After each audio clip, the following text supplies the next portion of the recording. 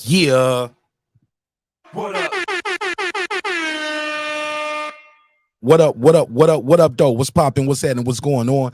You're back in the lab with your favorite neighbor, your man, Mark Nash.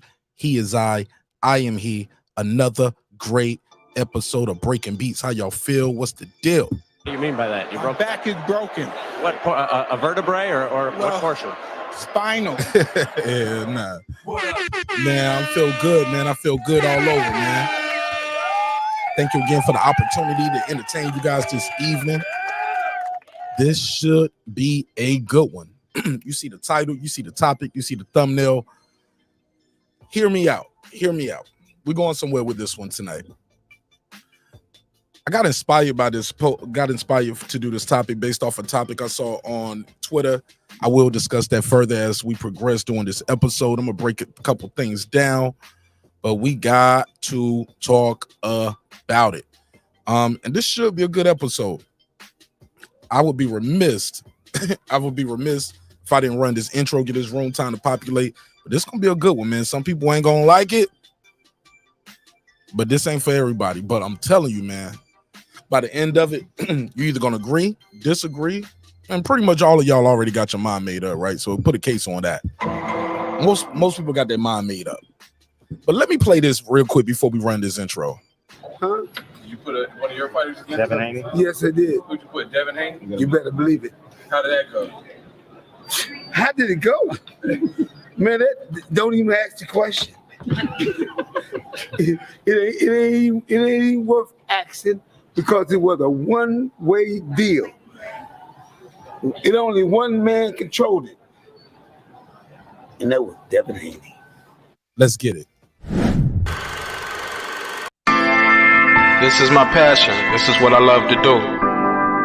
But some days, sometimes, I'm just like you, man. I hate this job. Damn, I hate this job. Damn, I hate this job. Damn, I hate my job. Damn, I hate this job. I'm just like you. Damn, I hate this job. Man, I hate this job. Man, I hate my job. From a good dream I wake, sun rays on my face, planning out my day, hoping this ain't the one that I catch a case. I feel so good, I feel so straight. My manager keep calling me saying, hurry up, you late. Hurry up, you lay off. Y'all, man, I hate this job. Man, I hate this job. Been trying to play it cool, but it's hard to play it off. I've been hanging on to this bullshit, cause my car still ain't paid off. I know I'm on my way up. My boy just got laid off, so y'all, man, I hate this job. Man, I hate this job. These hoes here so ratchet. These niggas here so sneaky. Y'all don't even really pay enough for y'all to only pay bi-weekly. I'm trying to double up my cash. Take this job, shove it up your ass. Yo, man, I hate this job. Sometimes I wanna say, walk in and slap my boss. This shit is getting hard. Damn, I hate this job. Gotta make it out of this struggle, bruh. And I don't really mean to take it out on you. You just a customer, but damn, I hate this job. Damn, I hate my job. Damn, I hate this job. Damn, I hate my job. Damn, I hate this job. Damn, I hate this job. Damn, I hate my job. Damn, I hate this job. We're the reason why your stockholders always stay afloat. Yet I'm asking, are they hiring? Like everywhere I go, schedule will say 9, but I think it's fine if I clock in at 9:04. I work 40 hours a week plus overtime just to be bro. So y'all, man, I hate this job. Hate that I applied. So much has transpired since the day that I was high. Told me I could advance, but you were telling me lies. Gotta give your notice before I quit, but you don't say shit right before I'm fired. Damn, man, I hate this job. Sometimes I wanna say, walk in and slap my boss. This shit is getting hard. Damn, I hate this job. Gotta make it out of this struggle, bruh. And I don't really mean to take it out on you. You just a customer, but damn, I hate this job. Damn, I hate my job. Damn, I hate this job. Damn, I hate my job. Damn, I hate this job. Damn, I hate this job. Damn, I hate my job. Damn, I hate this job. You and your procedures. You and your protocol. You and your policies. None of that shit don't apply to me. You and your quotas. You and your standards. You and your 2 sick days a year. Y'all niggas bananas. Wonder why the postman's posted with hammers. Going postal with Popo on camera. His wage got him enraged. Stressed out, it's hard to maintain. He flips the middle, grabs his. He said, if you don't get the picture, I quit. You ain't shit, mother. Man, I hate this job. Sometimes I wanna say, walk in and slap my boss. This shit is getting hard. Damn, I hate this job. Gotta make it out of this struggle, bro. And I don't really mean to take it out on you. You just a customer, but damn, I hate this job. Damn, I hate my job. Damn, I hate this job. Damn, I hate my job. Damn, I hate this job. Damn, I hate this job. Damn, I hate my job. Damn, I hate this job. Look, man, I hate this job. I put my pants on one leg at a time, just like you. I'm out here trying to take care of my family. Damn, I hate this job. It's not always glamorous, for real. But I do what I gotta do for me and mine, you know? Damn, I hate this job. Damn, I hate my job. Damn, I hate this job. Damn, I hate my job. Damn, I hate this job. Damn, I hate this job. Damn, I hate my job. Damn, I hate this job. Damn, I hate this job. Damn, I hate this job. Damn, I hate my job. Damn, I hate this job. I'm just like you, nigga. Damn, I hate this job. Man, I hate this job. Man, I hate my job.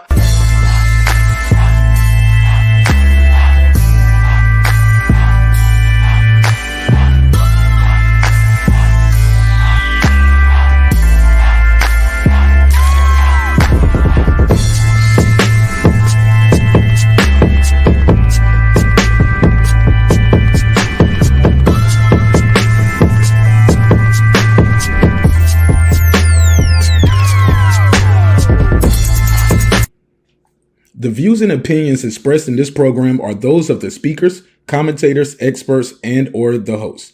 They do not explicitly nor necessarily reflect nor represent the channel's policy or the views held by the channel or broadcaster. The broadcaster or its channel cannot be held accountable for all or any views expressed during the program. Basically, if I didn't say it, don't come for me. You come for the person who said it. And please don't sue me for somebody else's words. With that said, let's start the show, motherfucker.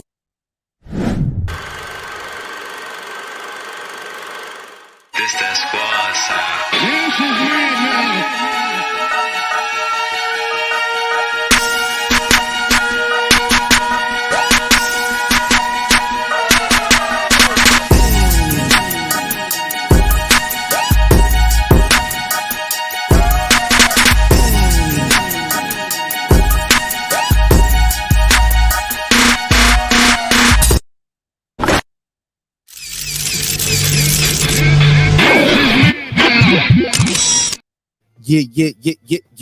Yeah. What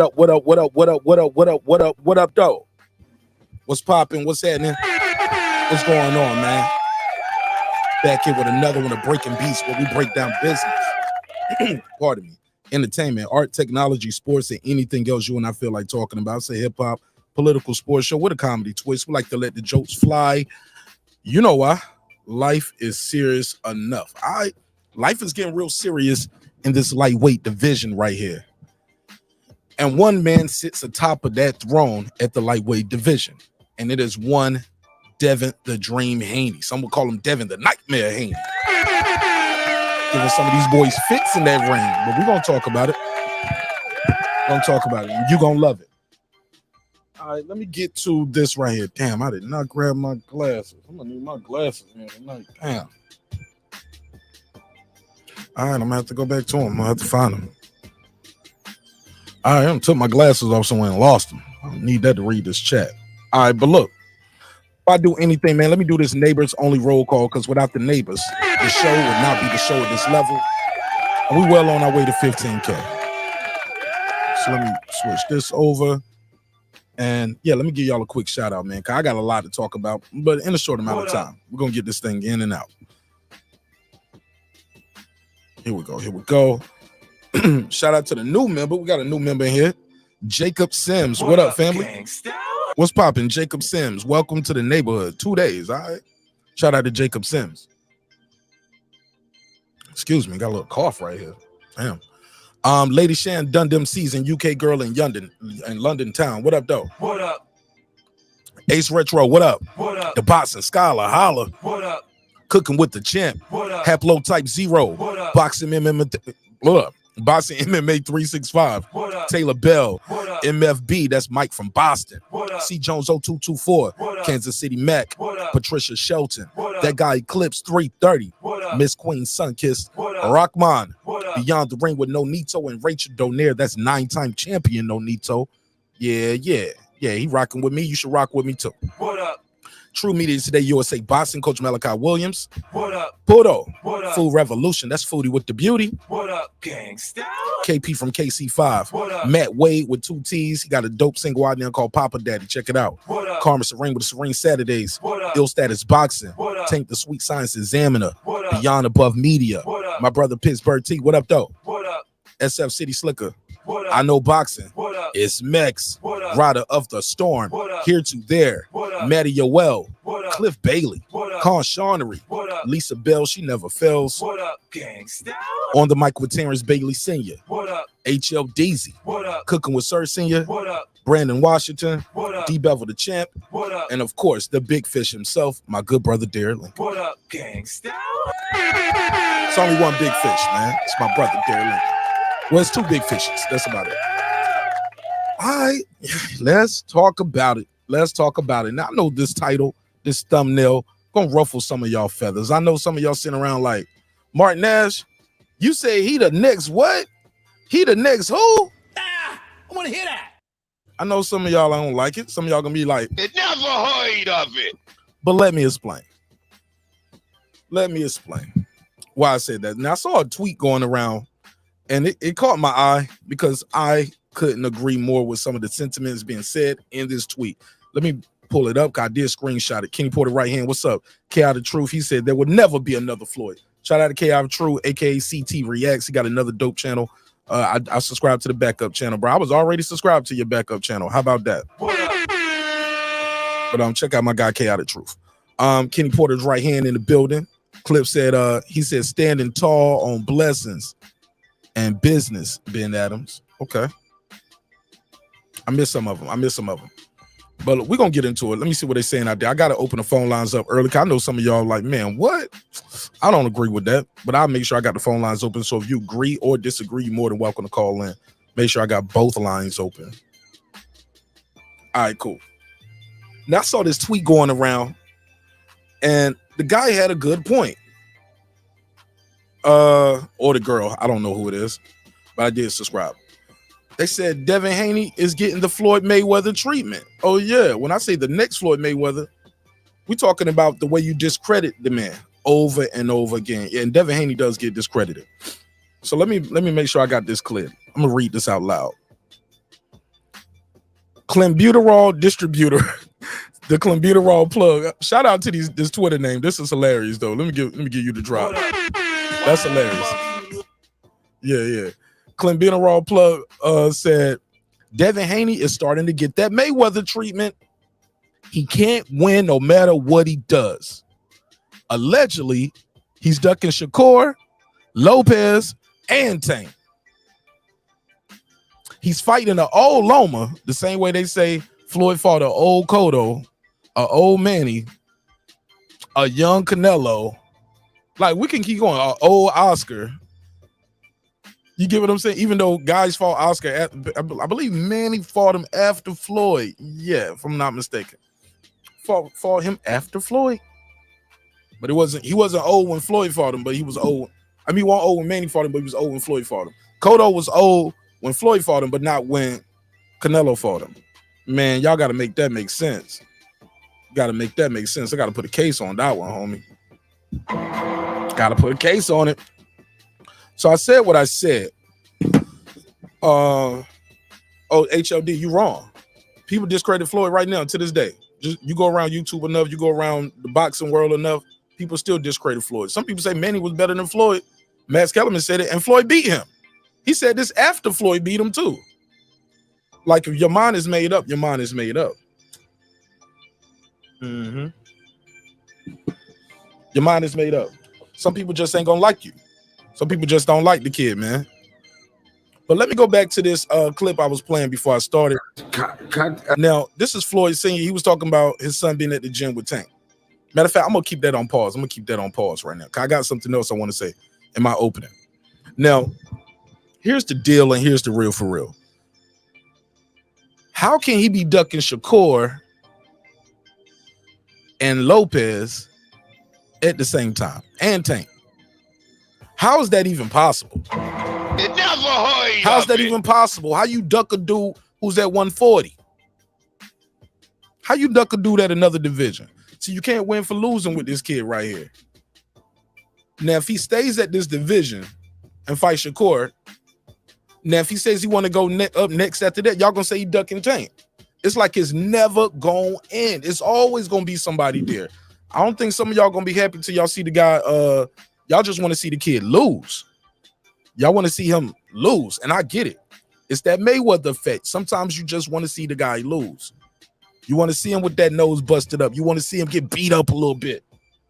That defense is crazy, though. His defense is crazy. And he ain't been dropped yet. He got hit with a good shot with Lenore's. I think that was probably the best shot he probably got hit with in boxing and got rocked in the pro fight. Was that Lenore's fight. And he recovered and stayed on his feet, kept that defense tight for the next 2 rounds and made sure we win this one, look good on the next one. Got to win this one, look good on the next one. But when it comes to the hate of Devin Haney, I don't know what it is. The hate is real. Y'all, some of y'all just seeing the topic tonight. Y'all probably click, hey, look, y'all probably rock with me, but y'all hate the topic, so y'all click dislike. You get what I'm saying? That's how strong the hate is for Devin Haney. Like I like you, Martinez, but I hate this topic tonight. Thumbs down. Speaking of which, let me make sure only the subscribers are talking in the chat. Because if you're not a subscriber, you missing out, man. You're missing out. Can't even talk to me in the chat for about 5 minutes tonight. I think that's gonna be the time. Gotta sit there and listen to me for about 5 minutes if you're not a subscriber. But that's my opinion. You are entitled to your opinion, and that's why the phone lines are out there and the phone lines are open. Make sure I got the backup line open too. Make sure I got 2 lines open. It's funny when people say you capping, but they know I'm right. It's a group of individuals out there to this day that say Floyd Mayweather was overrated. Floyd Mayweather didn't fight nobody. He didn't fight the best in his era. He didn't fight the best at this time. Like, it's always going to be somebody new coming up, family. And y'all know that. If you've been watching boxing long enough, you know it's always going to be somebody new coming up. But I'm going to keep it 1,000 with y'all. I didn't even like him taking this fight with Loma at 135. I didn't like how his face looked. I saw what many of you guys have been saying too, like maybe the kid might have been at that division too long. You know what I'm saying? But I ain't making no excuses. He said he can make the weight, throw his ass on in there. I think the kid is phenomenal. Man, I got to watch my profanity too. YouTube been tripping about that cussing, yo. They taking people monetization, the whole channel. I'm like, damn, I thought it was gonna. You can say damn, you can say hell. Anything other than that, shoot, you playing with fire. So gotta watch my language up here. Gotta watch my language. But yeah, I was like, damn, I thought y'all would just demonetize that one video. Nah, they taking the whole channel monetization. I was like, all right. So that's why I gotta limit how we do some things around here. So yeah, like I was saying before, like when it comes down to this kid Devin Haney, man, I get it. It's easy to not like him. His father doesn't make that hard for y'all. Like if y'all, some of y'all just don't like Bill Haney, so y'all kind of just go at Devin. It's easy not to like the guy if you don't like his pops going from channel to channel. But what is his father supposed to do? Say my son a bum? Everybody gonna beat my son up? Well, he's still working on it. He gonna get there when he get there. Nah, he's supposed to say my son is the best. Can't nobody beat him. You're like, that's what he's supposed to say. No different from T.O. father saying what he says about his son. My son is great. My son is the best. My son is gonna go down as one of the. What do you want these guys to say about their son? I believe sports psychology is a real thing, and I think it's an important thing. Like you get to where you at sometimes because people have been sowing those seeds of greatness in you since a young child. Even I remember hearing Like King Richard. I don't know if y'all seen King Richard. They said that's how he really was. Like, yo, you the best. You the best. Tiger Woods' father and used to have him with the damn sports psychologist people. Tell him you're the best. Nobody gonna beat you but you. Instilling that greatness in him. Y'all seen that Kanye West Genius documentary? That's what his mama was telling him his whole life. You the best. You the best. You're smart. You're creative. You're funny. You're a good person. Can't nobody beat you but you. Nobody gonna stop you but you. So y'all mad that this man is saying his son is gonna be great? I'm sorry, dog. I never heard of it. I'm sorry, I disagree.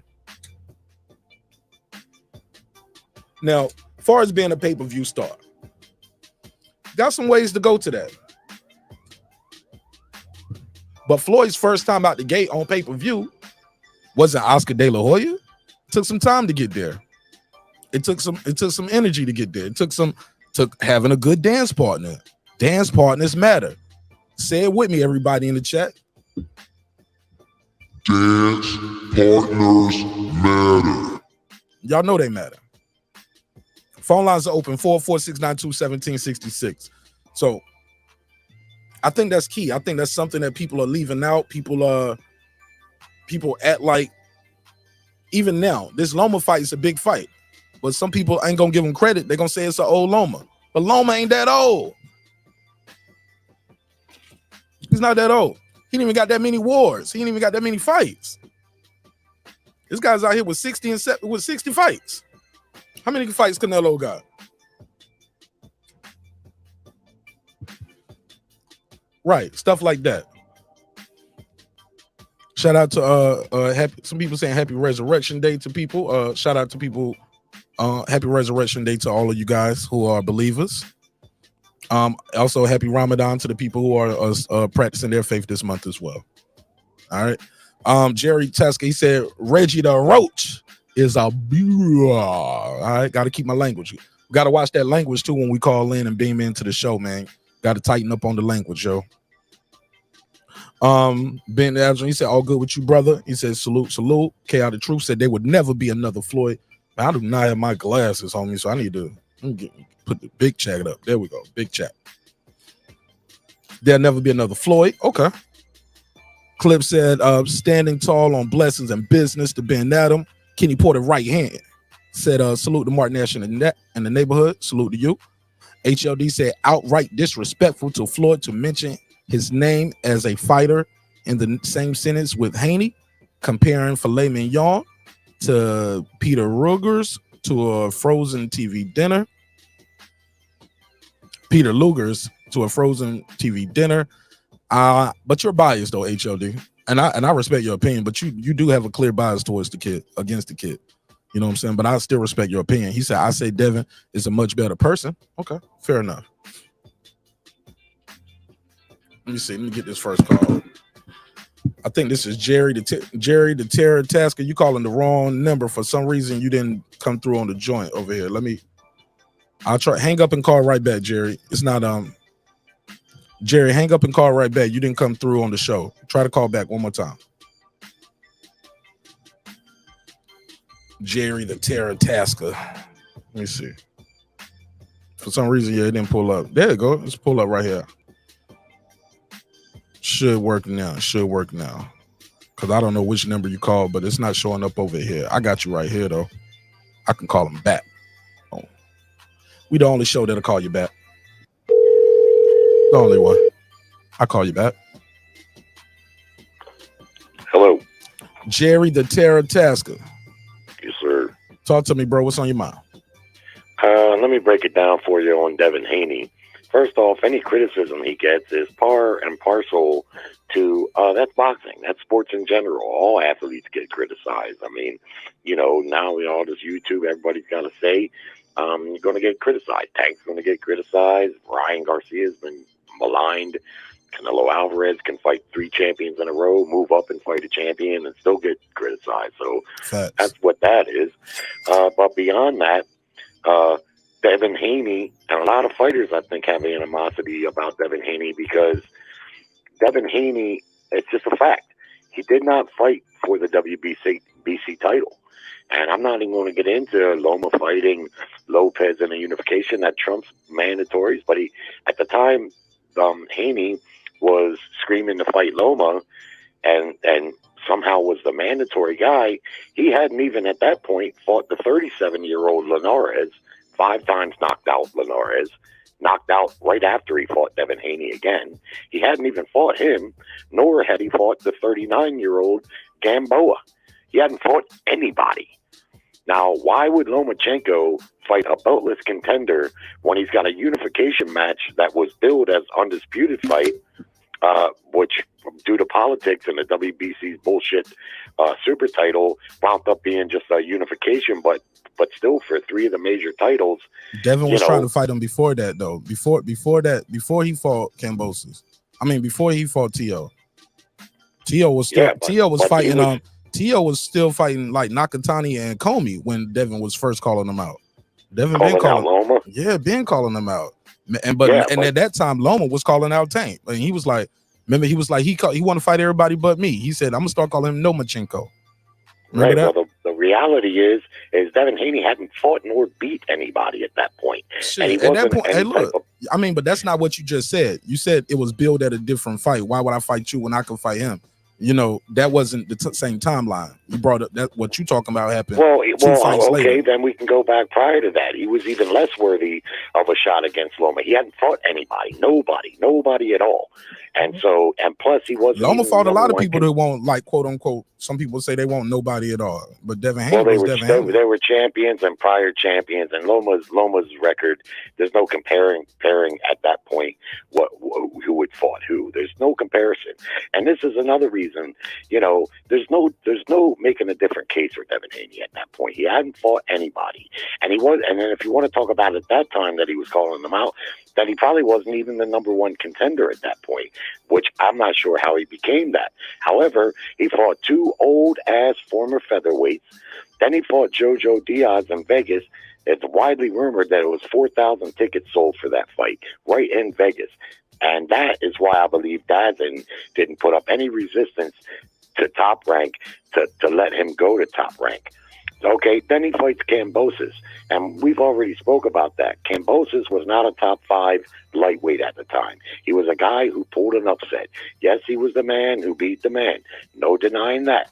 But still, he was not. So at this point, Devin Haney has not fought not near a 1 top flight lightweight. He just hasn't. So this is why he gets criticism now. If he fights and beats Loma, even though Loma doesn't have a belt right now, and many people think he's slipping, he's going to get good credit for that because Loma's name is well respected in boxing. Even though, me personally, I thought he lost the last fight, Loma. But nonetheless, Loma's had plenty of time to prepare. A lot of great fighters have one good shot left in them. That I think a win over Loma will bring him some credibility that he wants. The opponents, those 4 guys that he fought, they're not going to get you the credibility that you want. Even if you collected the belt collection, they're just not going to do it. And we're really going to see what Haney is made of when after he fights Loma. If he beats Loma, then we're going to see if he's really about that smoke, because he's got tons and tons of talent around him that he can fight. And then we're going to see, because he constantly claims people ducking him. Well, let's see if he ducks Shakur. Or, you know, plus one last thing, Haney's in a tough position because he's busting at the seams at 35. But if he moves to 140, he won't have those belts. And that's probably going to make it tough for him, in my opinion, to get fights because he's very good. Anyone can see that. But those belts are really what making him relevant. And that's why I think they want to try to stay at 135, but he's busting at the seams there. So he's in a bit of a tough spot. But also, let me just say this while I'm thinking about it. Well, Bob Arum told Devin Haney, you signed with the wrong promoter. Well, Haney went over there to Daz, and they were paying him good money, so I really can't blame him for that. Even though he knew all the top fights for him were over at Top Rank, at that time, he probably figured, well, let me go over here and get some of this money because Daz pays good money, and I blame him for that. However, his resume shows a reflection of that, and so as soon as he signed with Top Rank, what happened? He got his very first fight was for all the belts, and then he got a lucrative rematch, which was his highest payday, like $9 or $10 million. And this third fight is the Loma fight, which he said he wanted all the while. So this ducking nonsense to me is just nonsense. I want to see Loma in there. Haney in there against the very top flight competitors, not old men, not guys that have been knocked out 5 times, and guys on losing streaks. We got to see what he looks like against the top guys. Even the guy that Loma just fought would be a great fight, I think. For Haney, you talking about Haney? Mm-hmm. But Haney just beat the guy who beat the guy twice, and he still he beat an undefeated champion. But you rather see him fight Jermaine Ortiz, who ain't never won no titles, and just coming off a loss. Come on, bro. Never heard of it. Well, come on, bro. Their mark again, and I know that you're a smart boxing fan, but how you don't realize that oftentimes the guys who wind up with the titles aren't the best fighters in the division. They're the guys that get the opportunity. You're the best guy that night, though. How about that? Even with the opportunity, you got to pull the trigger. And at the end of the day, right fight. That's what boxing's so dope, Jerry. Anybody can win on any night.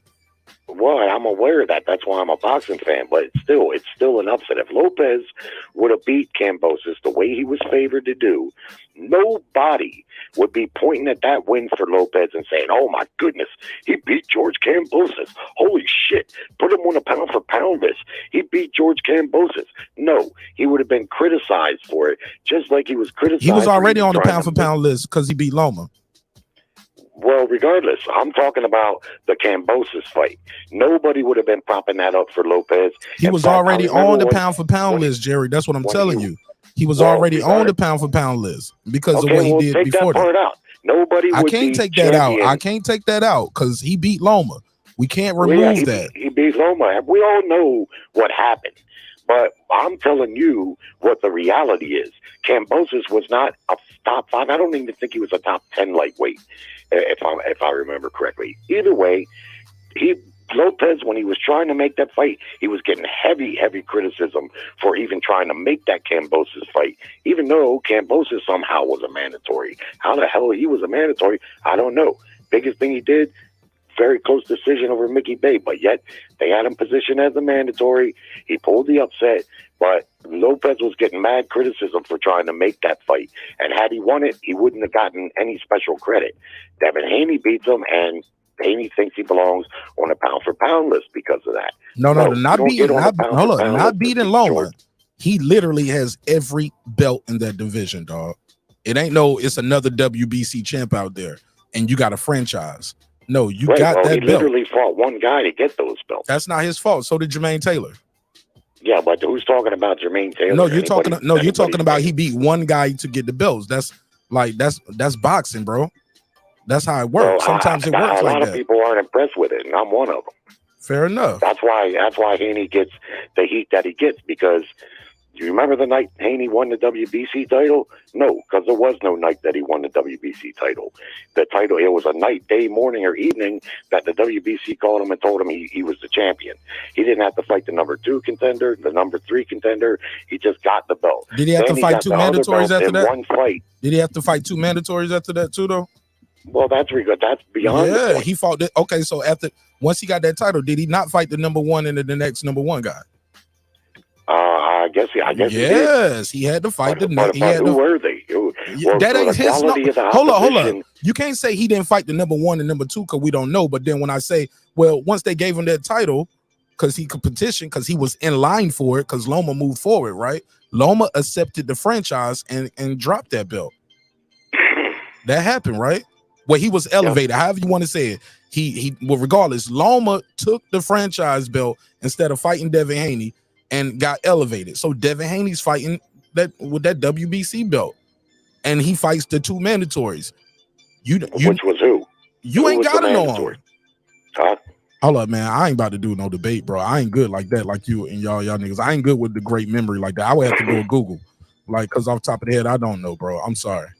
Okay, my memory ain't that strong. Point is Devin Haney has not fought any top. But I can tell you though, I can Google it for you though.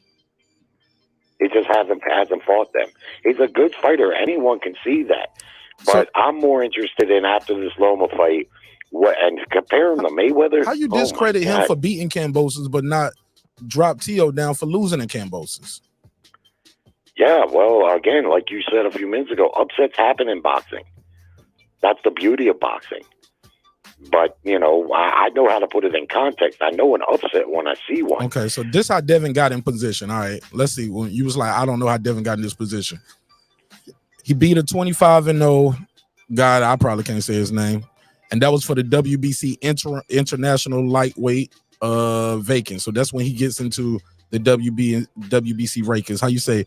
Looks Japanese. Zasani Nagdemi. I don't know where this guy from. Let me see. Who is this guy? Okay, South Africa. South Africa, right? Let me share my screen. Let me share my screen. All right, boom. So we get this right here. So he beat this guy right here from South Africa, right? 25-0. Devin was 20-0. Sounds like a fair fight, right? Or are we gonna? I never heard of the guy. Never heard of him. Never heard of him. But it's an undefeated guy. Nobody. Right? He said never heard. Never heard of it. But the fact is, nobody beat him before, right? So he can't say he was this or that, right? Yeah, sometimes records never happen. And sometimes those South African guys, let's be clear, like you said, they don't get the same opportunity as some of the Americans and some of the Mexicans. Never heard of them. Yeah, that's what I'm saying. Sometimes you don't get the opportunity. So boom, let's go right here. But that's how he got into the position. So then he fought for the interim WBC lightweight title. This guy was 11-0. That was for an interim. All right. Then right here is him fighting, and he actually has the WBC. This is versus Alfredo Santiago, 12-0. And then he beat Gamboa, 30-3 at the time. Beat Linares, 47-5. Beat Jojo Diaz, only had one loss, 32-1. His only loss was to Gary Russell. Then he beat Kambosos. Like, yeah, I don't see no problem here. You're impressed with that? I'm impressed with him accomplishing all this at 24 years old. I mean, before 24 years old, because he wasn't even 24 at the time. Well, I don't but he's beating gold medalists. A good fighter. He beating gold medalists and former champions, like, and then I mean, you got to consider Mark Gamboa was 39 fucking years old. I think we're moving the goalposts, and Tank fought him after that. That's not moving the goalposts, man. That counts in boxing. Yeah, but he's still fighting, bro. He made weight. He took a paycheck. He got his ass in the ring. You can't get mad at the guy for that. How much credit does he deserve for beating a 39-year-old former featherweight? I mean, I know that 39 former featherweight beat up some grown men 200 pounds right now. So what are we talking about? Not Gamboa. Gamboa was coming off of a knockout but when you say the age and a year of inactivity. Okay. And he was old. But listen, see, you're splitting hairs. But what you asked was, who did he fight? Who was his losses, right? How did he get in position for the WB? That's how we got here. And now when I'm telling you, you want to nitpick everybody, it's like, what's the point then? You asked, I'm telling you, but you want to nitpick at him. But I'm telling you, these guys is who he beat. This is who he fought. You got your opinion. Who he fought and who he beat, and they weren't top lightweights. It's just the bottom line. If they're number one though, Jerry, hold up. But if they're his mandatory, he fighting his mandatory. Is that his fault? Well, Gamboa was his mandatory. I think he had already did his two. When did he do his two mandatories? So boom, his two mandatories might have been his first voluntary. I think these first two right here might have been when did he get the title? Boom, interim. So 1, 2. Yeah, so Gamboa was a mandatory. Well, or he got the fight with Santiago. Vacant. Which one was the vacant?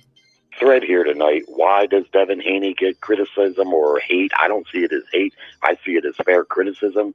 Any fighter subject to it based on who they fought and how they got where they got. That's what he's getting. He gets it from a lot of boxers. Tank Davis himself has said the same thing about Devin Haney. Devin Haney's a very good fighter. Anyone can see that. But to compare him to Mayweather, too, at this point, oh, my God, that's way premature. He's got to fight about 20 more champions before he can even be considered in the same breath as Floyd Mayweather. You missed the beginning of the show then. You missed the beginning of the show. What's that? You missed the beginning then. I think you just saw the title on the thumbnail. No, because that's not what I was talking about. The champions that he fought. Floyd retired 50-0, right? But can we agree that people criticizes Floyd and nitpick at his resume. Have you seen that out here on YouTube, or am I insane? No, like no, everybody Floyd got fought, he has an asterisk beside it to some fans. To some fans, yes, he does. I'm just but that's saying, any fighter. every single that's person. Any fighter in the history of boxing. Roy Jones, like you just said, battled Reggie the Roach. Well, Reggie just like the you Roach. said, every and you fighter, had asterisks beside all of them Roy Jones wins. Even going up to heavyweight. You put an asterisk on a guy who started at middleweight going up to heavyweight and then coming back down. You was like, well, that don't count. He picked the weakest champion. It's a heavyweight. Well, maybe you didn't listen because I didn't say it didn't count. In fact, I gave him credit for beating Ruiz. No, you actually dismissed him. You was like, he picked, if Ruiz wasn't a champion, I said he wouldn't have went up that there. Ruiz had won 36 rounds with Evander Holyfield, and you can't be no chump and do that. I gave him as much credit as I'm fixing to give him, knowing that was a handpicked fight for Roy Jones. He chose Ruiz. He wasn't in position to fight him. He chose to fight him because he felt like he could beat him, and he beat him, and he gets credit for it. But we're not talking about Roy right now. We're talking about Devin. The good thing Devin's got going for him is he's young, and he has plenty of opportunity to make the real top-flight competitive fights. And that's what I'm interested to see moving forward. Now, let me close it out with this. Let me ask you this. Here we go. My brother. And I call you my brother because I got love for you, Jerry. All right, brother. Here we go. If he beats Loma, when he beats Loma, because I got him beating Loma. I say he's going to beat him and beat him easy. Easier than people think. He's going to beat him easier than a lot of people think. Will he get credit for it if he makes the fight too easy and it's like a one-sided thing, like he beats the unanimous decision? Would you give him credit for beating Loma, or would you say Loma's an old Loma? Well, that's a good question, and the way I would answer that's a short answer. People are already saying. I'm asking you. Yes or no question, brother. Goddamn, let me answer. Yes or no? I got other questions. I'm trying to do a rapid fire. Okay. People are saying that Loma is slipping. Now, me personally, I thought Loma lost that last fight of his. I thought he wasn't busy enough. I thought he lost. Okay. I've never liked Loma at 135. I just don't like him at that weight. He's too small. And there's going to be people that are going to say, especially if Devin Haney beats him real easy, that, they're going to say that Loma was washed at that point, okay? I'm not want to discredit Devin Haney. I got another question. You going on a run on sentence. You making me forget my shit. No, okay. So let me ask the next question. You answered that one. Yes. Let me ask the next question. Let me ask the next question. Give him the credit. Jerry, you asked and answered. You gave me a long ass answer, making me forget my other shit. All right, now if and when he beats him, right? Does he have to stay at 135, or would you accept him going up to 140, fighting the winner of Josh Taylor and Lopez, or would you say he ducks Shakur and Tank? I think he should move up, man. I think he's too big for the weight. That's not. I asked you. At the weight. So would you say? So is that a no? You give me long no's and long yeses. No, I wouldn't say he's ducking them simply because fighters outgrow divisions. We've seen what Haney looked like at his last weigh-in. Now we're a month removed from that, and that couldn't have got any better. The dude is too big for 135. I don't blame him at all, just like I didn't blame Lopez for moving up. Fair enough. Weight cutting is a dangerous game, and, but like I said, what complicates it is when he moves up, he won't have any titles, and things might be difficult. He might be back to square one and trying to get people to fight him. So I can understand why he would want to stay at 135, but me personally, no, I wouldn't consider it. Last question. What fight would he fight to make you say this guy is everything people said he was? Is it staying at 135, fighting Shakur and Tank, and let's say he beat Shakur? Let's say, matter of fact, he ain't even got to. Let's not go too far with the Tank fight. He beats Loma, stays at 135, and he fights Shakur. Is that a bigger fight for him than going up to another division and beating the winner between Lopez and Taylor? What's better for his legacy, in your opinion? Well, that's a damn good question because Shakur Stevenson is a hell of a talent. I mean, that's a great fight. If Haney can stay at 135, I mean, he fights that guy, a young fighter, not a 39-year-old or a five-time. No. It will be no. It's not. That's not going to be the choice. The choice going to be between Shakur Staying at 135 for Shakur or going up to 140 for Lopez and Taylor winner. Those are the two options. Yeah, that's a tough question, man. I mean, which one would build his legacy? I would say the 140 because one, those guys, whoever he beat is going to be a champion. 135, he fights Shakur in it. Some would say, well, Shakur was never proven at 135. He might not get credit for that. He was like, he wasn't proven. He ain't beat nobody at 135.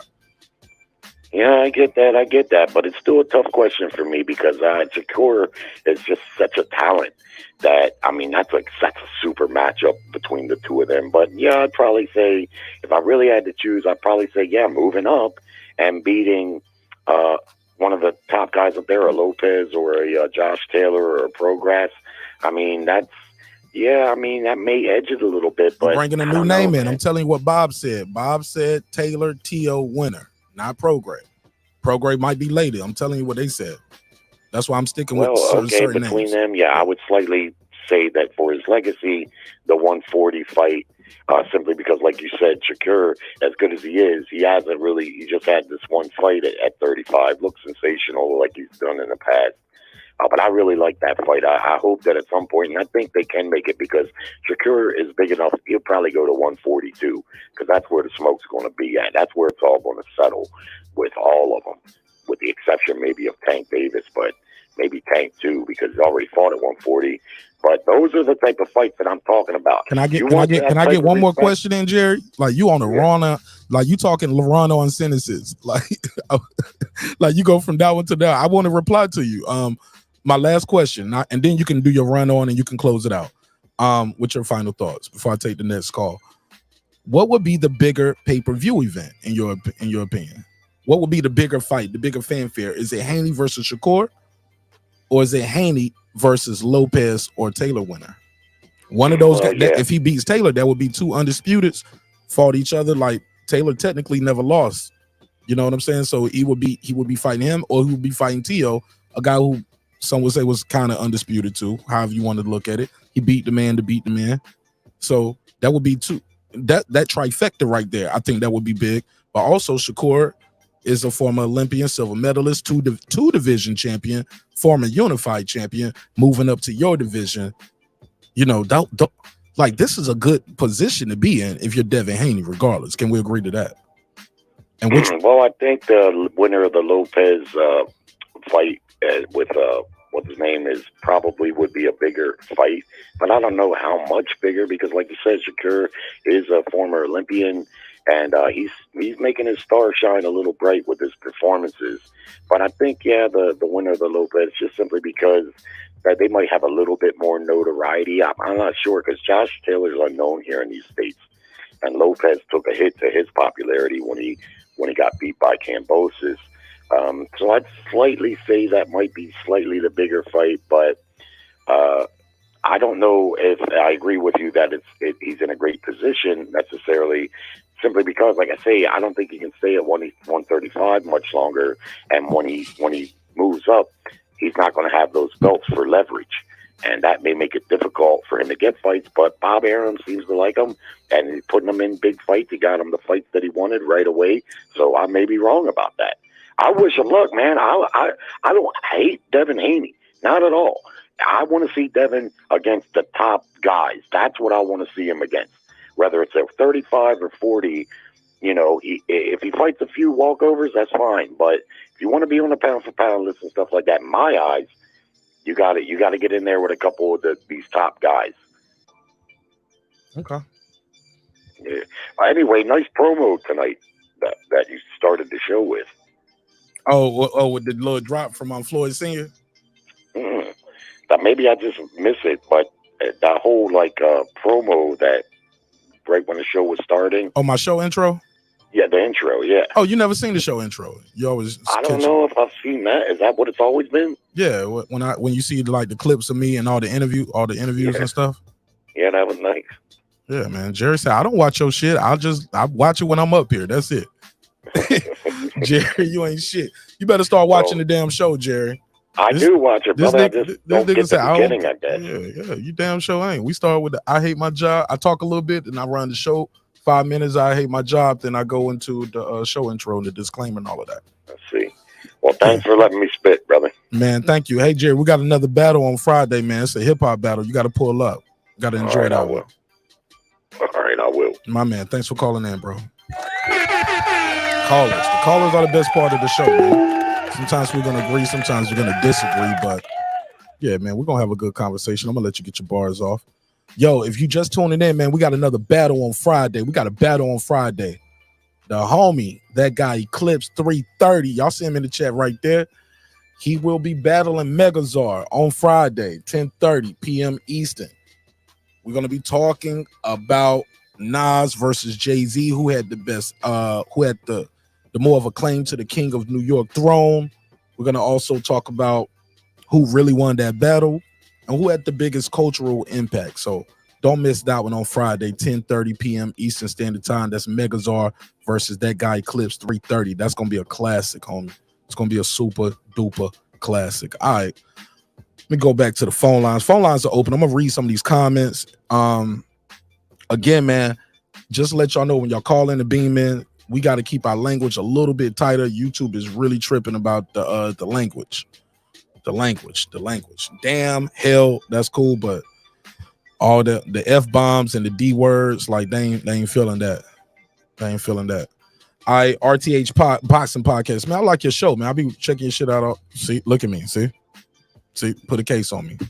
I need to have a swear jar up here. Need a swear jar. But yeah, man, I'll be checking your show out all the time. RTH Podcast. He said, will we say the same if Canelo beat Mayweather? Nah, because the whole legacy would be rewritten. Canelo's legacy would be rewritten, and so does Floyd Mayweather. I think we got to stick with the facts we have in evidence, though. RTH Podcast. That's my opinion, but it's all good. Kid is back. Said the email belt franchise turn we built, and the WBC belt. Haney captured them all. Yeah. Haney got all the titles. You ain't gotta like it. I mean, but it is what it is. Those are the facts, homie. And this kid, I'm going in reverse. Let me go in reverse. Damn, I missed a lot of these comments. Shout out to Jerry, though. Good call. It was a long call, but I like Jerry, man. I always let Jerry ramble, especially like, I know he one of them older guys, he stay up late, stay off the medicine just so he can stay up. He don't take his medicine until after the show. You know what I'm saying? I'm joking, Jerry. Never heard of it. Jerry gonna call back. He said, "Hey, Mark, let me tell you, you was on some bull crap with that last comment." All right, President Farr said, classic case of moving the goalpost. Man, I missed a lot. All right, here we go. Jerry's just getting his hate on. He's just getting his hate on. This is the undisputed champion. He's rating as a nobody. Right, Sir Senior. I do not agree with that. Devin Haney's far from a nobody. The kid is super talented, man. Super talented. Super duper dope. And I like the fact, I like how he moves, man. Outside the ring, too. You don't hear about Devin Haney really catching no cases, doing a lot of extracurricular activities that a lot of fighters are prone to. You don't hear him out here catching the DUIs, assault charges on women, things like that. He's a likable guy. This dude be boxing, and he boxes well. I was looking at this one clip with him and Floyd working out together. I'm gonna see if I can play that. It's from Fight Hype. I don't want to get no strike, but I'm gonna definitely play that clip though. Shout out to Fight Hype. Rupski, he said, Martinez, you're not keeping that same energy. I guess you didn't do your research before coming up with this topic. All right. I do what I do, homie. I do what I do. You know what I'm saying? But I appreciate you supporting the show, though, in a major way. It's my opinion. And the title and the topic, I think it got some of y'all vexed. Y'all thinking I'm not saying he's stopping everybody like Pretty Boy Floyd was doing at 135, but he's winning the way Money May was winning at 147. Dominant performances. Can we agree to that? Are the performances dominant? HLD said Haney can move up today as the WBC franchise champion and become Regis Prograis immediate mandatory at 135, but he won't request it May 21st. I wouldn't either. I like Regis, but Regis ain't gonna bring no bag for him. Regis is a champion out here. Matter of fact, he just got his title back, right? But Regis is a 2-time champion, but as good as he is, he's not that exciting. He even did an interview I saw recently, and I like Regis' program personally. And I saw him say, well, it's part of my fault too, you know, because my personality, I don't really do a lot of interviews but yeah, man. So I'm gonna try to get Regis on the show. It sounds like he's willing and open to do interviews, but he said, hey, look, man, you know, he said maybe it's the promoters a little bit, maybe it's me, you know, and my personality not getting out there.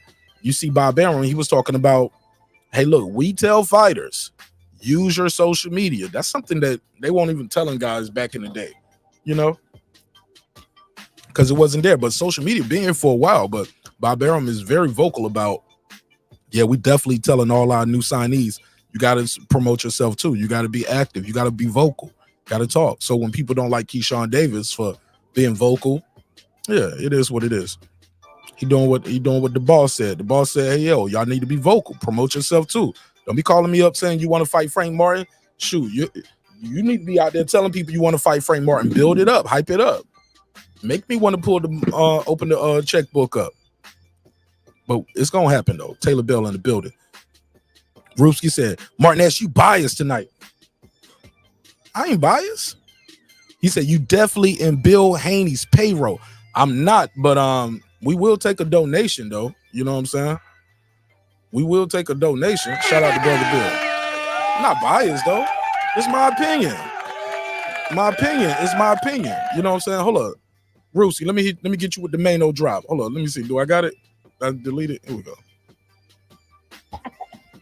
Here we go. I got you right here, Ruski. Hold on. We're not gonna continue to go back and forth about what my opinion is, right? My opinion is it's a fact.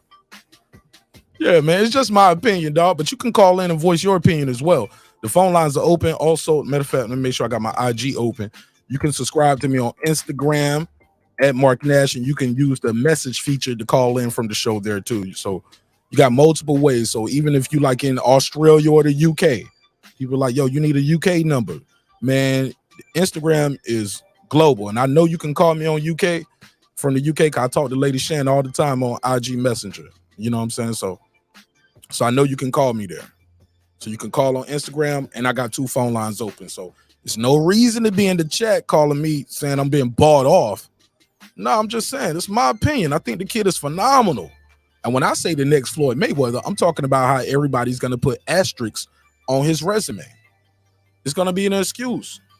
It's going to be an excuse for why he didn't do what he doing. And to be fair, Floyd Mayweather wasn't undisputed. Was not undisputed. And Devin Haney got that accomplished already. 817, you got the weapon. What's your name? Where you from, family? What's going on, man? J-Mont from Arlington. Talk to me, J-Mont from Arlington. J-Mont? Yep. J-M-O-N-T. Go ahead, J-Mont.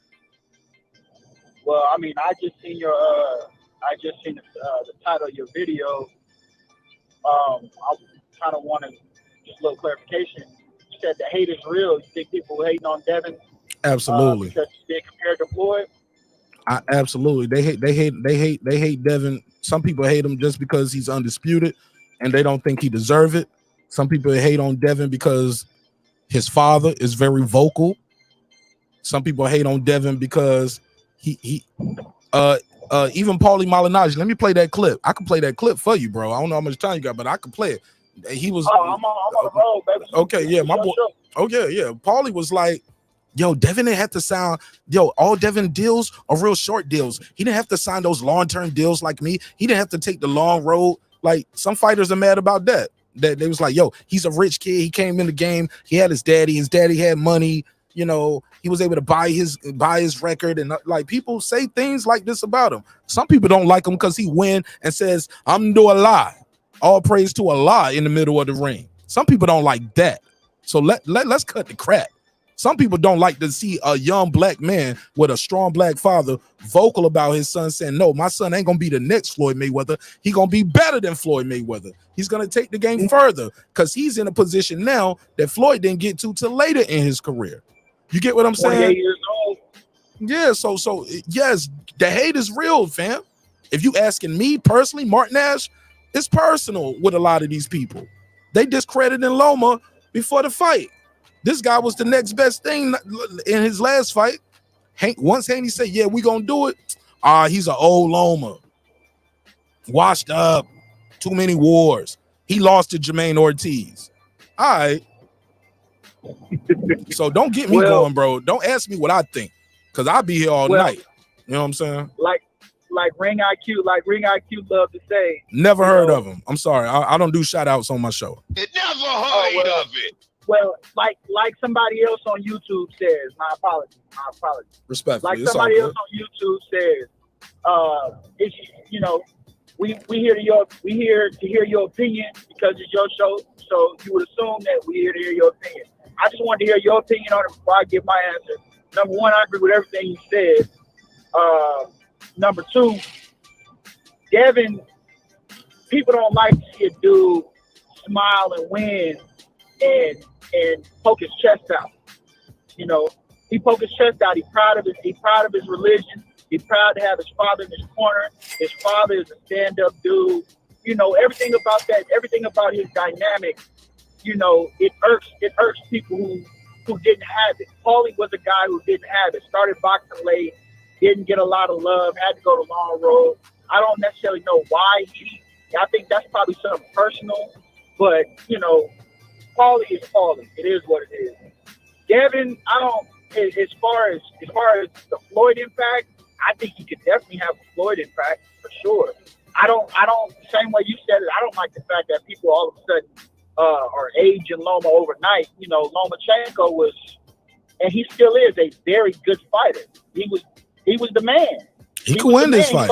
He could win this fight. Yeah, he could stop. He could fuck around and stop Devin. Yeah, if Devin don't come in there on point, yeah, that dude can beat him. Yeah, he can mess around and stop Devin. He's got the style, the experience, the ability, all that. But I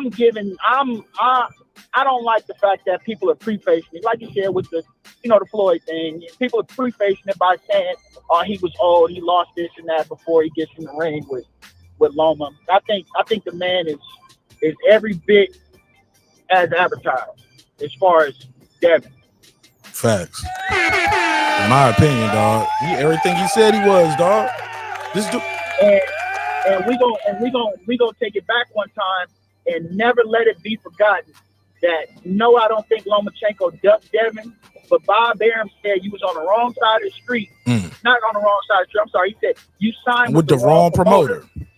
When Devin put himself in position to fight and they elevated him to French fry franchise champion, Devin wanted all the smoke with prime Lomachenko.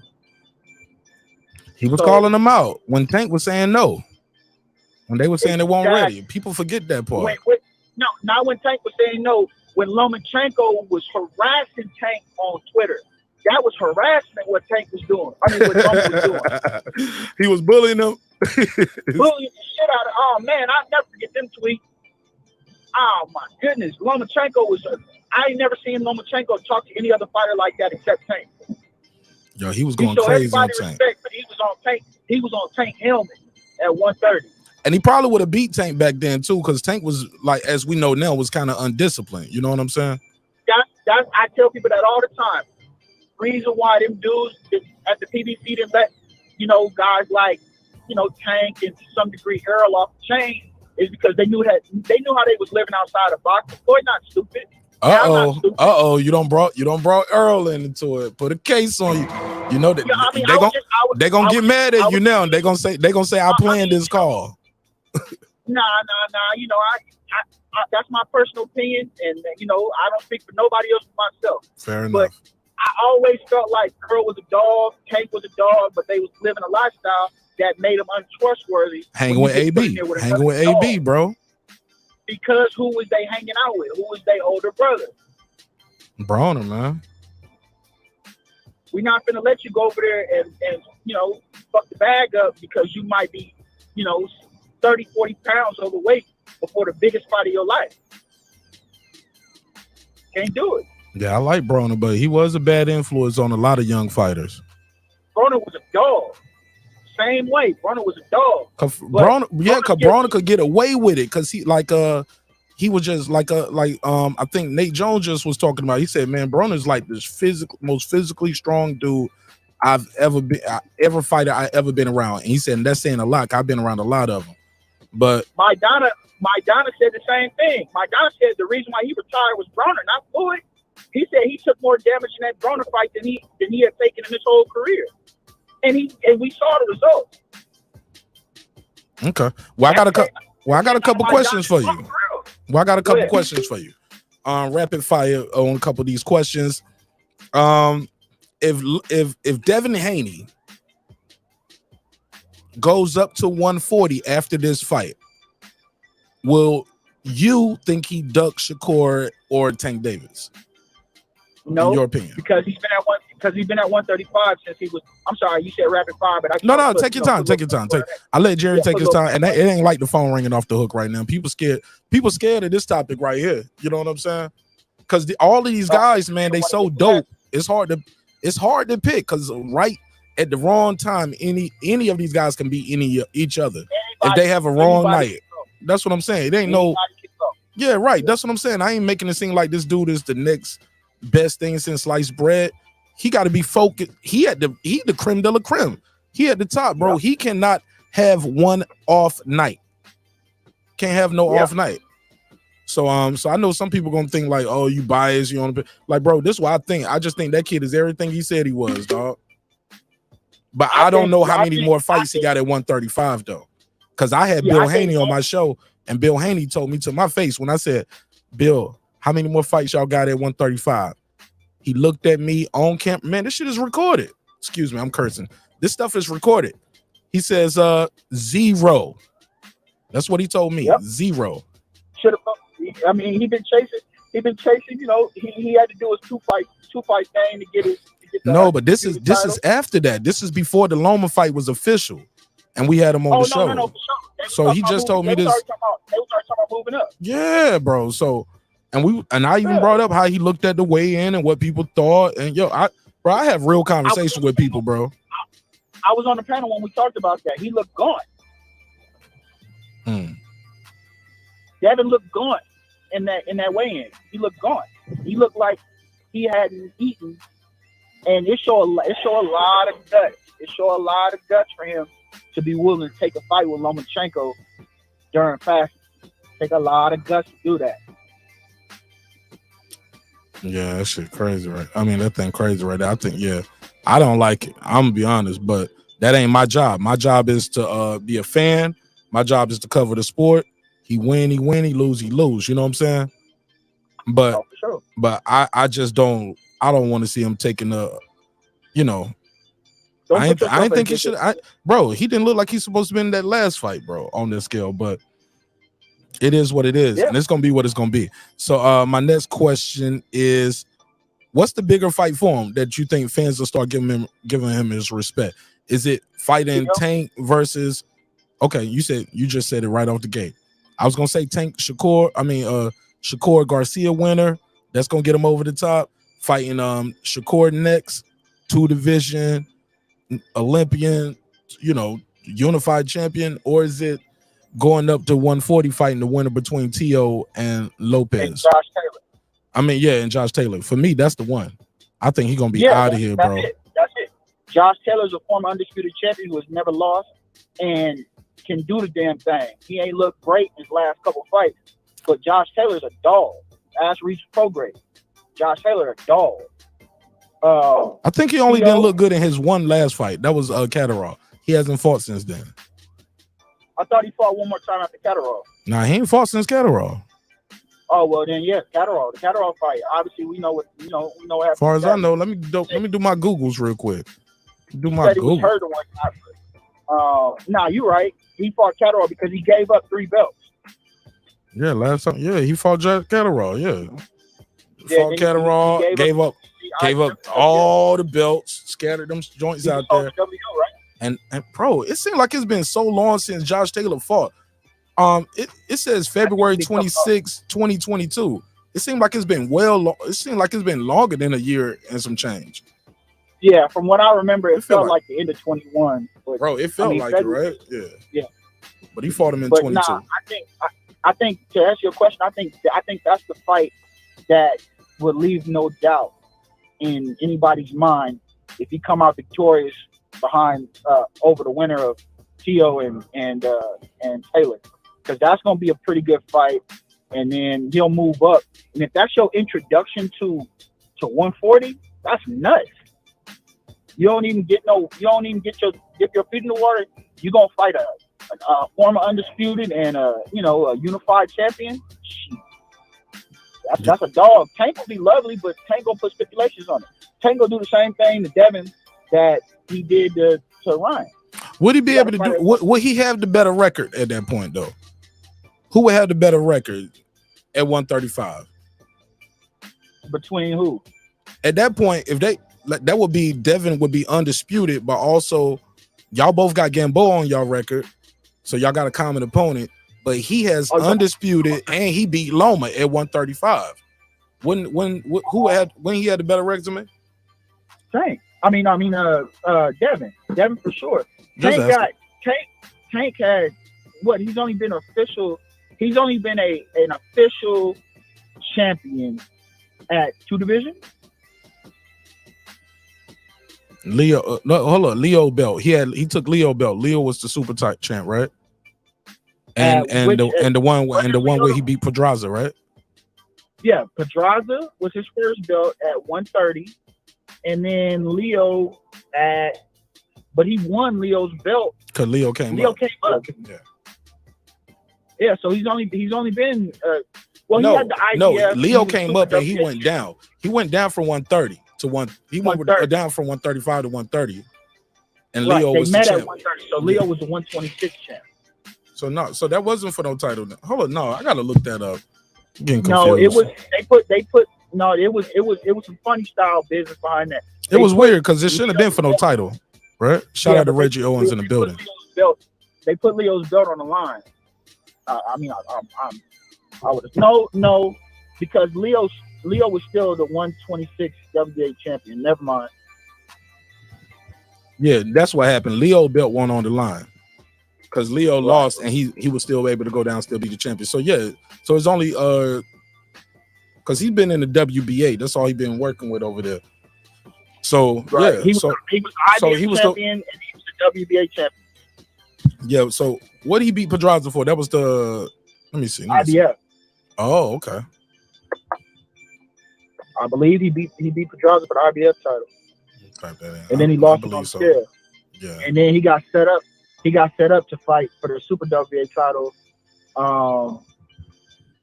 against old boy who he hit in the back of the head or something like that. Dude quit. Remember that? Oh, Hector Garcia. Not Hector. No. This is well before that. He hit the dude in the back of the head. Dude he was playing it up, and Tank was on the ground pretending like he got hit too. You don't remember that? Damn, I'm trying to remember. Let me see. When was this? I'm looking it up now. You're not talking about Cuellar, are you? Yeah, wasn't it Cuellar? No. Before Cuellar. Okay, before Cuellar, he got stripped for missing the title. Right. Cuellar was when Tank came back. That was for the WBA. That's after he got stripped of the IBF. There you go. That was so. It was Cuellar. He hit the back of the head. He got the love on. And they said Cuellar was down once in round 2, down twice in round 3, and the fight stopped. It was a TKO in round 3. Yeah, that was Cuellar holding his head in round 3. So that's him getting the. So all right, so he is an official 2-time champion, WBA and the featherweight. So that Super WBA champion. We don't count the regular WBA title. Y'all don't count it. I got you. I mean, how do you feel about that? I don't recognize them as the official champion, but I do of the division. But I do recognize the title. I mean, we ain't gotta like it, but those dudes got that title, man. And people gonna if you recognize that, he's a 4-time champ. He's a 4 division champion. Yeah, it is what it is. Some people don't like it. Like I don't. Me personally, Mark Nash, I blame the sanctioning bodies for the confusion. But I do understand, like, it is too many belts, not enough champions. So I'm very clear about where I stood on that. Too many belts, not enough champions. But this kid right here, he's the goods though. He got all the hardware that matter. He's the man to beat at the division. Left no doubt. Have two dudes fighting saying belts don't matter. That Devin has the better resume. Only person with a better resume than him is probably at 135. Yeah, that's at 135 or been through 135. Only person that'll be closest is Tio. He ain't at the division no more. So that's why you said Devin needs to go to 140 after this fight. Well, not only that, but for his health. Okay. You don't need to. So you wouldn't think Devin was ducking if he goes to 140. Next question. What's the biggest pay-per-view fight for him? Is it fighting Tank versus Ryan winner? Should he do that for far as the biggest bag, or is it Loma versus Lopez versus Taylor winner? Tank, the winner of Tank and Ryan for sure. Okay. That's the biggest bag, but what's gonna mean more is fighting at 140, in my opinion. Because Ryan is a star, but I mean, you ask a person who's a fan of boxing, Ryan has never held hardwood. How you the same age as somebody, but you a perennial contender versus a dude that's done it. Right. You know what I'm saying? That's just how I feel. Somebody said Jerron Boots Ennis or Devin Haney in 2027. Bro, no, I'm not even going to play with that because I don't think Boots going to be at 147 in 2027. Jerron going to damn near be a middleweight by that time. Yeah, he ain't going to be at 147. He a big kid as it is. Nah, I don't see him being. Right. Yeah, I met Boots and chopped it up with him. Did an interview with him and his pops. Y'all can check that out if you're on members only. We got that video for y'all on members only. But nah, man, I don't see Boots being a Boots in between fights look damn near my size, bro. I'm 200 plus pounds. But when you see us side by side each other, you be like, damn, this motherfucker swole. You know what I'm saying? Boots was not playing when he said that what he say like a year and a half ago. He said my next fight will be at middleweight. I don't think he was playing because of his physical size. All right. Let me see if I can get some more calls, J Mont. Man, I appreciate you, man, pulling up, man, chopping it up with me, man. This was dope. I appreciate you as always, Mark. You are a gem to the community, man. Continue to do your thing. That's the progress. Don't be no stranger, man. I wish we heard callers like you more often. You know, most people just call in to cuss me out. You know what I'm saying? But that's cool too. I'm built for it, man. That stuff don't bother me, man. You doing your thing, man. You a fan of boxing. You a fan of boxing. You a friend of mine. My brother. Don't be a stranger, all right? Yes, sir. All right, shout out to J Mont in Arlington, Texas. Good call, man. Good call. I enjoyed that one. That was a good call. I know Rubski said he said I got paid off tonight. Rubski. Never heard of it. Gotta put a case on you. Rubski might have to call in with that kind of smoke for the boy. No, you ain't talking to the boy like that. Who paid me off? Rubski. Hey, look, I would never do this in real life, Rubski, but for entertainment purposes, homie, I need you to hold it. 330, you got the flow. Tell them your name, where you from, family. Yo, peace to the neighbors and peace to the world. This is that guy Eclipse 330 Ohio, motherfucking ambassador. Yeah, what's up, family? You know what it is. Hell's Bullies in the building. And Mark, oh my God, a hit dog will holler.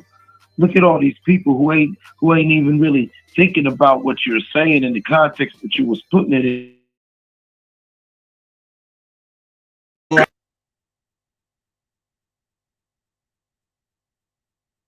And they don't understand, but you just proved the point. Devin is on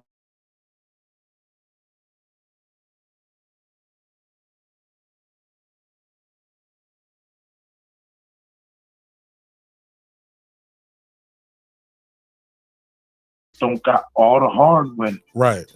And as far as 135 and a little bit of that 140 action, hey, you got to talk to Devin. I mean, this Ryan and Tank fight is really audition for saying who. Hold on, they can't hear you. Hold on, they saying audio. First dibs at Devin. Clips, can you hear me?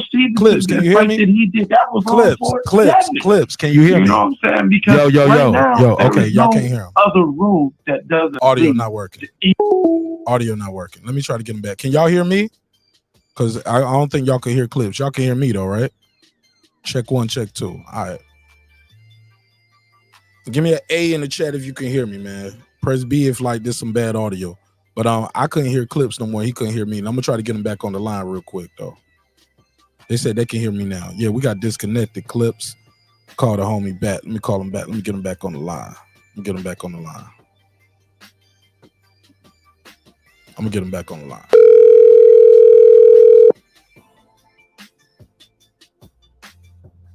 Yo. Yeah, man, we got disconnected, man. I was trying to talk to you. You couldn't hear me. You'll hear it on the playback though. Couldn't hear you. So go ahead. You said go back to what the last part you said. Hit dog, Wahala, people in the chat. Go ahead, because I think you got disconnected right after that. Oh wow, yeah. Well, I'm like, yo, I hit dog Wahala, the people in the chat, and then people, you know what I'm saying, like, you know, Jerry the Terror came in, and a lot of people didn't hear how you framed and contextualized your statement. And you proved the point that Devin is on a Floyd level, as in people are just, they don't want to give him his flowers. Listen, all roads lead to Devin. Okay, he's got all the belts. He is the, you know what I'm saying? He is the big fish in that thing. Say what you want to, and if you got a problem with it, go get one of them belts or all them belts. I mean, like, honestly, what I said earlier was even the Gervonta Davis Ryan Garcia fight is a big audition for who has first dibs at Dancing with Devin. That's what, if Devin can pull out this Loma fight successfully, that's what anybody in 135 and 140, anything they're doing is, you know what I'm saying, you're auditioning for a Dance with Devin. And that's not building a boy up. That's just, he's got all the belts. I don't know why it's so hard for people to acknowledge that. Listen, go ahead. I don't know. It reminds me of Floyd, and in that transition period from Pretty Boy to Money Floyd, Mayweather, you saw a certain school of people who just seemed that any compliment they had to give Floyd was a backhanded compliment. And there was that, you know, they were like real crazy with the asterisks, you know. And, you know, and it was kind of interesting that they're doing the same to Devin now. And I want him to go in there and have a very, very impressive showing. Of his potential of the Ryan, Shakur, and Tate talk that's out there as potential future fights. I do see Shakur as the more dangerous opponent, with Ryan being a sleeper, with Ryan being the X Factor sleeper cell, because we got to see what this new and improved Ryan Garcia looks like, if it can stand up to a Tank, and if it can somehow roll over a Tank, then you know, because Ryan has beaten Devin before, albeit in the amateurs, but he's beaten him more than once, and so that would be interesting to see, just for the theater and the drama of it, in my opinion. But as of right now, tell me a road, Mark. You tell me a road that leads anywhere besides Devin. What you mean, like, far as? No, for me, like I said, I've been very clear on my position. I think the man got a lot of great options. Options are a beautiful thing. He's the man at 135. Say what you want to say. If he beats Loma, if and when he beats Loma, I got him beating Loma. Yeah, me too. from there, he has a very big decision to make. But I think the bigger fights for his legacy is going to be moving up.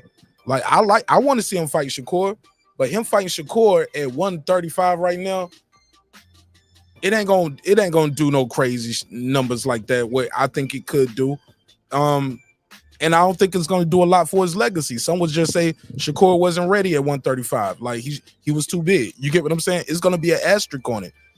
But I'm gonna tell you one thing they can't put no asterisk on: him going up to 140 and beating the winner between T.O. and Taylor. So no asterisk there. You got two guys. One was undisputed, who's never been beaten. That's if Taylor wins. And if T.O. wins, you get this guy that he's everything that his fans said he was. Like, yo, this guy was drained at 135. That's the only reason he lost to Kambosos. He had a hole in his throat, going through personal issues. This is what he was too big for the division. He beats Taylor, then he fights, and then they fight them two, Haney versus T.O. And you know T.O. gonna sell the fight. He gonna talk the talk. Haney gonna talk some talk. So I'm like, yo, man, for me, that's the bigger fight. No, Mark.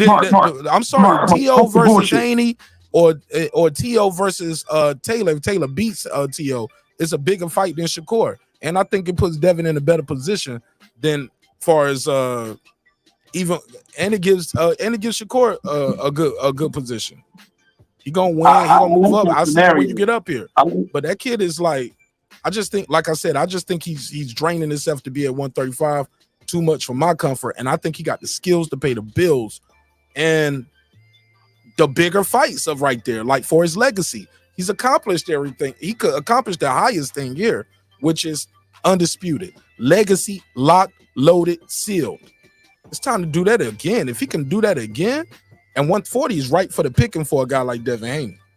I think 140 is at a picking, right there at the picking for him. He might mess around and get two-time undisputed before Spence and Crawford fight happen. Actually, yeah, I could see that happening more than the Spence and Crawford fight. And the one thing I do like about the scenario you propose is if we get a Lopez Haney fight, I want to hear motherfucking T.O.'s dad and Trill Bill. Oh man, that's gonna be beautiful. That's the goal. That's the goal right Bro, there. Hey, look, leading up to that fight, they might get some old footage from Punch Drunk Boxing when they was both over there going back and forth arguing about it. Like that stuff will be part of the 24/7. Like, where did we start? Hold on, let me do the big man voice. How did we get here? Let's go. Hey, homie, I just noticed something, man. Yeah. Yeah, man. You gotta spell my name right, man. Ain't no dash between that E and that C, man. You know what I'm saying? Oh, this nigga tripping. This nigga Nash tripping. My bad. I knew that didn't look right when I typed it in. Something didn't look right. Yeah, man, but yeah. That's smart shit. You know what I'm saying? But look, man, I really do think that Devin's got his hands on the steering wheel. This is what's going on right now. You got Shakur Stevenson sitting shotgun with his headphones on, you know what I'm saying, feeling a certain way. And you got T.O. and Ryan, you know what I'm saying, slap boxing like two little angry little brothers in the back seat. But Devin dropped. I'm listening. Go ahead. You know what I'm saying? Devin driving this motherfucker.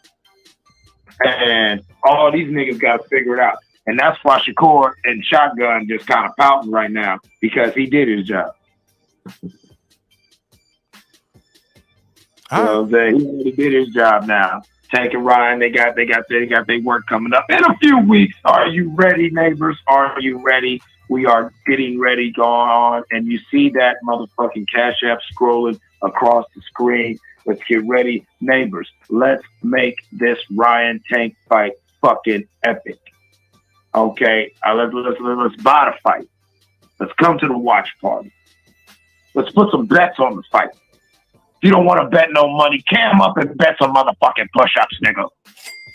Let's go, Clips. Talk that talk, homie. Because we gonna do that. No, for real. Because this is what we want.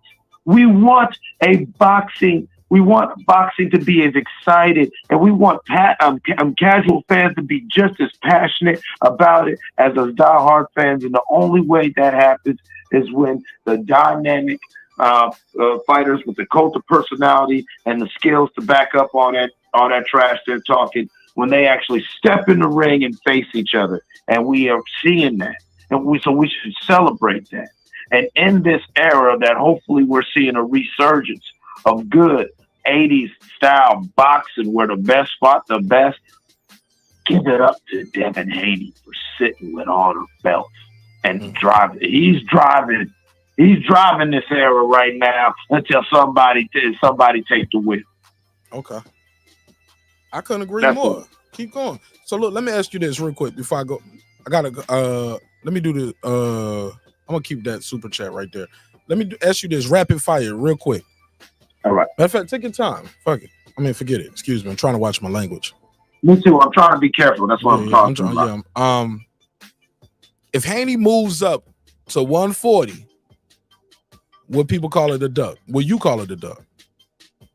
No, I won't call it a duck. I'll call it a power move because technically, if Haney really wants to, he can move up to 140 and not technically give up them belts yet, or if he gives them up, oh well, and he's still the man of that division to where if he wants to come back down because somebody's talking shit, I think Haney can do it. Fuck around and get, you know what I'm saying? Yeah, he fuck around and hold both and really be a bully of two divisions.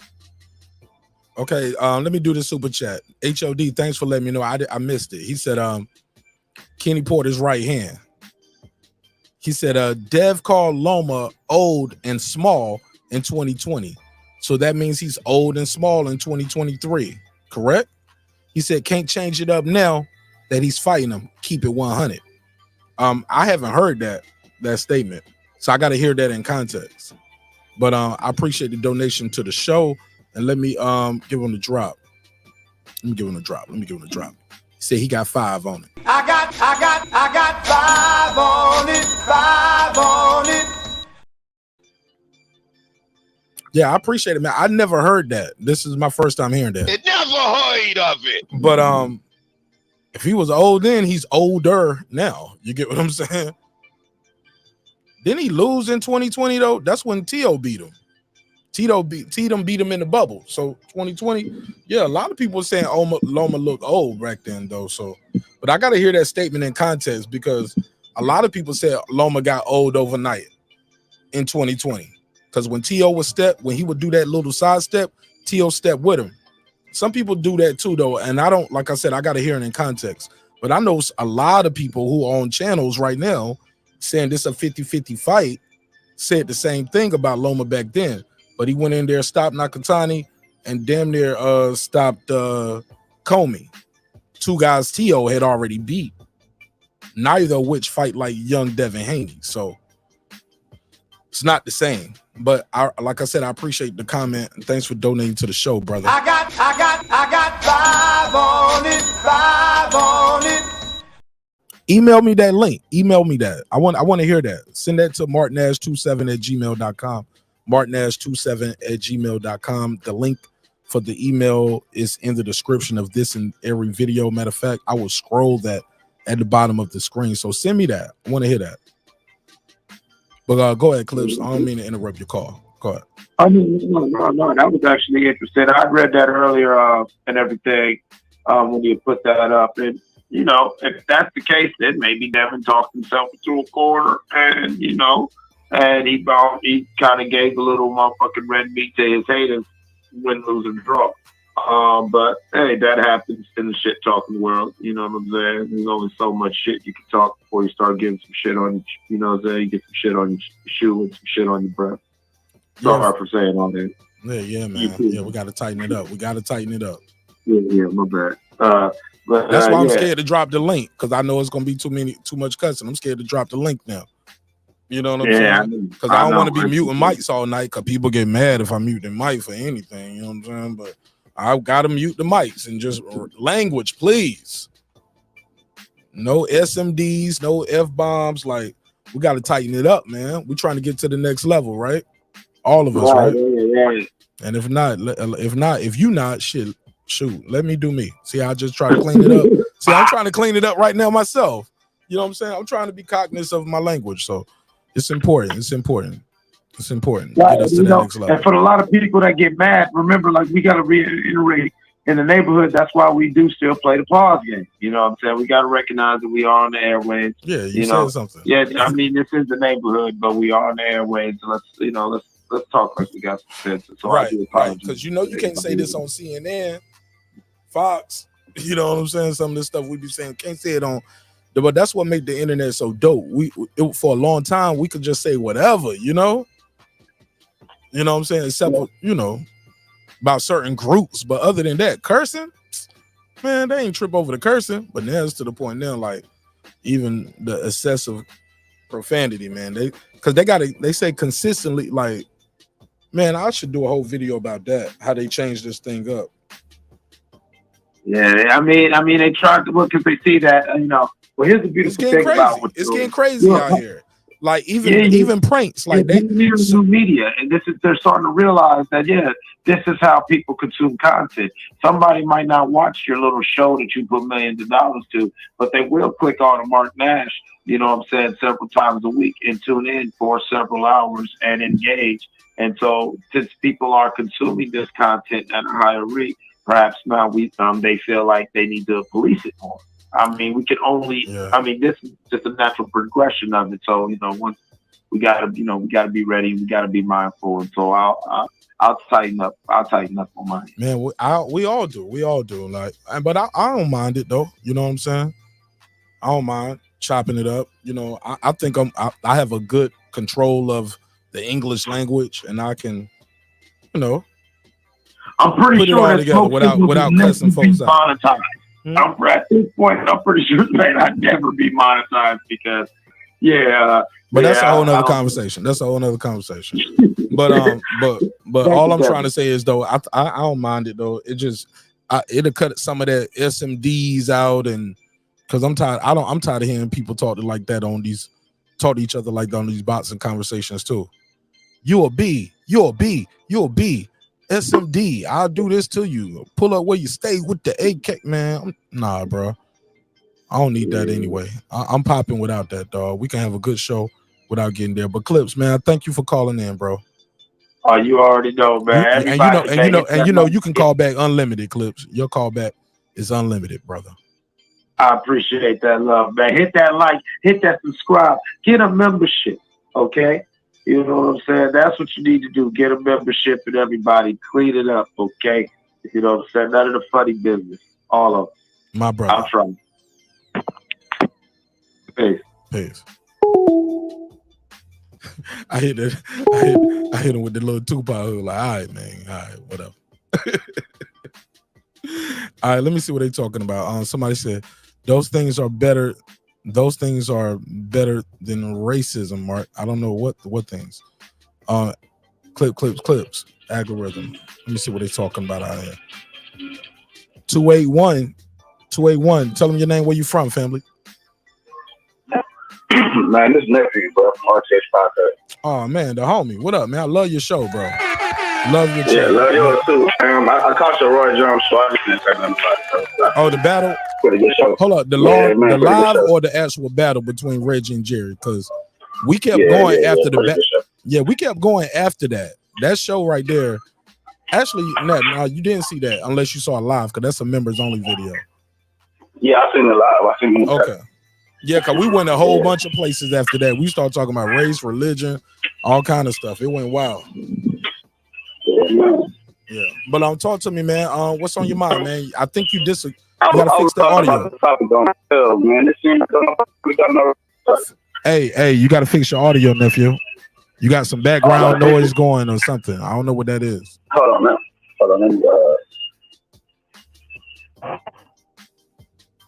Brother calling here with the bad audio, like he don't know where he at, though. Let me get that audio.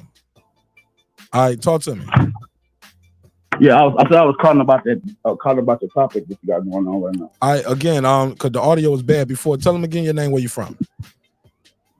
Yeah, this nephew, man, RTH Podcast on YouTube. All right, talk to me, RTH Podcast, nephew. Yeah, man, I was talking about this topic, man. Y'all comparing Mayweather to Haney. Whatever you just did with your audio, after you said your name and all that stuff, you switched back to the bad audio. I switched back to the bad one? Whatever you just did, it went back to bad audio. Do you got it on speakerphone? Take it off speakerphone, bro. Now, that might be it. Or you got some headset. Oh yeah, make sure the headset is still, or you got to sit still or something. But it's moving around. But go ahead. You good? I'm gonna keep you on the on this on the phone. All right, there you go. Talk to me. Yeah, Devin Haney, the next Mayweather. Whether we're talking about the critique that he gets, it's an asterisk on Mayweather, bro. Floyd in the class of his own, bro. We're not talking about pay-per-view sales. We're talking about we're not talking about pay-per-view sales or the level or the amount of champions. Like stylistically, fight wise, like the whole nine. It's totally different, but I do think Dev is the man in the 135 division, though. I think he's getting slept on the cool. Continue. Here's the reason why I think people sleeping on him, bro. It ain't really about Dev. It's about his dad. Like, people don't like his dad, so they dissing Dev like he doing something wrong. And nigga ain't doing nothing wrong. He done called out everybody. Nobody wants to fight him. I'm listening. Go ahead. You got the floor. That's what I'm saying. Like, he done called out Tank. Tank didn't want to smoke. Then it seemed like even if Tank beat Ryan, they still not gonna fight Dev because they already talked about saying that they're gonna starve him out. So it ain't really no big point in that. Then you got the Lopez and Josh Taylor fight. That's a fight of ducks. Both of them ducking real smoke. You got Lopez ducking Regis Prograis. You got Jack Catterall and Josh Taylor supposed to be having smoke, and he ducking Catterall. They not gonna fight Devin either. So at the end of the day, for me, a boxing head, I'd rather see Devin fight Gary Antoine Russell. That's a real fight for him. Huh? Yeah, a knockout king. You said you want to see somebody who can knock him out. Okay, you talking about Devin Haney? Devin and Gary Antoine Russell. No. What Bob is talking about? I'm telling you what Bob is talking about, though. What he just said. Let me play the interview. But what he said was the winner. He's talking about the winner of Devin Haney and Loma. If he stay at 35, the winner fights Shakur. If Devin wins and he goes up to 140, he's gonna fight the winner between Josh Taylor and Tio. That's what Bob said. I can find the interview for you, but it's not that hard. No, you good on that. But I feel like if Shakur gets a fight, I'm gonna cue it up for the audience anyway. He's kind of skipping the line on the cool. You know what I'm saying? Say that again. Because it's a lot of dudes at 135 that deserve that fight before Shakur. That's just my opinion. Tell me who. Like, tell me what. Shakur just didn't he just no offense to Shakur, but didn't he just lose his belt on the scale at 130? That's a fact, though. You see what I'm saying? So how did you go to 135 and skip the line of everybody else who's been fighting their whole life to get to that point? And now you get undisputed? Like, that don't make no sense. You said you never heard of it? You never heard of it. I'm listening, man. I'm listening. Nah, I'd rather see Devin and Tank, but they talking about starving them out, so that ain't gonna happen. So at this point, man, he just on the outside looking in, but he is a big dog at 135. I think he should move up to 140 and try to see Prograis or see Gary Antoine Russell, because I think that's a big fight right there for him. That's a knockout king. I think Gary Antoine Russell now like 15-0. I think he got like 30,000 subscribers or followers on Twitter, man. Ain't nobody about to pay to see that. That ain't no big fight. Respectfully to the brother, I think he's a dynamic talent. But him fighting the winner, I'm telling you that I like where you coming from. I did a survey on my channel, right? And the survey was, what make you the face of boxing? Is it like popularity? Is it undisputed? Is it having an undefeated record? Like, it's the lines are so blurred, you know what I'm saying? They don't really make no sense. Like, it seemed like, in my opinion, this is my opinion, bro, but it seemed like popularity is what sells tickets, which is cool. But man, if we're gonna play a popularity contest, Tank ain't never gonna fight nobody, cause he already popular. Ryan ain't never gonna really fight nobody because he already popular. If they're gonna get a big payday for just being popular, then what's the point of the belt? You see what I'm saying? So I'm looking for a big fight. Like I'm looking for a big fight. Somewhere it's gonna be dangerous. And the big fight is Gary Antoine Russell. Bro, he's 15-0 with 15 knockouts, bro. Nobody ever walked out the ring with him. Okay. Who walked out? Nobody walked out. Every time they go in the ring, they go to sleep. That's like Floyd saying 50 have tried, 50 have failed, bro. 15 have tried, 15 went to sleep, bro. Well, Floyd had 2 rematches, so. Yeah, I mean, but so you got a it's Floyd, bro. So you got minus 2 Floyd, for like, that, yeah. You can't really compare Floyd to nobody. It's bro. really 48. You get what I'm saying? Because 2 guys tried. Yeah, it's really like 48 because the 2 guys I take away the last 2 fights. Oh, well, no, not the last 2. I take away Conor McGregor. What's his name? Andre Berto. I take away that fight. What? He could have fought somebody else. Man, Berto was not. Man, everybody know Berto wasn't supposed to get that fight. Not number 50. He wasn't supposed to get 50, bro. Come on, man. Technically, that was the last. I thought technically that was the last fight on the deal, and I thought it was going to be, and it was like his farewell fight. But he came back and did that one off. He came back and did that one off for the money grab with the mask. He was like, "Man, this the money grab, man." Boy came out with a ski man. He robbed the bank. That was his, that's the first time. Ain't he about to do like a tag to that point, we never seen Pretty Boy Floyd come to the ring or Money May come to the ring and not show his face. He can't. Hey, look, he was embarrassed. But he wasn't. No, I'm joking. Match, right? Ain't nothing embarrassing about making hundreds of millions of dollars for 36 minutes, not even 36 minutes of work. So shout out to that man, bro. Yeah, it's Floyd, bro. It's Floyd. Mayweather. All right. Yeah. All right, so look, let me do this rapid fight. Matter of fact, damn, man, I got to go charge this jacker. Go ahead, man. I'm going to ask you this question. I need to go run and grab this charger, but you're a podcaster. You know how to hold it down. Let me grab this charger. But look, between the fights that Bob Arum mentioned, though, staying there, I respect. Actually, I'm lying. Put a case on me. I couldn't even get that out. I couldn't even get that out. I don't respect or like your Antoine Russell take. I'm sorry. But that's your opinion. Nah, hold on. Your opinion is your opinion. For popularity? No, I'm talking about the better fight and also the fight that the promoter mentioned. So that's what I'm going with. Okay, so you're saying T.O. and John Taylor winner, or Ryan and Tank? No. What Ryan and Tank ain't even the option that was mentioned. He said the winner of Loma, and if he stays at 135, I would like to see the winner fight Shakur. But I think Shakur. But I believe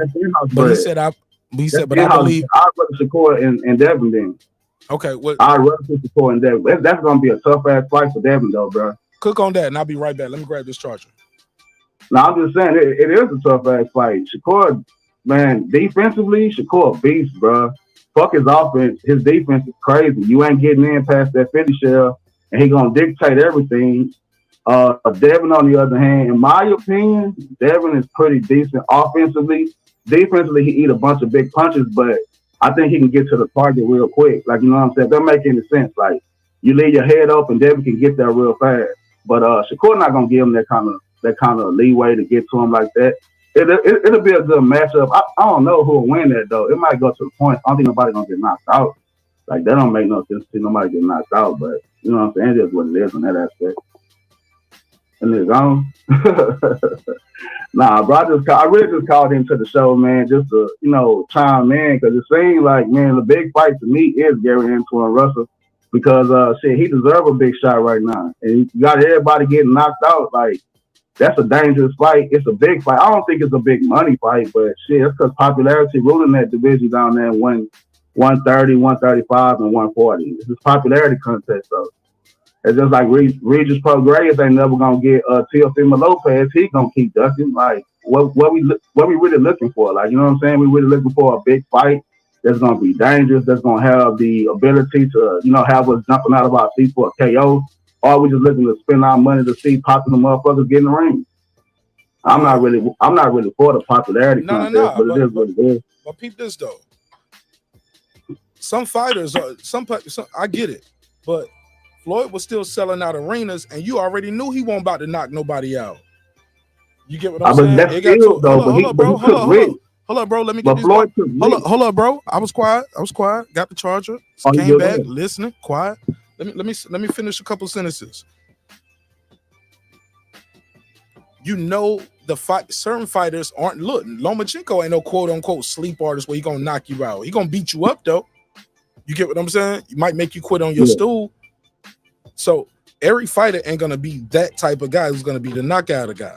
Andre Ward wasn't a quote unquote star like that, where he was not, but he beat guys though. And other than maybe 1 or 2 fight, maybe that first Kovalev fight, he beat everybody easy. You know who won the fight by the end of the fight. So so I said all that to say this. At this point at 135, the legacy is locked and loaded. You got undisputed. But moving up to 140, fighting the winner between T.O. and Taylor is the bigger fight for your legacy. For one, it's going to be another title. It's not going to be you fighting. It's not going to be you defending your title again against a guy who's moving up in weight. Because if you beat the guy moving up in weight who never won, hold on, let me get this off. Let me finish. If you beat the guy moving up in weight, people will put an asterisk on that and say, "Oh, you beat the guy moving up in weight." Shakur, we don't. He never did nothing at 135. His best weights was the 126. They're gonna say Shakur ate himself out the division. You see how the haters move? But if you go up, in weight and you beat the winner between T.O. and Taylor, that's a bigger fight for your legacy, and it's another division. If Taylor won, you beat another undisputed guy. Some would say, "Damn, man, he should be 2-time undisputed because Taylor never lost." He dropped all the belts. If he beat T.O., he'd be like, "Man, you beat him." All they're gonna say, look, all they're gonna say is Josh Taylor wasn't as good as he used to be because Jack Catterall already beat him. You see what I'm saying? No, they ain't gonna say that. They ain't gonna say that if he beat Taylor. I mean, if he beat T.O. and then Devin goes up in weight and beat him, they're not gonna be able to say that. But they is gonna say that because Teofimo Lopez got his ass really whooped by Sandor Martin. Sandor just recently beat T.O. T.O. was complaining, wondering if he was still built to be a boxer. Oh, so you think Taylor ain't even gonna get credit if he beats T.O. is what you're saying? So Devin ain't gonna get no credit. Taylor won't get credit until he beat Jack Catterall. If he beat Jack Catterall the second time around, he might get his credit back. And Teofimo Lopez got to see Regis Prograis. If he don't see Regis Prograis, then we don't want to hear nothing about no T.O. either. Because they ducking 2 people. Both of them, that fight that you're looking at with Jack Catterall, not Jack Catterall, Teofimo Lopez and Josh Taylor, they ducking Regis Prograis and Jack Catterall. You see what I'm saying? So they duck. It's a duck fight. If you check out my channel, I already covered that. It's a duck fight. So Jack Catterall called it a duck fight because they're supposed to be fighting somebody else, but they done put them in the ring with each other. You see what I'm saying? If I was T, I would have went after Regis Prograis because he's been talking the most shit. Excuse my language, bro. I know we can't be cussing, but you know what I mean. Yeah. But to me, if you're looking for a big money fight, it's Shakur Stevenson. But that means Devin got to stay at 135, bro, and that's not a good idea for Devin right now. Because Shakur gonna be comfortable. Devin not gonna be comfortable. You see what I'm saying? Because he already having trouble making 135 anyway. I agree. I think that's a harder fight for him because that guy is moving up in weight, getting comfortable, getting to eat more rice and beans and whatever stuff he ain't never been able to eat before. You get what I'm saying? Yeah. And then you got another guy who, like, man, I'm growing out of this. I just feel like that fight is all set up for Shakur to win. Yeah, the only person Devin can really fight is Regis Prograis. And it ain't even no big money fight. I'm sorry, it's not a big money fight, and it's not a big money fight down there for him, bro. Huh? Ain't no big money fight for him, bro. Not in 140 or 135. Nah, 135, a big money fight for him is the Tank and Ryan winner. Yeah, that's it. That's the only one. That's a popularity contest. That's the because I ain't never seen two dudes. It won't be no popularity contest if the winner face Devin. Because Tank had already said I want to fight Devin. Not no more, but it still is because they're gonna follow whoever. Like whoever, in my opinion, I could be wrong, but whoever win out of Tank and Ryan, they're gonna get a ton of fans after that night. Absolutely. So, somebody going to sleep. You think Ryan going to sleep? No, I said somebody going to sleep. I don't think that fight going to the cards. I don't think Ryan gonna do nothing to Tank, bro. I don't think that fight going to the cards, bro. I don't know who gonna get caught, bro. Shoot, if you would have asked me a week ago, I wouldn't have thought Fundora was gonna get slept like that to Mendoza with a check hook, caught him stunned, right hand, left hook, all she wrote. A 3-piece, no biscuit, no gravy, no sides, no Coke. I don't even need no napkins. I'm gonna just put the hot sauce on it. 3-piece, check hook, right hand, left hook, over. Homie even sat up. He was looking at this like, oh, Dad, I'll let you down. I fell off my training wheels. Like, no, son, this is a fight. Like, he had flashbacks to when he fell off the training wheels. Like, oh my God.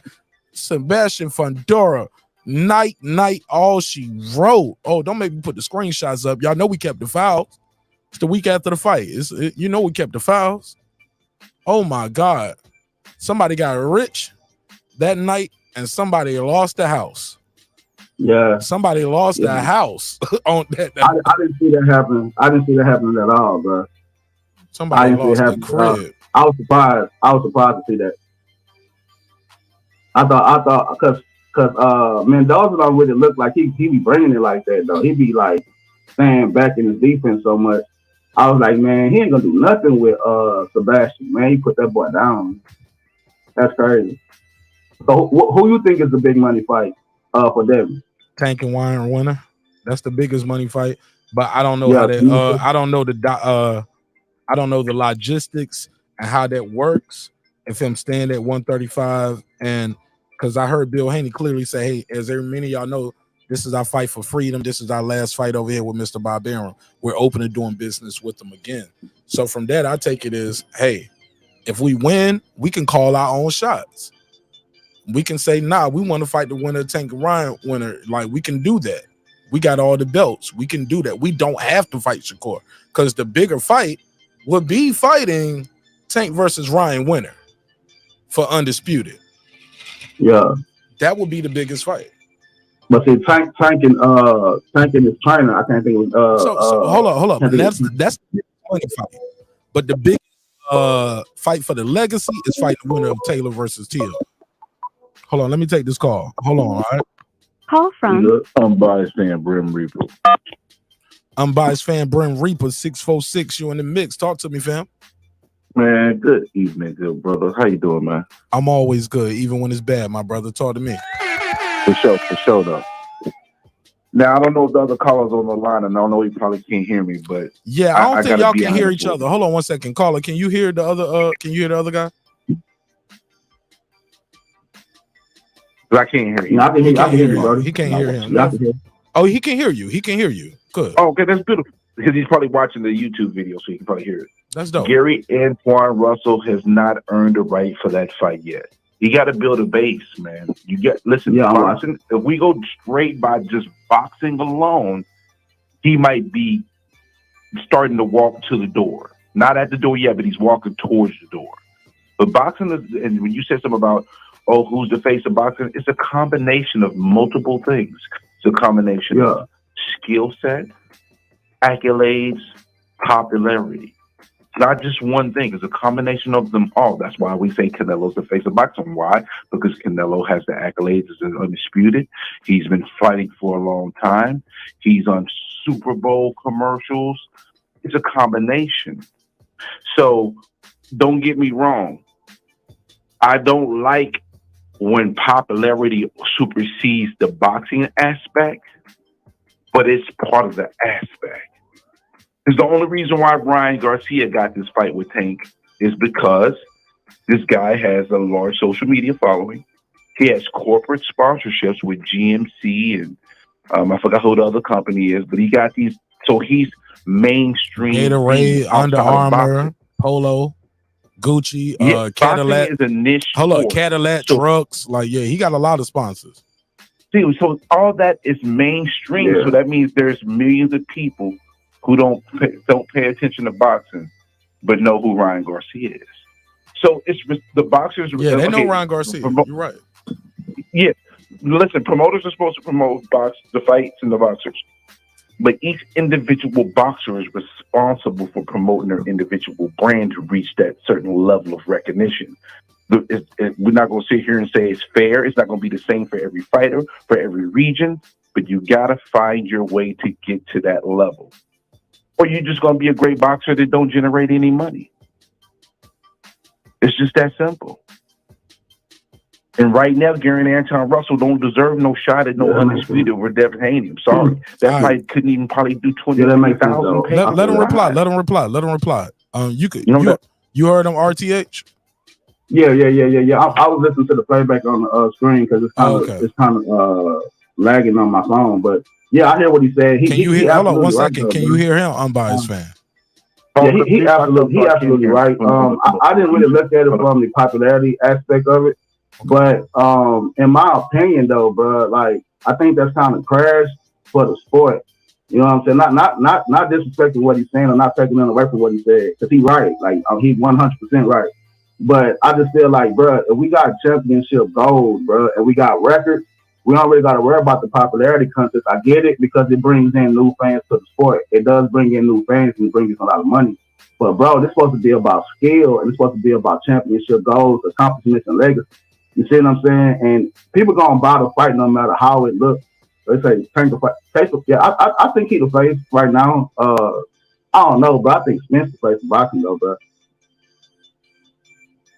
But yeah, man, and what he said, bro, I agree. I guess you do nowhere gotta build close. Spence is nowhere close to no face of boxing. Social media if you ain't gonna build it. I mean, I guess it is what it is, though. He said no way close. Spence is not the face of boxing. Y'all crazy, bro. Everybody waiting on Spence to say anything about his fight, bro. He got the whole boxing world on pause. Every boxing channel on from here to Timbuktu got something about and nephew, with all due respect, he don't have the whole boxing game. He has the whole division, just his division. Like it's not like Spence is gonna shut down shit in Abu Dhabi or Saudi Arabia or Vegas or New York when he announced this shit. He gonna shut down Dallas, maybe. To that too. He gonna shut down Dallas and the welterweight division. I'm listening. It's a little bit delayed. But the welterweight division on YouTube.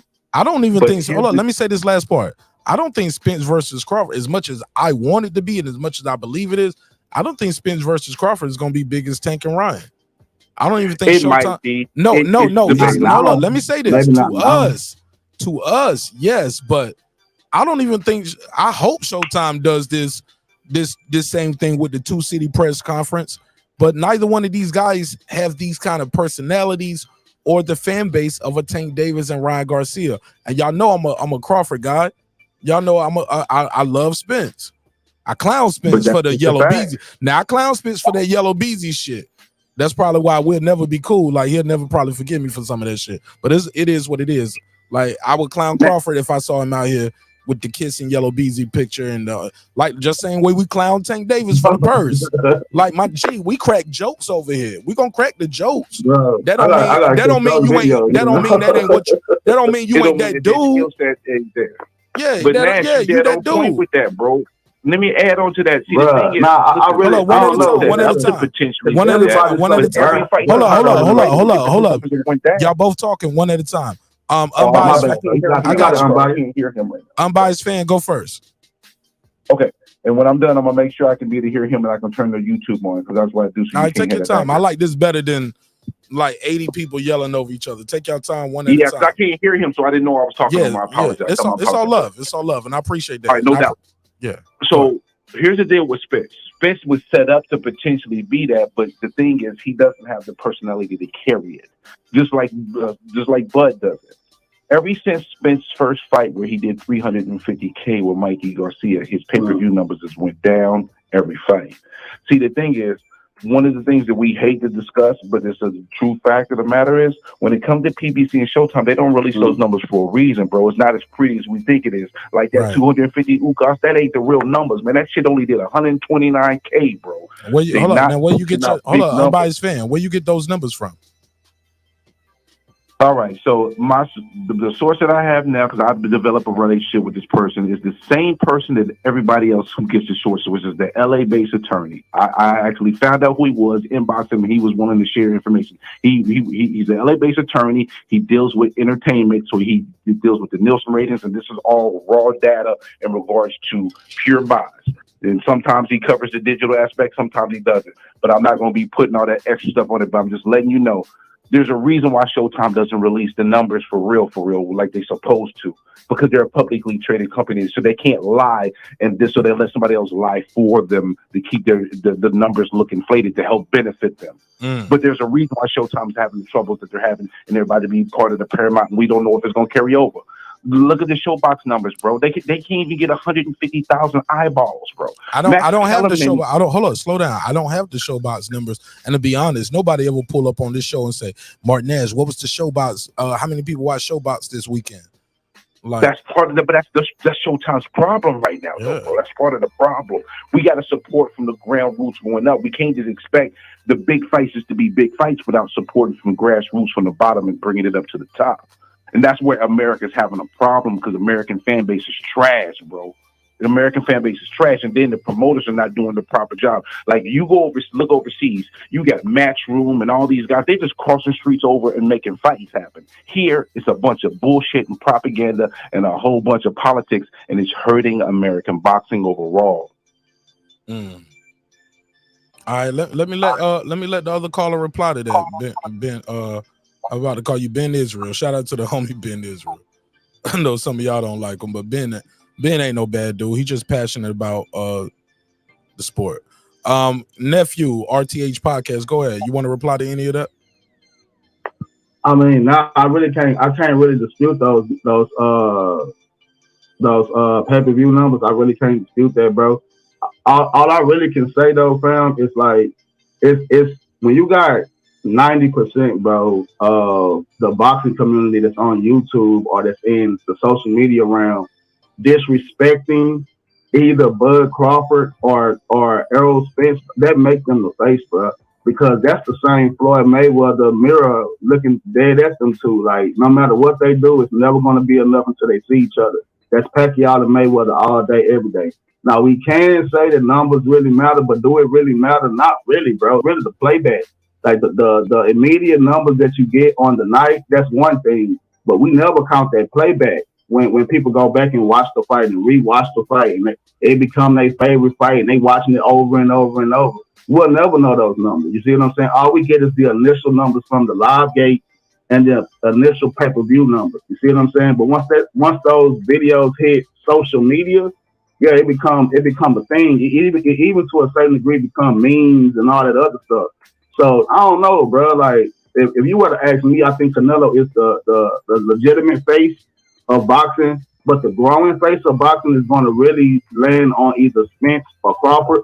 But maybe not, because like what Mark was saying, when it comes to the Tank and Ryan fight, I think they might be the face, but I don't really think they're the face because of who they fought or what belts they holding or the legitimate of the legacy. Like, if Tank beat Ryan, is that really going to benefit his legacy? Like, for real? If Ryan beat Tank, yeah, maybe. But if Bud beat Spence, that's going to benefit his legacy. If Spence beat Bud, that's going to benefit his legacy, bro. Like, that's what I'm saying. So I think as far as what fight is necessary, like, you know what I'm saying? I think that's what makes the fight. I'm not really into the popularity contest. I like Tank. I like Ryan too, but that fight ain't nothing, bro. Like, that's why I'm not covering it on my channel, because it's kind of like it's a popularity contest. No. If you got a boxing channel, this fight means something. This means something to the sport, and it means something to boxing. Hold up, sir. I was quiet. I'll let you talk. Let me speak. Go ahead. Let me speak. And I'm gonna pass it to Unbiased after this. You can say it's a boxing conversation, but this fight means something. It means something to boxing fans. It means something to the sport. It's a star-studded event. This fight cannot go in there and let me not cuss. It can't go in there and poop a brick.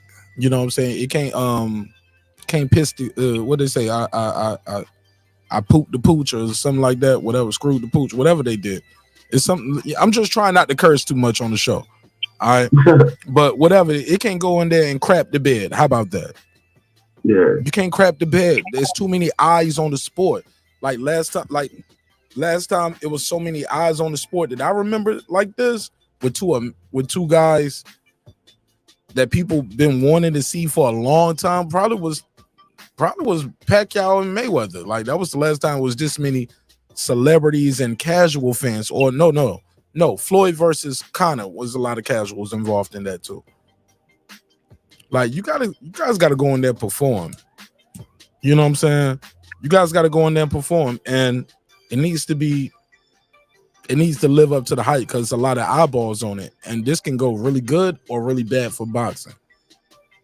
I ain't saying somebody got to go in there and get knocked out in the first round. Nobody has to go in there. No, shoot, nobody. It could go to the cards, but we need some action for the fans to be satisfied in a fight that's been built up this long for this many years.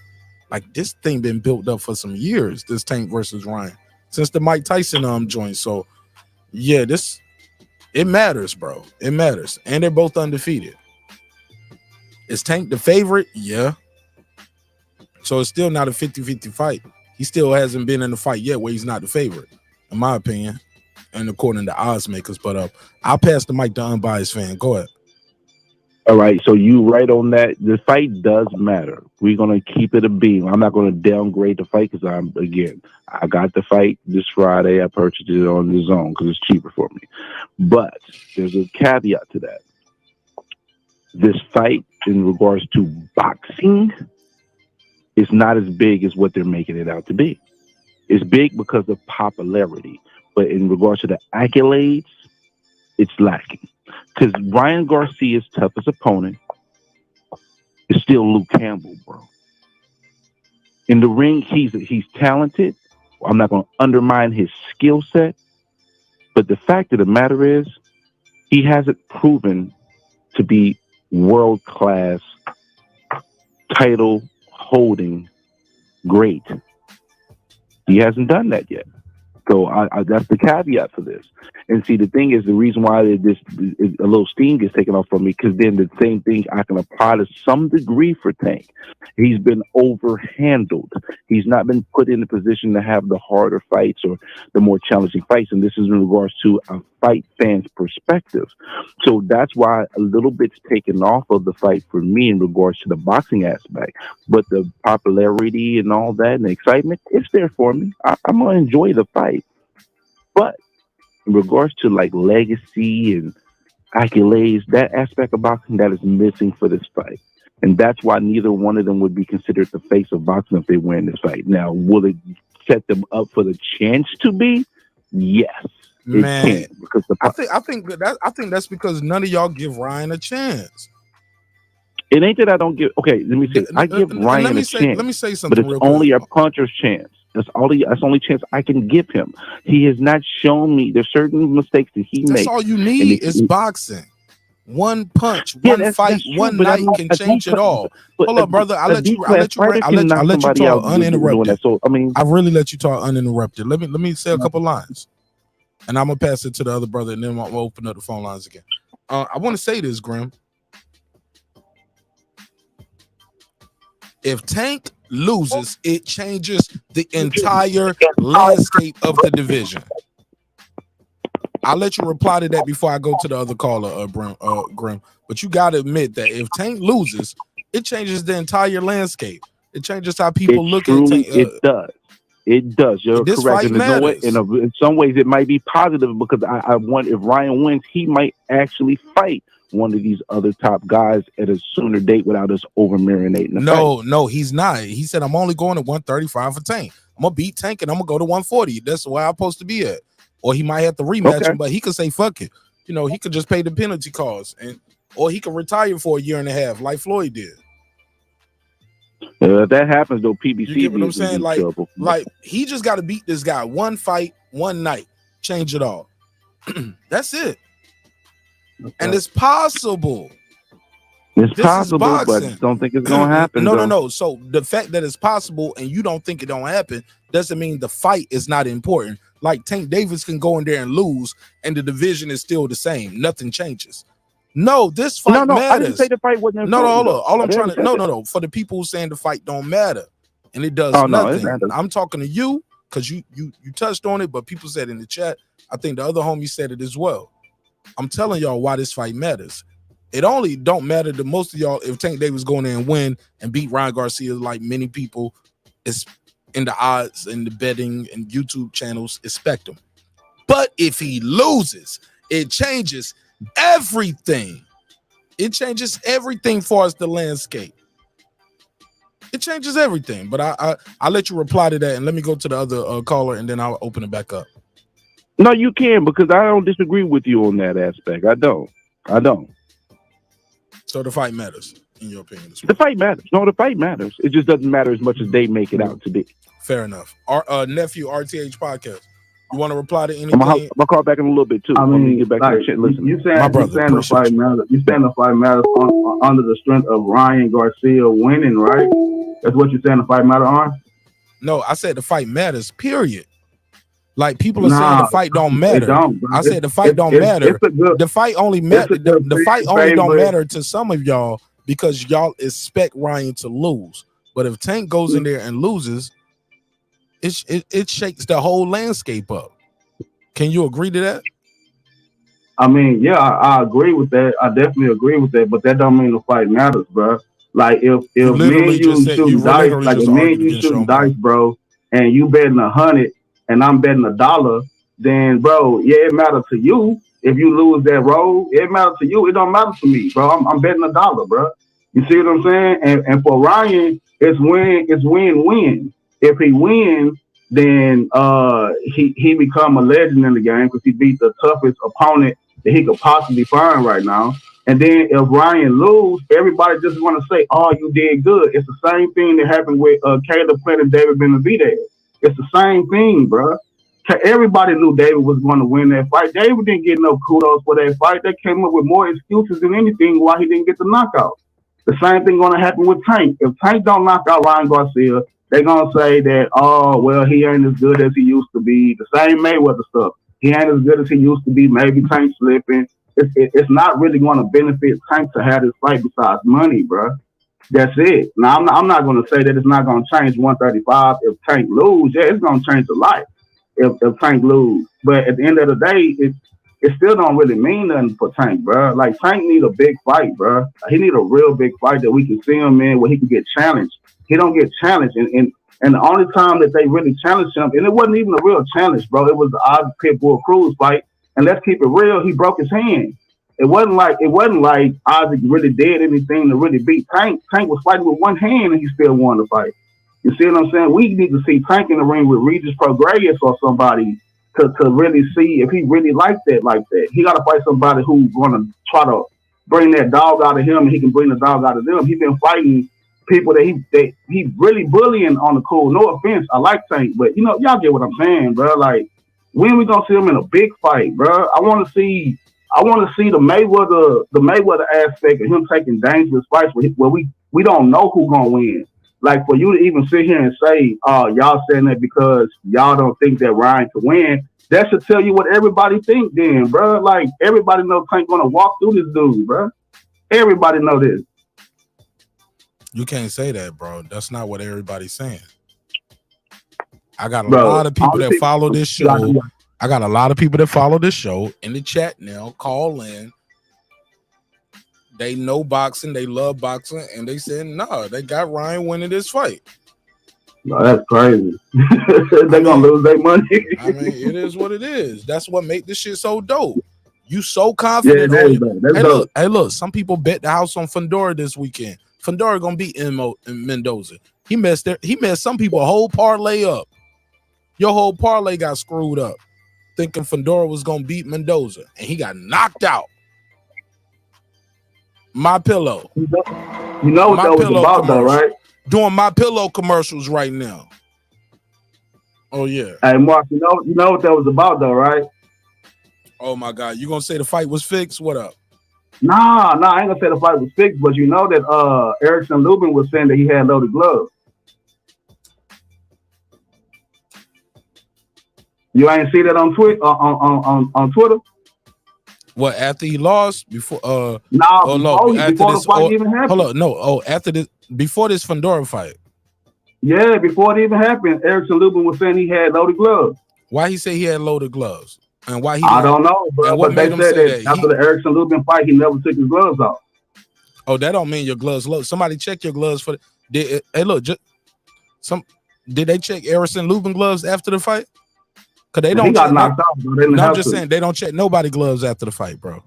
The fight is over. The gloves will check before you put them on. Nobody, nobody check nobody gloves after the fight. They just make sure you still got the signature on them reps and on that tape. Yeah, you got a point. So we ain't check Lubin gloves neither. Like, how did you take that much punishment? Because he looked like the elephant man. That dude a monster. I'm surprised he lost. And he was able to drop that guy. You get what I'm saying? So, but they don't check nobody gloves after the fight. But you can't just as evidence absent don't mean evidence is present, man. You can't just say, oh, well, he didn't take. I've seen guys not take their gloves off after the fight.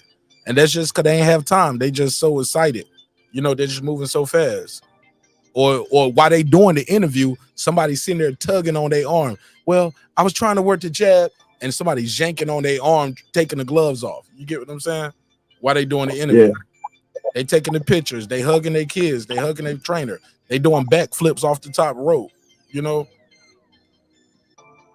Your job is it's too late then. I'm just saying, like, if so, unless you do some Billy Collins Senior, daddy went over there and grabbed the guy gloves and filled the gloves. That's the only time that's ever been called too. Like in that way. The Billy Collins fight. Remember that? It's no padding in the goddamn gloves. No padding in the goddamn gloves. Other than that, hey, man, I appreciate you, Mark, for letting me on your show, brody. And man, I'll be keeping my head in on the show, bro, and showing some love to the podcast, buddy. Man, I rock with you, bro. I love what you're doing over there. Hey, look, like I said, see how this went? We disagree on a lot of topics so far as the boxing. Who gonna win, who not gonna win, what's going on. But you see, we didn't have to curse each other out. It ain't no SMD. I'm gonna pull up the way you stay with the AK, none of that stuff, bro. That's nah, bro. We're gonna have man. I'm keeping boxing over here. It's all about the sport for me, man. I ain't here to disrespect anybody. Right. And some people do the sneak this and be like, and if you disagree with that, you're an effing idiot. Like, hold up, bro. You know I've been disagreeing with you all night. You just trying to okay. All right. I see what you're doing. Nah, it's all boxing, man. Yeah, but you know what people do. Respect, man. Yeah. All right, man. Well, I thank you so much for your time and energy. You want to plug your channel one more time before I let you go? Nah, man. Nephew, RTH Podcast. Your channel, man. Y'all ain't got to come fuck with your boy, man. Y'all go check him out, man. Y'all go check him out. It's your man, Martin Nash, man. I stamped him, man. He got a good show, too. I like his show. He do quick drops more than live videos, but I still like the content. You know what I'm saying? He got a good flow, good delivery. I like the editing, vocal tone, pitch, the way he flows with the joint. Like, all of that matters, man. It all matters. Shout out to I Know Boxing. He said Ryan ran from the mandatory spot. Dang. He said to Haney's title, that tells you all you need to know about Ryan. Okay. Ryan got some pull. Unbiased fan Grim Rip. He said, Lisa, they want to devalue Devin to add value to what they doing to make as much money as possible. Yeah. Now, unbiased fan, now I agree with you on that. You got to devalue Devin. You got to devalue, but they know belts matter. All those people involved, they know this. They know this guy is the guy. He's the guy. He's the guy to beat, man. He's the guy to beat. He's the guy to beat. And I ain't gonna hold you. The winner between Tank versus Ryan. It's the other guy. This reminds me, like I said, you're gonna have one guy who's the man at the division, pound for pound. You're gonna have a pound for pound guy like Floyd was pound for pound number one, versus Oscar, who was the face of boxing, who was the star. But at 135, that's what makes it so different. Like and who knows, maybe Devin just didn't have the best camp because it was overseas too. You know, going back and forth, like, and had to go back and forth in such a short time. Who knows everything that went into place with why we saw him look the way he looked on that scale. That could have just been that one camp. Like, yo, I'm going over here. This ain't what I'm used to doing. You know, who knows what? He could have been sick. Remember, we heard Shakur had a cold right before the fight. Remember, Shakur was stuffed up in the interview, sound congested, but he still went in there and put on a dominant performance. So a lot of times, man, we just don't know everything these fighters be going through. Fighters that be fighting fights with a broken hand. Like, yeah, I broke my hand in training camp, but I was confident that I could win the fight tonight with a jab. Sorry I didn't get the knockout tonight, y'all, but you know what I'm saying? Or, man, I tore my rotator cuff, blah, blah, blah, blah, blah. Man, I injured my knee, so I had to stand in the pocket more tonight. I wish I could have moved around and more and really put on a boxing match, but we was able to get the win. You know, I took a little more, I could have took that shot away. Yeah, man, they got a reason for everything. Y'all would call it excuses, but no, these are gladiators, man. This is crazy what these dudes go in there and do. And it's not easy losing this weight. And I ain't got to tell none of y'all fat mother in the chat. We all got a little weight on us we could lose. And we up there talking about, man, he could lose 5 pounds. It's only 5 pounds. You're only going, man, you lose 5 pounds. Me lose 5 pounds. It sound good to somebody start frying that fish up. Get them chicken wings going. Get that grill popping, that jerk chicken.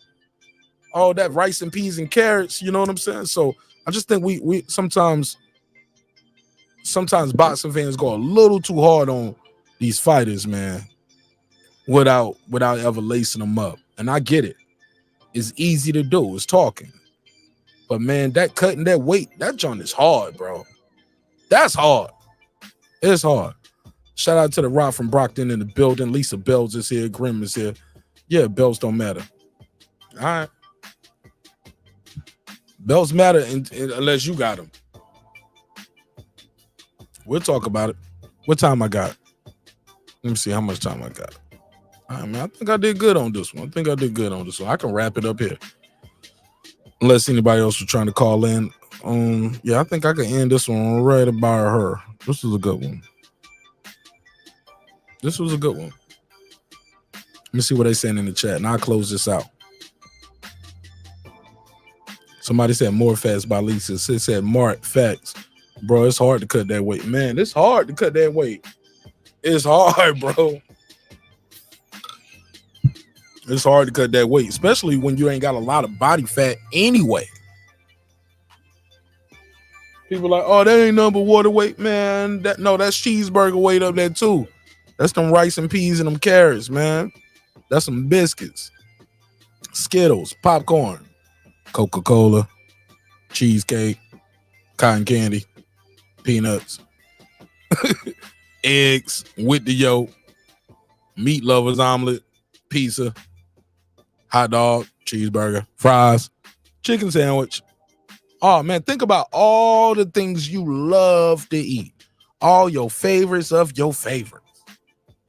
And y'all be thinking it's easy for Tank Davis to cut that weight. Man, he a grown man, bro.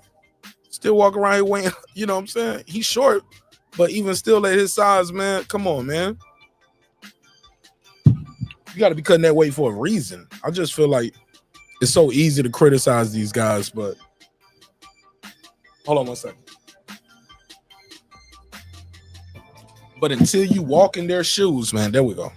But until you walk in their shoes, man, till you lace them joints up, till you have to cut weight, man, that joint ain't easy, man. It's hard.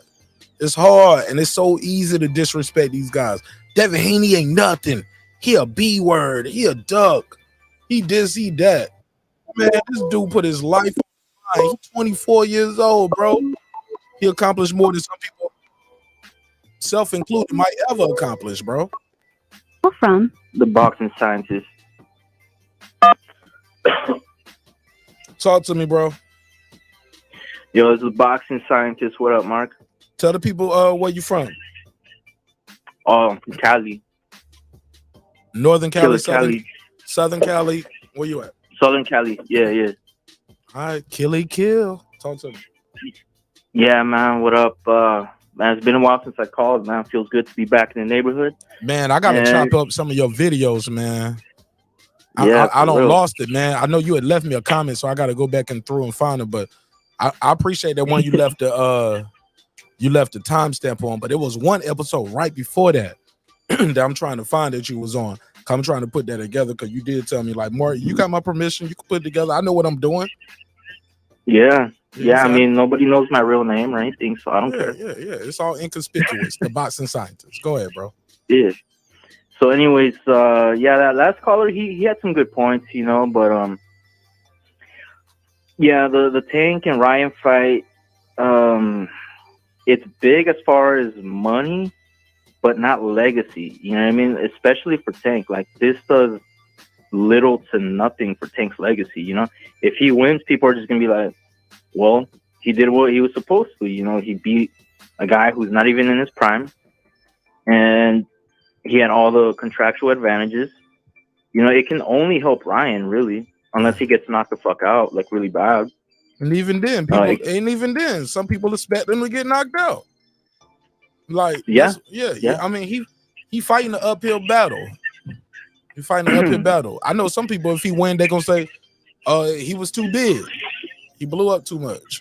You know, or Tank was at a deficit. Tank, like, man, Tank should have did this. Tank was distracted from the court case. Tank had just fought. Tank had a broken hand. Like no matter how you like it, man, people got an excuse for your favorite fighter when they lose, right?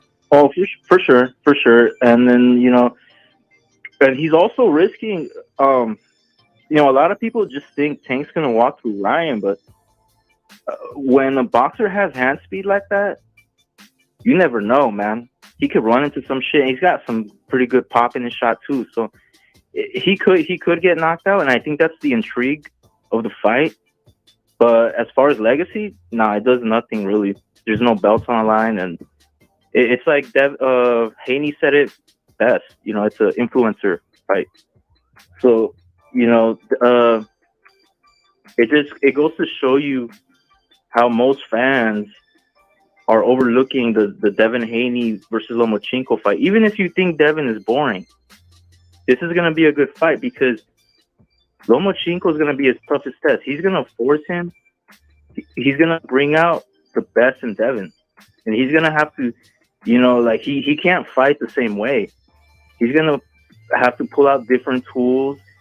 And he's going to test his defense for sure because Loma, he's a constant...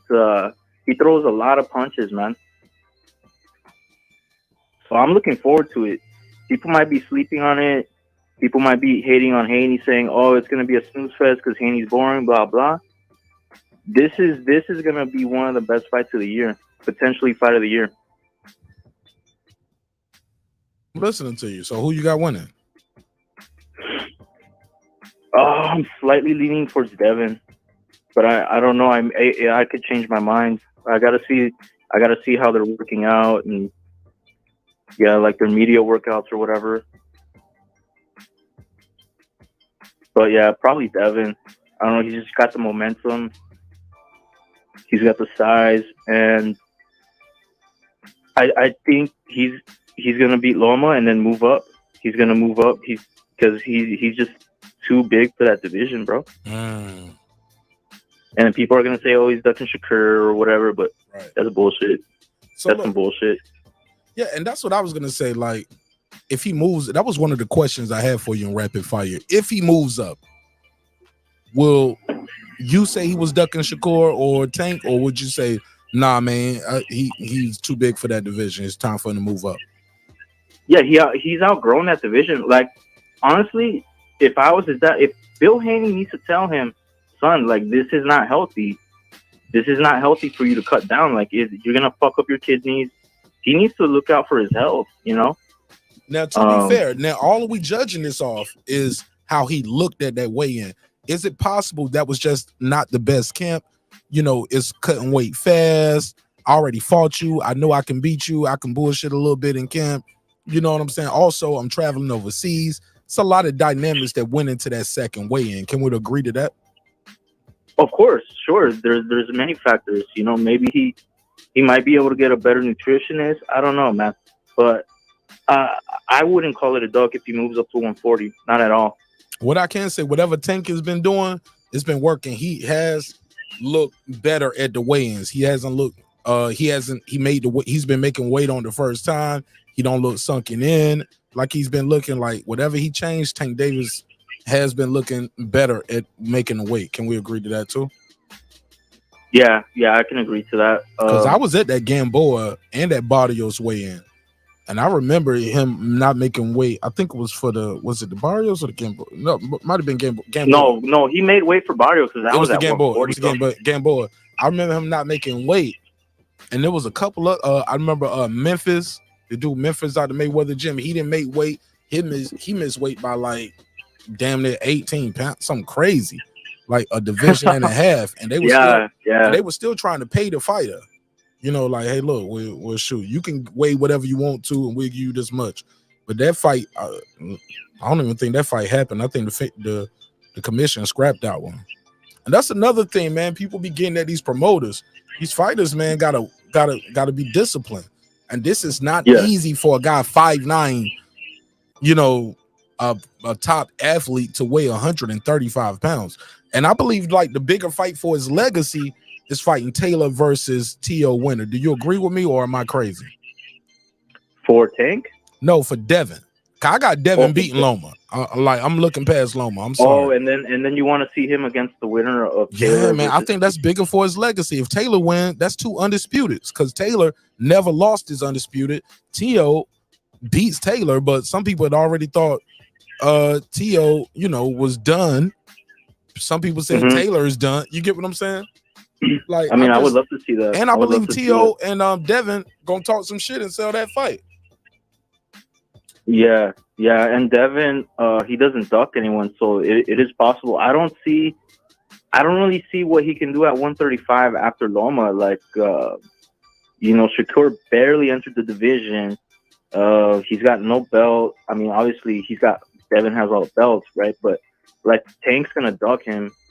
He's not. He don't want no part to Devin, and Ryan already ducked him. So yeah, just move up to 140 and get the winner of the Taylor versus Teofimo. That would be great. All right, man. Well, I just want to call in because it's been a while since I called in and say hi to everybody, man. Salute to everybody in the chat. How's everything going? How's everything going up there with old boy from the job? He putting respect on your name? Yeah. Everyone respects me. I just called out sick today. I don't know. I just felt like I had a fever, but I think it was just herpes, fucking alcohol withdrawals or some shit. Because I drank a few beers and now I feel better. Oh, so you took a little break from the drinking a little bit. Yeah. But then I don't know. I started like sweating and shit and like feeling anxiety and shit. And fucking, I just got some beers and I'm feeling better. What you on? Modelo's? What you drinking? Nah, I just went cheap today, bro. I just got some Budweisers.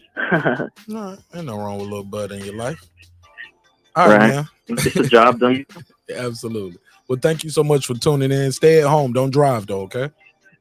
Nah, I'm not going out no more. I'm chilling, bro. Yeah, I'm going to enjoy the rest of the show. But you're about to close it up, so I'll probably just replay it. Who said I was closing it up?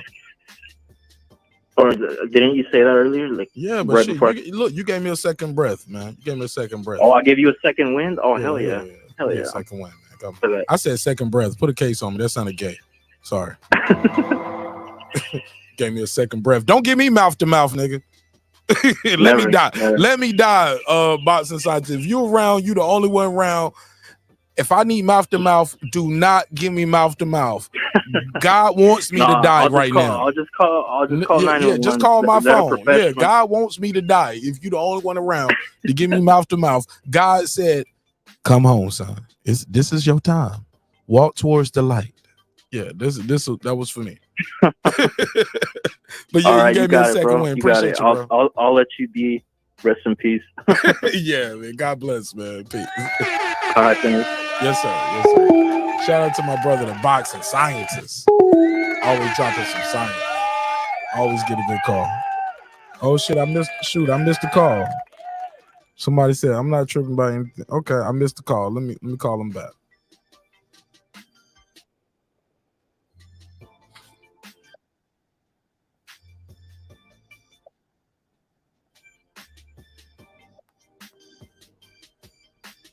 Yellow. Call and tell him your name, where you from, family. It's HLD from the YouTube community. All right, talk to him. What up, though? What's poppin'? What's good, Mark? What's good?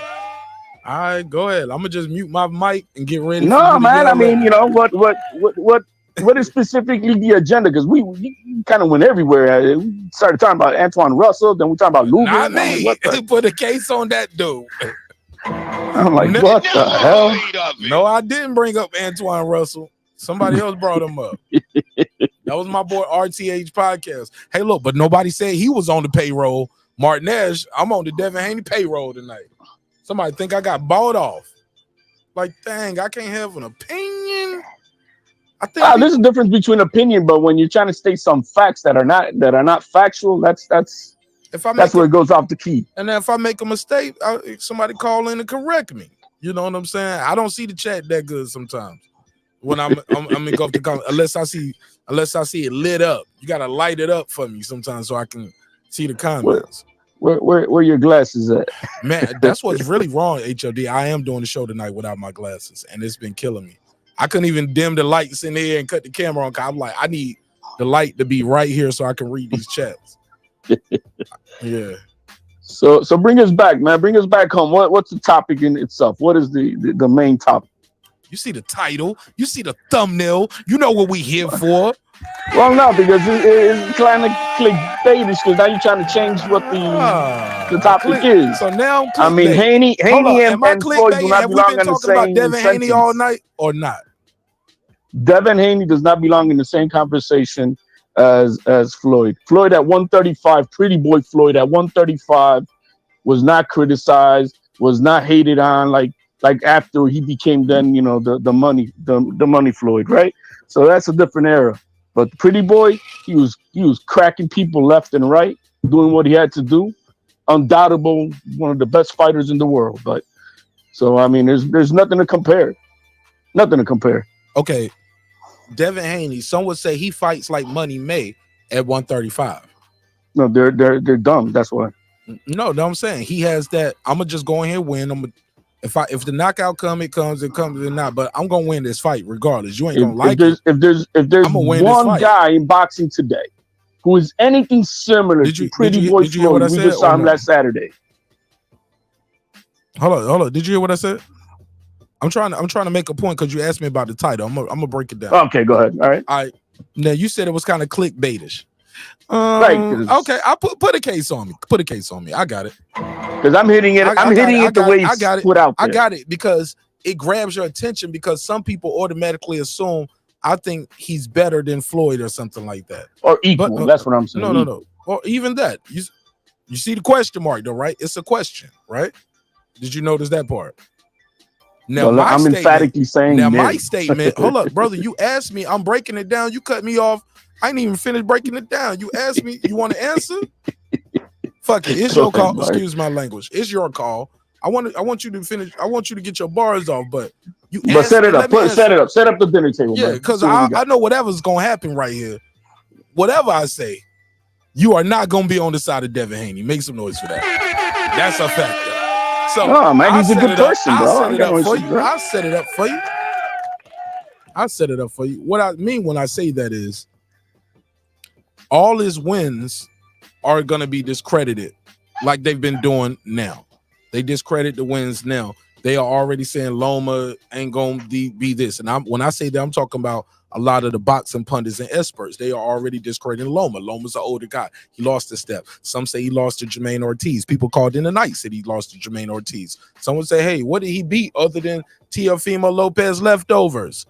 He was old in 2020 when Teo beat him. He's even older now. We got a super chat for that one earlier, right? Let me make sure I got that still saved. Oh, you could put up what I sent you from the horse's mouth. This right here? Okay. Yeah, from the horse's mouth. October 2020. All right, so some would say that. My whole point of saying all that is when it comes to Devin Haney, if he stays at this division and he fights Shakur, some would say he's ducking the Taylor versus he's trying to be a weight bully. Because if he beat Shakur ain't never won nothing at 135. I love the kid, but he ain't won nothing at 135. Some would say, oh, he ate himself out the division. He didn't train hard enough. And Devin's supposed to beat him. He the naturally bigger guy. Shakur ain't never won. So hold on, let me finish. Shakur ain't won nothing at 135. If he goes up, the only challenge for his legacy, if he beats Tank Davis, people like he's supposed to beat Tank Davis or Ryan Garcia. Remember Floyd Sr.? I played that earlier. Floyd said Devin got the best of him before. Now, but only thing for his legacy, in my opinion, I think if he beats Loma, he got that resume at 135. He ain't got nothing to prove. I think the kid should go to 140 and beat the winner of Taylor versus T.O. That's the best for his legacy, because if T.O. win, that'll be T.O. beating Taylor, who ain't never lost, former undisputed. Because I've heard people like you saying if T.O. champion. Hold on. Yeah, If he beats, I heard people like you say if T.O. wins, he should be in the Hall of Fame. So if Devin beats this guy Loma, goes up there to weight and beats the winner of Taylor and T.O., no matter who wins that fight, that is big, because some people consider Teofimo undisputed. Some people, well, Taylor is the undisputed. Man, you're setting up like a 7-course meal, and what am I responding to by the time I get on? And you're going to eat the cake, Anime. You're going to love it, too. Last bar. Let me get this off. So the question I've been asking tonight, why is the hate so real for Devin Haney? Is it because he gets in the ring and he goes in there and dominates? You don't like the opponents? You're not getting the knockouts? You don't like the personal thing with his father and his father be out here on YouTube? You don't like the fact he get in the ring, say, I'm doing a lot? You don't like none of that? Like, it's a lot that goes into it. All the jewelry, the ice, the Lamborghinis, like, you don't like none of that. Like, but what he do in the ring, we can't deny the guy's skill set. The eye test matter for everybody until it comes to Devin Haney. And he's undisputed. And we still got to put asterisks on everything he do. He's 24, undisputed, about to go into a pay-per-view fight with arguably one of the best of his era. Come on, man. When are we gonna give this man some credit for what he doing this damn in this damn square circle, man? And obviously, some people, it seems like it's personal stuff. It's personal stuff. The knockouts will probably pick up once he move up in weight and stop draining down to 135. In my opinion, I think y'all gonna start seeing them knockouts once he move up. No different from Shakur. Y'all love Shakur, but y'all were calling him boring not too long ago. You know why? Because he was at 122. Then right there at the end of 126, he starts stepping on his power, sitting down on his punches, and moved out the division. He was too heavy. Nope. And y'all love him. Y'all love him now. You're factually wrong again. All right, go ahead. When I say y'all loved it, hold up. So y'all telling me people won't hating on Shakur? The same people who No. Every 122, 120. No, he started getting love after that bullshit performance he had against Nakatili that put everybody to sleep. And then he came out to the public and said, "Man, my apologies. I promise I'm going to do a lot better next time. This will not happen again." You talking about the one? No. He had. That's when he fought Nakatili. Is that the one that he said, "Man, he hit me with a good shot earlier, and I ain't want to get right that fight"? He apologized to the public, and he said, "You know what? That ain't gonna happen again." Send me that clip. I need to play that audio. Whenever. Oh, it was right after the fight. Yeah, I need those direct Nakatili fight. Yeah. He apologized to the public and said he will never have that type of weak performance again. Okay. That's what he did afterwards. So I'm right then. No, you're wrong. Because you said 122 and about 120. I missed the weight, brother, but you know what I mean. Y'all didn't like the kid at 126 and 130 when he had a performance you didn't like. 2 fights later, he the best thing since sliced bread. He beat the shit out of Hearing. He beat the shit out of Valdez. He beat the shit out of Conceição. Yeah. Conceição missed weight. And you put an asterisk on that. He definitely you put the hurt on all those guys because he missed weight. HOD. I know you. You ain't no random caller, dog. So What about it, bro? You told me he missed weight on purpose. We did a whole video about it. What does it have to do with him beating the shit out of Conceição? Okay. I think you just saying that to miss your argument. He dominated the dude, like total domination. Bro, it's documented with you and I on the joint. You said, are you avoiding what I'm? Did he beat the shit out of Conceição? Absolutely. Did he beat the shit out of Valdez? But I think you're being unfair and disingenuous. Did he beat the shit out of Valdez? Like, we all agree on that. Did he beat the shit out of Hearing? Absolutely. And did he beat the shit out of he beat everybody this past Saturday? I think you disagreeing with me, or we agree. So there it is. So the thing is, he's beating the shit out of everybody. No, bro. I think you're trying to avoid the question that I asked you. and you trying to ignore what you are. Yeah, when he was fighting boring like Devin Haney, my brother, yeah, you nobody are was on liking recorded on this camera on this show. What saying about something different? What that has to do with the performance? Oh my God. Oh my God! What has to do with the performance? You discredited when he was fighting like Devin Haney. You discredited the running around after the and just fight. counter punching and being a boring fighter. Yeah, he was getting hated on. Somebody in the chat know what I'm trying to say here. You're using a talking point now to win an argument that you already discredited the guy before on another video. I could discredit video. What? Does it mean I cannot discredit him about any other thing about him? What? I cannot. Oh, so I gotta either be all the way in, or I can't discredit about it. I can't critique it about something. You can't give him credit for whooping the guy ass when you already on camera saying he did some illegal shit. It was fair cheating, but he missed weight and dropped the belts on purpose because he knew. Like, bro, you discredited the fight before it happened. That's the business part of it, Mark. It has nothing to do with what he did in the ring. Did he beat the shit out of him? Yeah, he beat the living shit out of a gold medalist. Somebody know what I mean right here. No, it's actually you just think that just because you disagree on one thing has to be about everything. No. I'm not like you, Mark. No. I'm not like you. I can give credit where it's due, and I can take away where it's not. No. I'm not gonna give you credit for some shit that I gave you discredit for before. Then you don't give it credit. That's like fine. That's insane. But I'm not giving you credit to the guy win. Look at this community. Look at this community. You want to give credit? Everybody talks shit about Canelo that he cherry picked. I got you, bro. I got you on this one. No, you don't. You just think you do. No, everybody discredits Canelo. Oh, he cherry picks the fighters he's gonna fight, and this and that. So when Devin Haney had that email, bro, nobody said, "Hey, why is he fighting Santiago? Why is he fighting Gamboa? How did Santiago even get a title shot? How did Gamboa, who got knocked out by Tank Davis the fight before, get a title shot with Haney? I mean, how did that happen? How did Linares, who got knocked out like 2 fights prior to fighting Haney, get a title shot? And look, you see what I mean? But nobody discredits that bullshit. But you say, "Oh, he put some weight on it." Nah, I'm going by what you said, sir. Everything happening right now are your words. I'm repeating, and now it's a problem. These are your words. My words are what, Mark? All right. That he missed weight? Yeah, he did. Was it tactical? Yeah, it could have been very much tactical. Did he still beat the shit out of the guy? Yeah, he absolutely did. Mm-hmm. All right, fair enough. We can move forward. Absolutely. But what is the premise of the question now? We passed that. You answered it however you wanted to answer, bro. We can move forward. Come on, let's talk about it. But what is it? I mean, we're saying white people do not, because he hasn't fought nobody. Just like Jerry said, he hasn't fought nobody of true caliber. Lomachenko is his first one. You're saying that people are going to say that he was too old and too small. Well, guess what? That's what Devin Haney said 3 years ago. So he's the one who said it. Just like he's the one who said he's never going to lose to Loma, a white boy. Right? He said that. So, no. Now, you want to say, is he Ducky Shakur if he goes up to 140? Well, I would have said no, but his dad is the one who went on to national ESPN cable TV, texting Joe Tessitore to announce to the whole world, we're not going nowhere. We're staying at 135 after Loma. So he's the one who stepped on that big pile of shit he spoke of. And so, yeah, if he now leaves, he's a duck. If he leaves after Loma, if he defeats Loma, that's a duck because he committed to staying. Okay. And that was Saturday.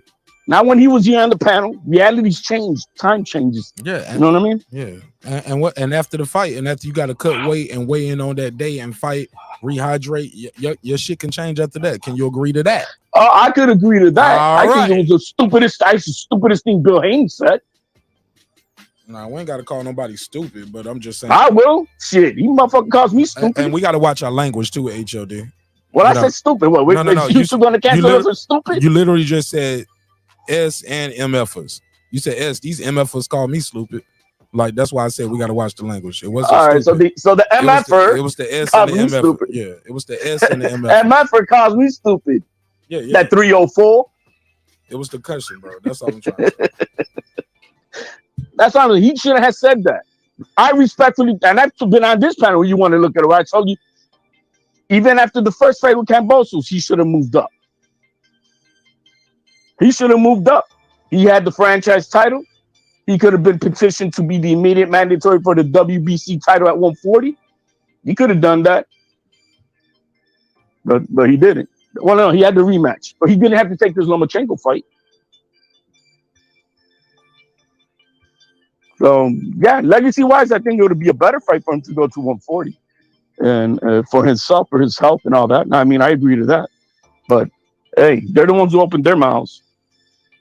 Oh yeah, And Bill Haney is different than the position of like Tio Senior. Tio Senior is the trainer; he's not the manager. Bill Haney's a manager, so he's the spokesman for his son. Tio Senior is the spokesman as a father. I'm losing you. None of that means nothing when it comes to. Yeah, it means absolutely everything. One is a manager, career manager. Can I finish the rest of the sentence? Let me finish. Okay. One, because you say you don't understand the difference. No. I didn't finish the rest of my sentence. You don't know what I was about to say next. You heard the first half and you chopped me off. You ready? Go ahead. None of that means nothing when it comes to after he gets on that scale, and when we see how he looks on that scale again in these situations. Once you do that, you got to go in there, perform. You got to rehydrate, and you got to go in there, perform. That's when you know how you really feel, bro. So all of this, what we saying before the fight, that's just talking before the fight, bro. That's hyping it up. That's promotion. That's doing what we got to do to keep our names in y'all mouth. So Bill Haney's a capper. No, it's not cap, bro. Okay, never mind. You got your mind made up. You missed everything other than what happens once you fight. Is that you selectively choose when it's happening and what's not. Okay, let me changing realities for when it's said and when it's not. Let me clarify. Let me say this real simple without the extra stuff. Maybe I shouldn't have added the dress. I forgot who I'm talking to. You're talking to. You're well, you said it when Senior said what in that conversation with Bill Haney when they were drinking. You're yelling over that shouldn't matter, but you hold it to his chin. You're yelling over me. You hold it to his chin. When Tio Senior was drinking with you guys, remember? Sir, don't you hold what he said? One thing to say never. He literally said never. I never heard these guys say never. And even then, I don't hold that over him. I believe promotional talk. You say it all the time, Mark. Hold on, homie. And I don't hold that over him. I don't believe that it's really. You say it all the time, Mark. I don't work for them, bro. Like, what are you talking about? Okay, but then that's what I'm saying. So you select who we get to say promotional talk and are you gonna let me finish? When it's not HOD, I don't want to mute you, bro, but you gotta let me finish. Like everybody else who called, we've been having a good back and forth. You're literally screaming over me. Literally screaming. I know. No, that's not cool. You're literally screaming over me. Screaming. You're getting cooked. No. Screaming ain't cooking. It's just screaming. No, man, because right now, no, bro. You're not even letting me finish. What is one thing and what's the other? Sir, you're not letting me finish, and you're trying to talk me in the loop, so I don't forget. So I'm gonna forget what I'm saying, but that's not gonna get it, bro. All I'm trying to, bro, just chill. Listen, the man.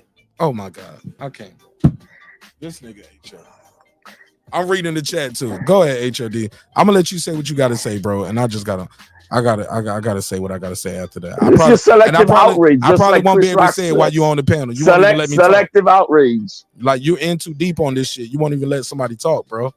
You literally You've been talking, giving us our view. We've been listening. Go ahead, bro.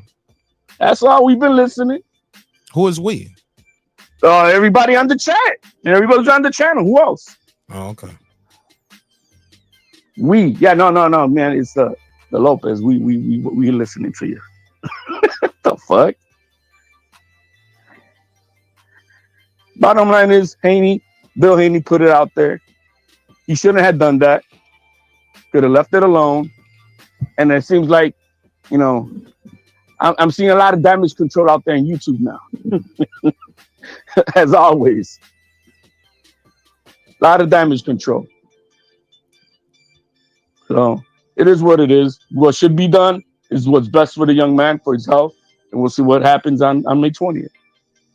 But he has a lot of avenues. He has a franchise title. He could have chosen to fight. He didn't have to fight Lomachenko. He could have gone up, petitioned a fight Regis Prograis, and that could have been the fight at 140. If you think they're gonna go up to the next division and fight the champion next, I don't think so.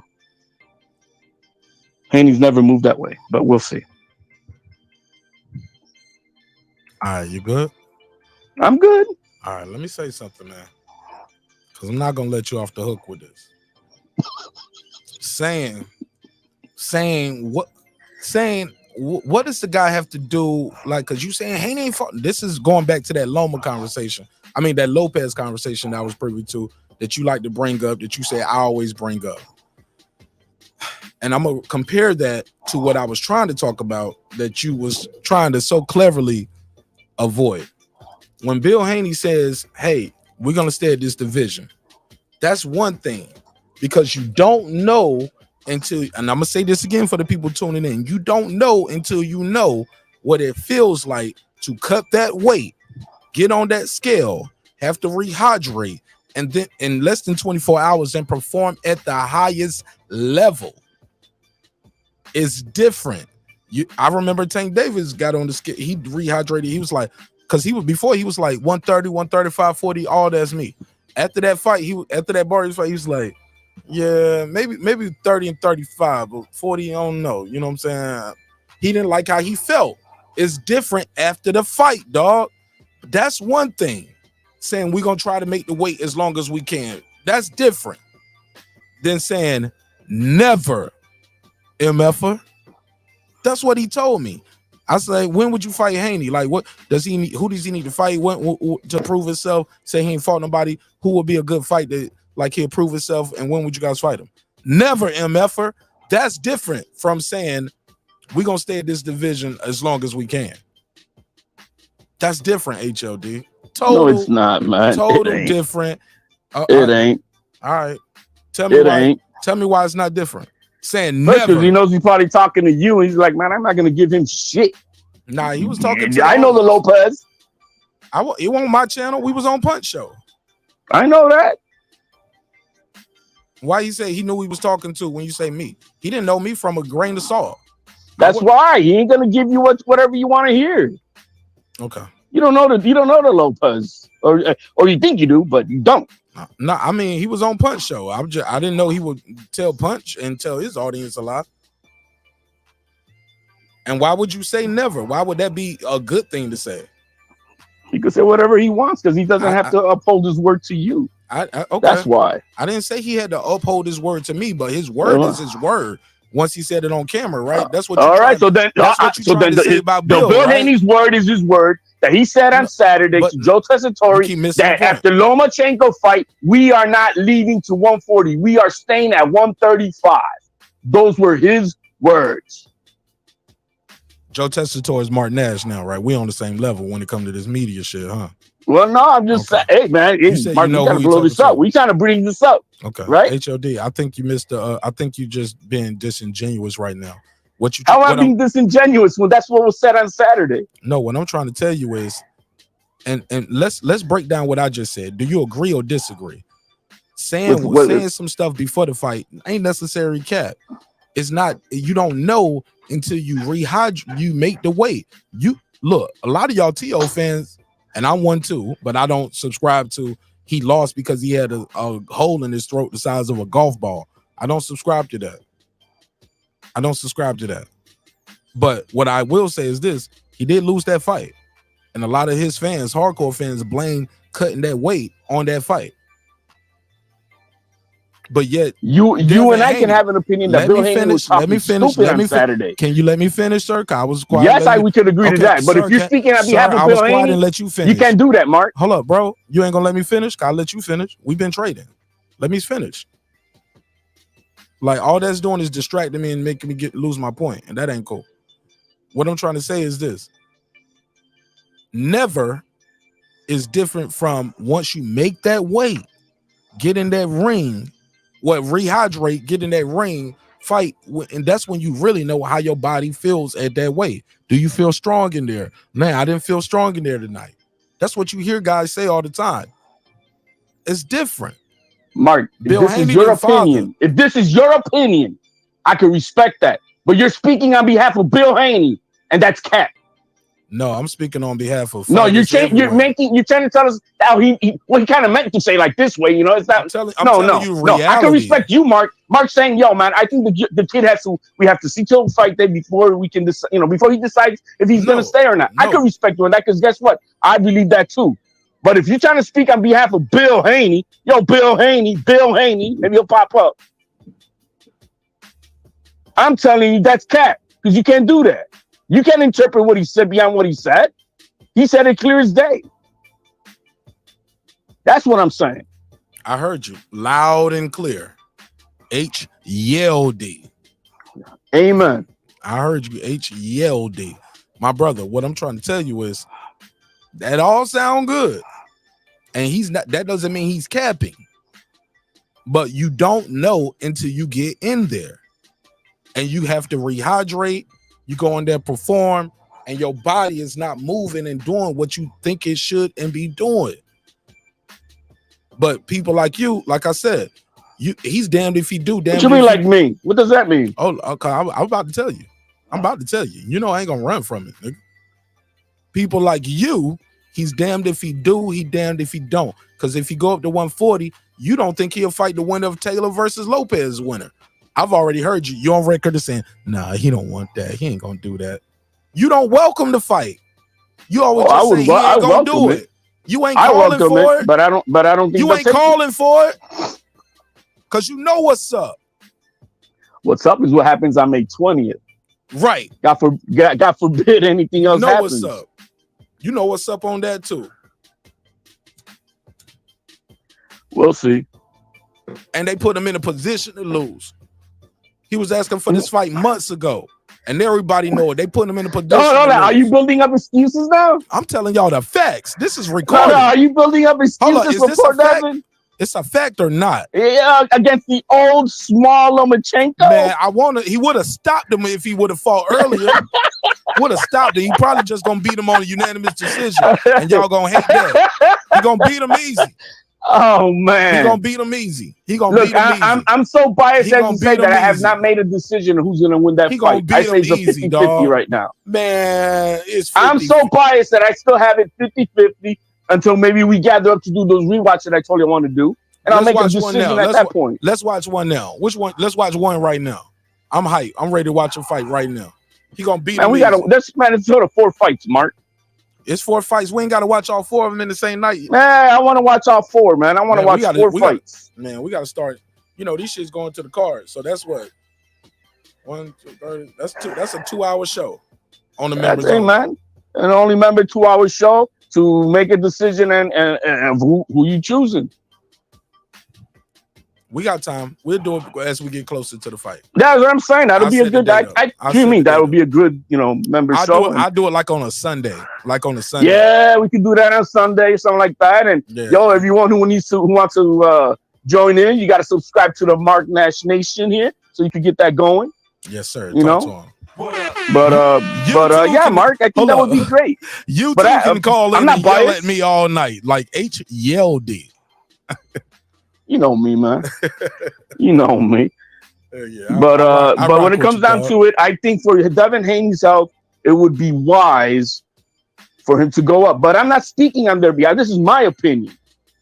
Bill Haney already stated his. What's your opinion, Mark? You think he should go up? I can respect that.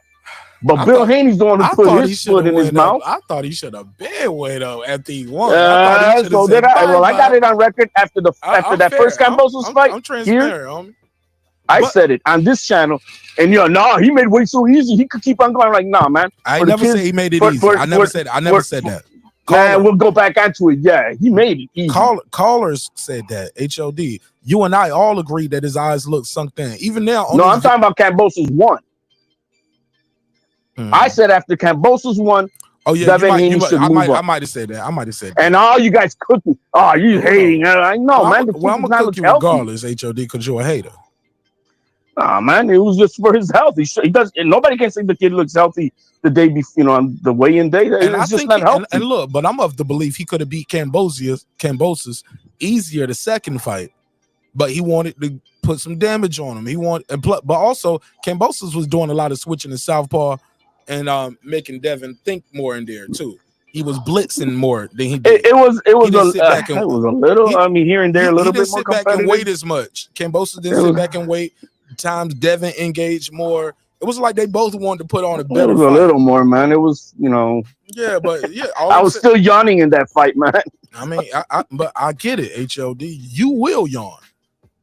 You will yawn, and one day you're gonna miss it, because that's how dope boxing is. A guy No, who's it ain't. pillow-fisted. Dope boxing is the way Shakur fought on Saturday, man. That's the sweet. Let me give you that's some. the sweet science. Let me give you a poetic moment. Let me get the audience a poetic moment. One day you're gonna see this guy who's in that pillow-fisted fighting a knockout artist, and he's gonna stop the knockout artist, and people gonna be like, "What happened?" And you see Never heard of it. Oh yeah, you heard of Wilder Fury. You heard of Buster Douglas. What you mean Wilder Fury? What does that? What Wilder Fury? What? Oh, okay. All right. Wilder. Fury had what? He had like 29 wins. I don't give a damn. I don't give a doggone boo-boo about it. Hold up, I'm trying to not curse so much. What did Deontay Wilder say? He should have trademarked the word pillow fist. I ain't heard the word pillow fist so much since, but other than Floyd Mayweather, they called him pillow fisted. But that was after the Pretty Boy era, where he cracked his hands a whole bunch of times. No. They called him brittle hands round in. The pillow fist thing came in with Floyd Mayweather. It's the Zab Judah fight. If you ever watched the Floyd Mayweather Zab Judah fight, Floyd fist and the gloves he had, they had all that padding on, but they that the orthopedic style type of he had glove. I think he had Pavin gloves on. I think they might have been made by Pavin. I think Zab Judah might have had like Grant gloves or Everlast. He had more of a puncher glove. Floyd had the glove to protect your hand, and they looked like pillows. They were so much bigger than Zab's gloves, to the point HBO made a point to talk about it in the commentary. That's when they first started it. But then it started going to the Tyson Fury. Deontay Wilder literally said he pillow fisted. He got stopped. You get what I'm saying? So guys be saying people are pillow fisted, but people ain't walking through them. People say Bivol was pillow fisted for the division. Ain't nobody walking through Bivol. Like, so Devin, he's pillow fisted. Nobody's walking through Devin Haney. He ain't beating shit the way Shakur's beating the shit out of people, and Shakur's considered semi-pillow fisted. Language, sir. Language. You know, so he's considered semi-pillow fisted, right? Shakur. But in his last few fights, as long as he's not, what he's doing is he's not a KO artist, but he's beating the crap out of you. It's undeniable that he's beating the crap. Like, damn, they should stop this fight. Damn, they should stop this fight. You don't hear that. When we heard that about Haney, damn, they should stop the Linares fight. Oh, they should stop the Gamboa fight. Oh, they should stop the JoJo fight. Oh, they should stop. I mean, no, you're not hearing that. Okay, they were winning gloves. Thank you, Arno Boxing. Winning. Thank you. Yeah, thank you. Oh, the ones that Floyd had on in that Floyd was wearing. I'm not gonna look. Floyd. That's what did what he had to do to prolong his career. Thank you. He had to prolong his career, and you can't really put that on him. But we put it on everybody else. Well, he had broken hands, crazy left and right. I mean, we know that. I said that to say this though, bro. I was talking about where we was talking about pillow fisted, and we say guys pillow fisted. Buster Douglas wasn't supposed to knock out Mike Tyson. Mendoza wasn't supposed to beat Fundora. Right fight, right night, man. Anything can happen, bro. So, but most of these guys, though, I just think Devin is not about to commit. Like, if he catch you with a shot, he catch you, and he'll capitalize on it. But I think he's already at the money made phase of fighting without going through the pretty boy stuff. But he's, according to Floyd, he don't supposed to. Floyd been telling them every day. Take less punishment. Take less punishment. You give yourself a longer career. Take less punishment. Go out there and win. Just win. All you got to do is keep winning. That means his defense is nowhere near Shakur's defense. Because we saw what Shakur does in the pocket. He wasn't taking any punishment. Shakur got a knockout. He did good, but against but he wasn't getting any punishment while beating the crap out of his opponent. He did get punched though. He did take hits that he didn't have to take. Can we agree to that? He didn't have to take some of those risks. Come on, man. It's boxing. You're going to get touched. Can we agree he could have set that knockout out differently? He chose to fight that way. That guy didn't make him fight that way. Can we agree to that? Shakur did that. That's him choosing to fight that way. It's boxing. What you expect? You totally believe in the total swim without getting wet? Totally, bro. I'm telling you. All I'm trying to. Did you hear what I said? Do you agree or disagree? Shakur, I disagree. Shakur. Okay, so that guy made Shakur fight like that, or did Shakur choose to fight like that?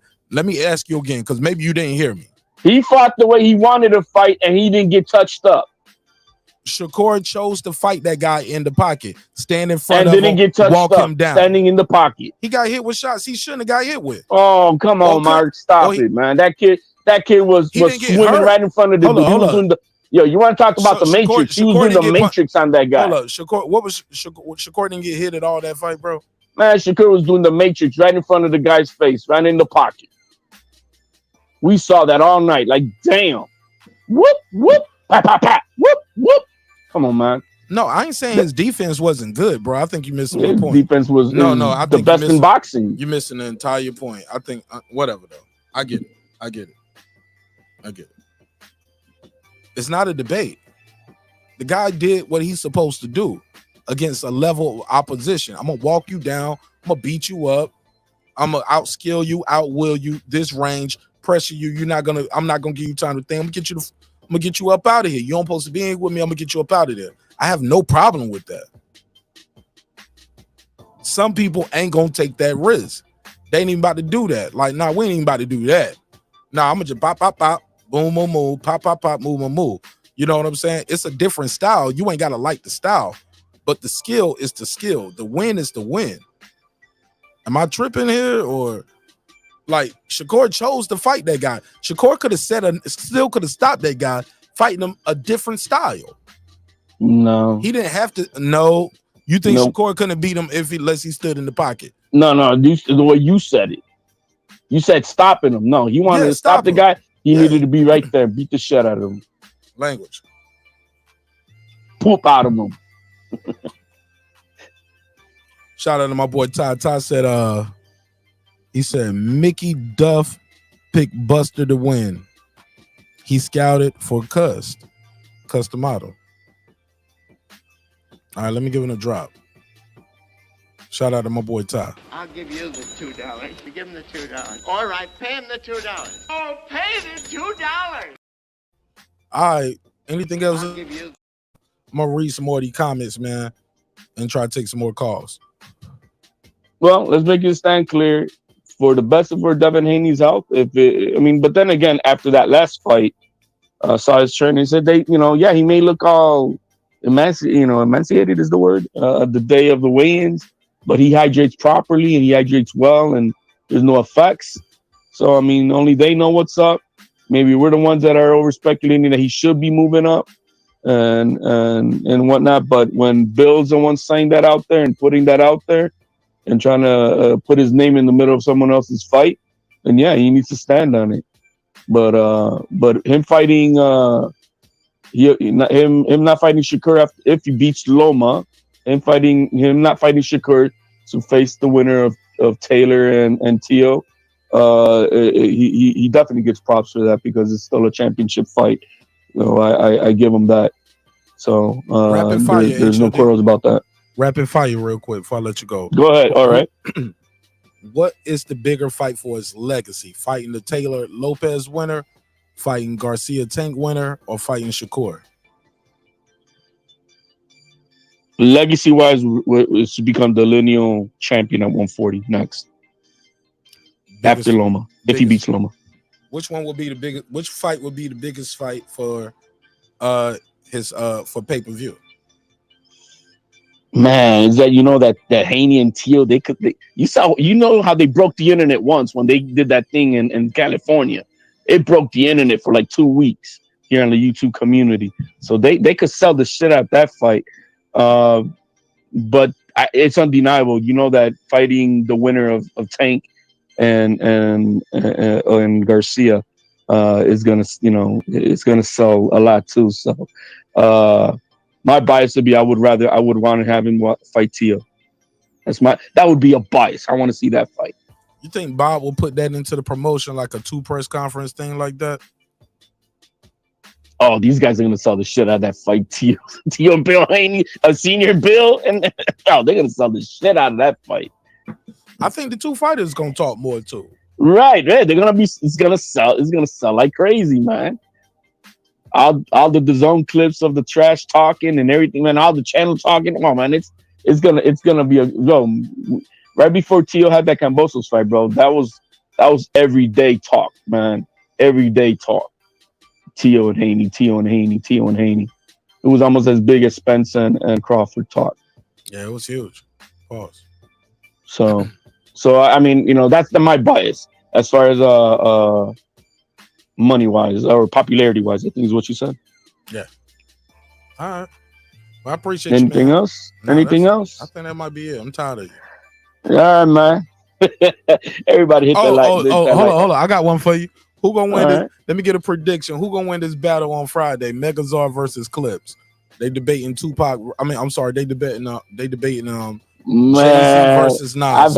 I've had smoke with both of them. Yeah, I forgot. Yeah, doggy. Oh yeah, I forgot. You and Clips had a little smoke backstage. You and Megazord had some smoke on the live. Somebody told me I should have clipped that up and made that a whole video. But he Clips. We made up though for the community. Did you? All right, man. I mean, we talk our shit, man. We come on panels, man. Ain't no smoking, no beef, man, with nobody, man. I'm just saying that. You know what, man? I gotta get. I'm gonna be biased for Eclipse because he's more part of the community than Megazord. He's here. Eclipse is here all the time, and that's my guy. He comes in. He talks.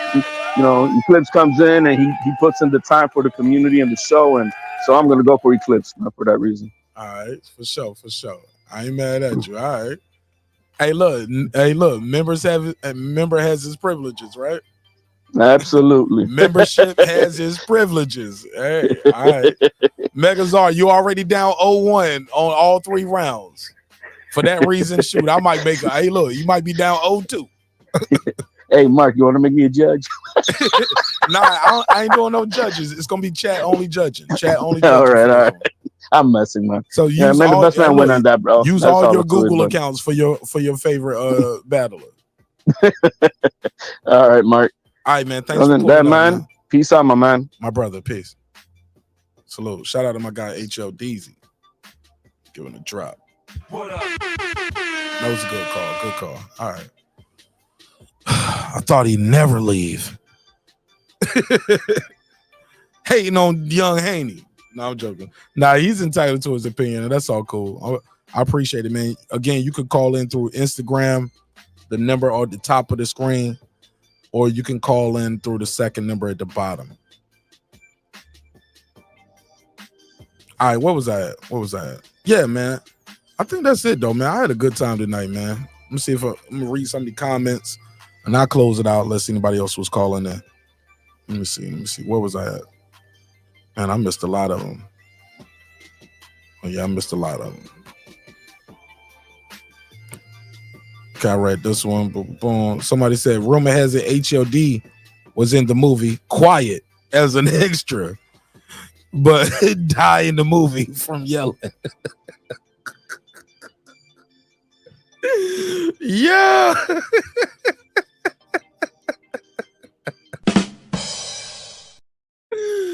Got him. Yeah. That's HOD. You already know. Yeah. That was definitely him. Yeah, he is him. Let me see. Somebody said absolutely. Food Revolution said get them likes. Cancel. Food Revolution said get them likes up. I couldn't agree more, my sister. Couldn't agree more. Let me see what's saying in the chat. I know boxing. I was talking to I know boxing. I said, oh yeah, that's Ben Israel saying he'll battle anybody. He'll battle any one of y'all Terrence Crawford fans. He wanted to redeem himself. He somebody said he didn't do too good in another battle. So he wanted to redeem himself. So I told him I'd get him on. The Boston Scholar said the first 30 seconds. What part? You talking about HLD? Somebody said they lying, bruh. They running to 140. How's it running though? The Rock, you got to tell me more. How's it running? The kid is back said Haney would have said anything to get that ducking Loma. Yeah, I ain't gonna say Loma's ducking, but it is what it is. It don't even matter no more. They're getting into the ring. I don't know about ducking. I just high risk, low reward. I think I agree with Jerry on that. Loma wanted a payday. You know what I'm saying?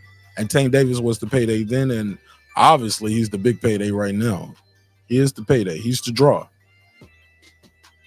And I think that's dope. Let me see, what was that?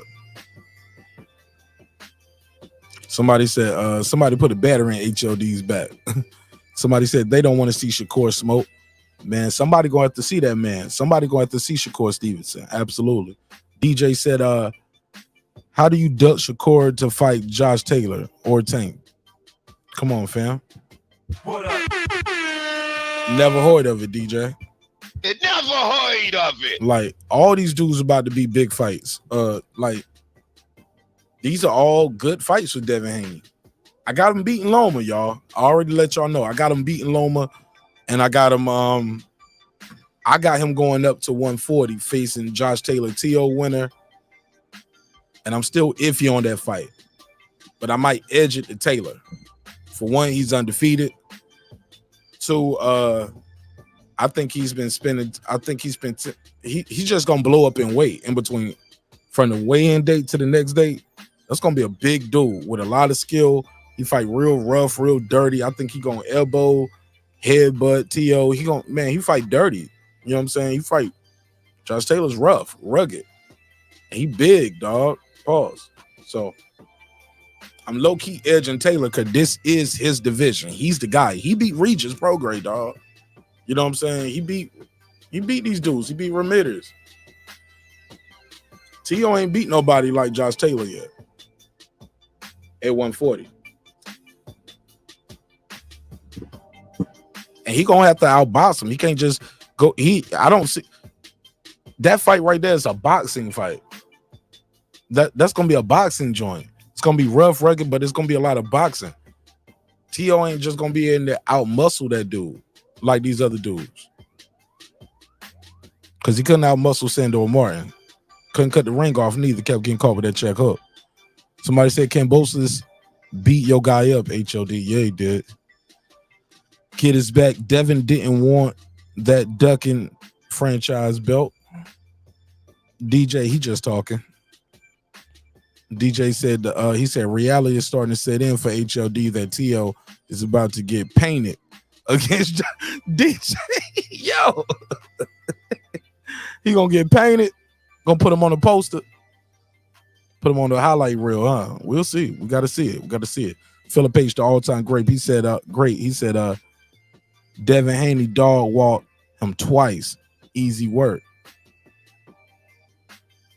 Let me see. The boxing scholar said 140 is nothing but killers. That's what I'm saying, bro. It ain't no ducking going to 140. Jordan said he crying. Yeah, he was crying a little bit. I made him cry in the car. He crying in the car a little bit. It's all good. It's my little brother, though. Sometimes big brother got to tell you to take the trash out. Not I'm punching your chest. That's my job. I'm the big brother. I'm making HLD, man. He about to call back in. I know Boxing said, do you believe T.O. will run and dominate the 140-pound division? And tell us how great T.O. is. Okay, that's a question for HLD. He can answer that in the chat. Or he can call back in. Kid is back said, okay, Josh Taylor. Oh, yeah, Taylor is ended. T.O.? No. Martin Nash. Yeah, Martin Nash. Let her finish. Let HLD finish. Okay. So I'm way behind on the chat. I'm going to try to get caught up real quick. And I'll take one more call. That'll be my last call. I'll take one more call. If not, I'll get through the chat and I'll land the plane. Reality is starting to set in for HLD. Okay, I read that one. Mayweather. What he said, Mayweather. My eyes, man. I gotta get my glasses. He said, Mayweather, Mark Nash. I've been in sport 25 years. I never heard of HLD. I'm the one and only Floyd Money Mayweather. I'm the greatest. Who the hell is this HLD nigga, Mark Nash? Like why would you even have him on your channel? Like, I'm the guy you need to call. Why you didn't add me? I'm Floyd Mayweather. I'm everywhere. I should have added Floyd in this video on Twitter. I'm gonna add Floyd and Devin in this video on Twitter. Got to. I just want to play this clip one more time, man. Where that audio at? What's Senior? I need that Floyd Senior video back. I need it from the top. Like Kid said, I need it from the top. Where is it at? My man said, I put him, yeah, well, I threw him in the ring. Where we at? You know we kept the files. Here we go.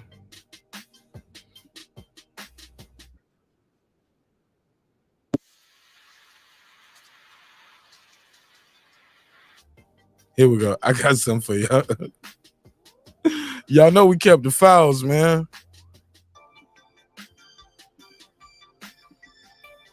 I don't want to lose my spot on the comments. Hold on. Let me start that one right there. That's the last one. And I'll go back to it. You know we kept the files. Had to keep the files, baby. Let me play this for y'all. Never forget. This happened. This happened. Everybody say he ducking Tank. And I like Tank Davis. Shout out to Westside Baltimore. Full Nav. Still grinding for the cash, homie. And he's just telling me about Tank. You know what I'm talking about? Gervonta. Nah. My son was telling about him because Davis did super good. But I have to tell you this right here. He did super good. But guess what I did? You matched someone against him? Huh? You put one of your fighters against Devin him? Haney? Yes, I did. Who'd you put, Devin Haney? You better believe it. How did that go? How did it go? Man, don't even ask the question. it ain't even worth asking because it was a one-way deal. It only one man controlled it. Who controlled it? And that was Devin Haney. Yes, sir. Okay. I'm just saying, man. I'm just saying that it stays in my mind. It stays in my mind. It stays in my mind. It rings. It rings volumes. And y'all know Floyd ain't lying. Y'all know Floyd ain't lying. Floyd Senior ain't lying. Y'all seen Floyd Senior when Sean Porter walked by. Sean Porter walked by after the Terrence Crawford fight. He was like, boo! Yo, shout out to my homie, the Boston Scholar. He in the building. Boston Scholar, you already know. We always clown about Floyd Senior. Be like, boo! Floyd Senior was booing Sean Porter, homie. When he walked by, Floyd Senior raw, man. I like Floyd Senior. He's very raw, transparent. He's like, you remind me of like my father. Like, you know what they thinking. Like, they do not hide what they thinking and feeling. But shout out to the brother, the Boston Scholar. He said, Mayweather, Devin Haney, hell of a fighter. Hell of a fighter. Philip H, the all-time great. He said, Loma, T.O., none of them dudes can F with Devin. Per. He said, period, poo. Hold on, let me give him the voice. What do you say? Loma, T.O., none of them dudes can F with Devin. Period. Period, poo. All right. Oh, no, what that was. All right, the kid is back. Taylor wants Crawford. He's gonna F up T.O. bad. I don't know. Yeah, he thought he was getting the Crawford fight when he moved up. And Crawford trying to get the Crawford gone. So yeah, I think Taylor too big for that division, probably should have moved up too. So I think that's what gives T.O. some advantage there. He could move up and shock the world. I know boxing said Martin Nash must remember This HLD show. This is show. Okay, that's new news to me. This the HLD show. I know Boston, hold this for me. It never heard of it. One more time. It never heard of it. Nah, but it's all good though. Nah, I'm cool. I don't mind. I rock with HLD, man. I like the homie. I love his passion. I love him screaming and yelling. And like, Mark, what time are you gonna order pizza tomorrow? Like he'll yell about anything. HLD be screaming at the baby shower. It's a boy. I'm like, no, it's a girl. Well, it could have been a boy. All you had to do was throw a couple more pumps. You know, you got to do it. You got to do the work. It takes a man to make a boy. Like, you know, like even when he's wrong, he's right. Like, you know what, you're right. Yeah. Yeah, it's all love. I like HLD for real though. They tell him to calm down. Nah, it was cool. It was cool. I love it. I love the energy. Phone lines are still open. I'll take one more call. 44692-1766. 44692-1766. Somebody said HLD's a mess. Oh, hold up. Foodie Revolution, you still here? I'm about to call her. That's gonna be my last one. I'm gonna call Foodie. Cause we gotta set up our next episode anyway. I'm gonna call Foodie. I'm gonna read the rest of the comments. Foodie, you still up? I'm gonna call you. You're gonna be my last call. If don't nobody call in, call Foodie. I'm gonna read the rest of these comments. Man, where I'm at. Yeah, Foodie, stay up. I'm gonna call you real quick. Taylor Bell. Somebody said Taylor smashing. Okay, Taylor smashing TO and Devin taking the WBO 140-pound belt. He said, watch Taylor and Devin had the same. He said, watch Taylor and Devin had the same trainer, same people. Trust me. Okay. The Boston Sanji said HLD is just passionate, y'all. Right. That's all it is, man. He just passionate. He don't mean no harm. He hungry, man. He thirsty for knowledge. And we all about to go get something to eat. I'm gonna wrap this up. Let me see. The Rod from Bronx, he said Taylor gonna demolish T.O. I know Box said Martin Nash. Thank you for not interrupting HLD. You're welcome. Shout out to Zardon Boxing Club. He said salute to you, family. Kid is back. He said Taylor fighting Crawford after some people again. I don't know. I don't see that happening. I see Crawford going up to 140s, 154. He got one more. I think he got one more fight at 147, bro. If he ain't getting the Spence fight, he gonna fight one more time at 147, and he going up to 154, exercising that super champ status. That's my opinion, especially with the landscape shifting. Like I'm telling y'all, every fight matters. People be talking about these, man, this fight don't matter, that fight don't matter. That Fondura fight, it mattered. Let me put it on the screen. Let me put this knockout on the screen. This mattered. Check left hook. Look how he followed through with that check left hook. His glove is almost by his knee. He cocked the joint from his hip. Shot it from the hip, followed all the way through with that shot. Wobbly. Caught him with the left hook. Caught him with the right hand. And that was all she wrote. Left hook, right hand. There we go. That's the sequence right here. Check hook. He ran to him, caught him with the left hook, caught him with the right hand right here. You see where the right hand landed? Got a good shot for y'all. That was a good shot. Then boom. It was all she wrote, homie. All she wrote. All she wrote. 1, 2, 3. Night. That's how quick everything can change in boxing. Nobody gave Mendoza a chance. Y'all didn't give him a chance. He went in and did what he's supposed to do, though. Victorious. Slept him. Bye-bye.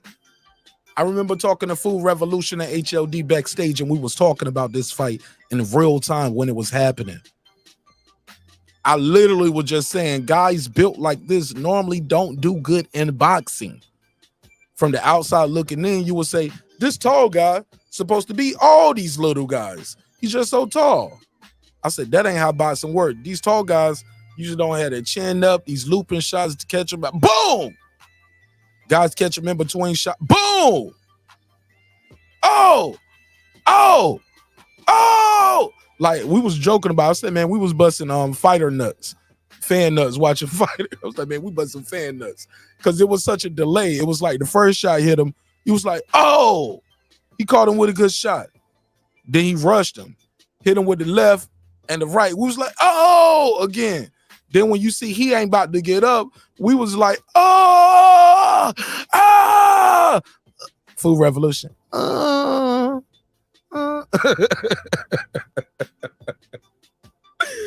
We was all busting fighting nuts, man. Like, we enjoyed this joint. I got it nominated for knockout of the year and upset of the year. Put a case on me. Nominated for knockout of the year already. I got it nominated for knockout of the year, baby. Yeah, it was a 3-stage knock. It was a 3-stage fight nut bust for us fans. Being,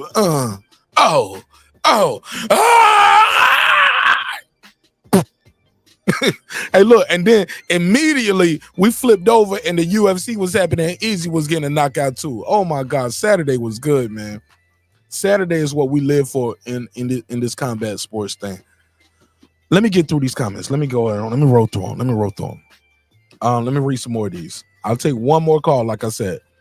Philip H., the all-time great, he told HLD, he said, HLD, you ain't been listening at all, bro. You been yelling the entire call because you butthurt over Tio. Oh, over Tio's loss. Get over it. I rock with Tio, but Dev is a better man. Dev is the better man. All right. Shout out to Philip H., the all-time great. I know boxing laughing. Kid is back. I see you. I'm going to skip over some of these. I'm only reading the members-only comments at this point. I got to wrap this up. Somebody said Martinez got the patience of a monk. Yeah, I did read that one. I read that one. Yeah. Nah, I like HLD, man. I'm patient. I got a 3-year-old, man. You got to be patient, right? Got a 3-year-old daughter and a wife who get tired of me doing this YouTube show talking to y'all for about 3-4 hours a night. So she's patient with me. They patient with me. I got to be patient with y'all, right? Because y'all be crazy, man. Y'all be crazy. I need somebody to battle Ben Israel, though. Somebody said that battle up. We're going to battle Ben Israel. Shout out to my brother D Bevel the Champ in the building. Man, I miss D Bevel the Champ here. No, I would have called D Bevel. I didn't even know he was here. Matter of fact, I'm about to call D Bevel. Now, that's my dog. I'm about to call him. Get on his nerves real quick. Let me see if he up. See if he.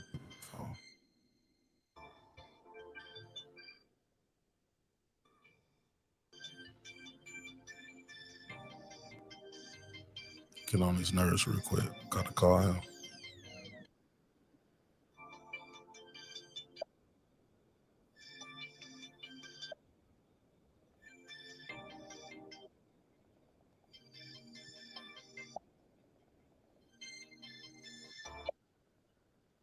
D Bevel the Champ, pick up the phone.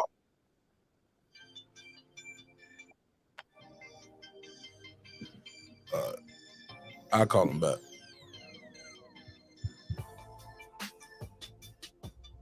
I called him on IG. I'm gonna call him on his phone. I don't know why I be missing my IG calls too. Let me call him on the phone. Hold on, let me see. What time is it in Vegas? Oh yeah, that nigga up. He be like, Mark, right here at the crap tables with 2 blondes on me. Why are you calling me about boxing?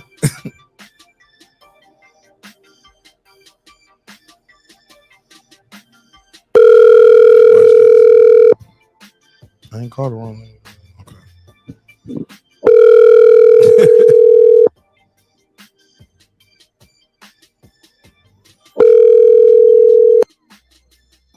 Hello?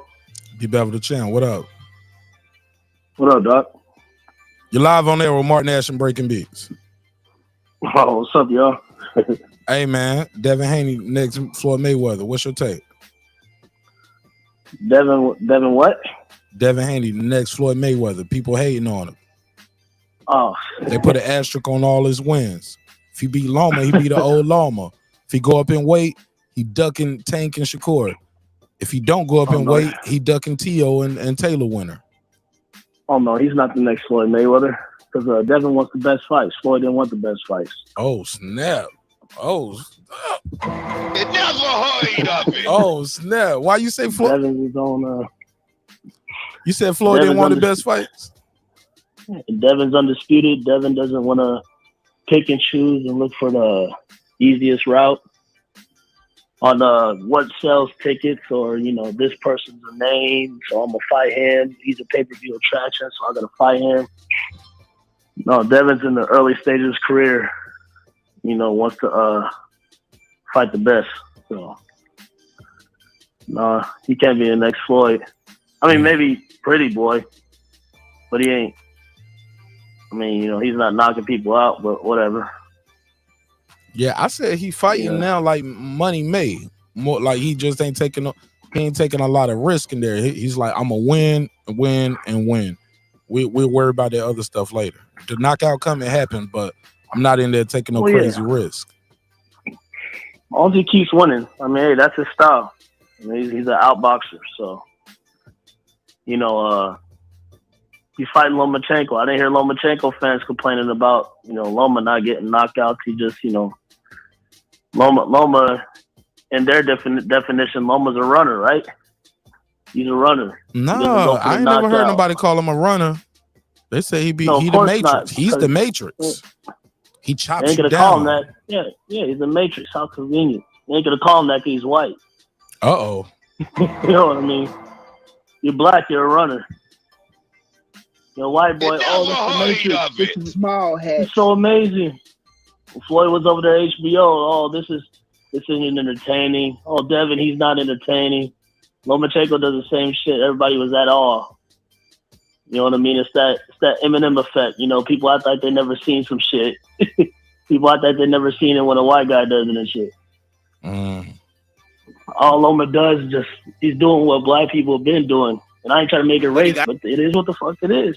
It is what it is. Gotta fix these hoes. So you think it's a racial thing? If anybody that calls Devin Haney boring, he ain't knocking nobody out. Yeah, it's a racial thing. We give you Wilder. They say, oh, he doesn't outbox like Fury. Okay, we give you someone who outboxes like Fury. Oh, he's not a knockout artist. I say shut that shit up, black people winning. That's what I say to them haters. They're going to keep switching the narratives up. You know what I mean? Devin's a masterful, beautiful boxer. You know what I mean? Hit and don't get hit, right? They love it when Fury does it. They love it when Lomachenko does it.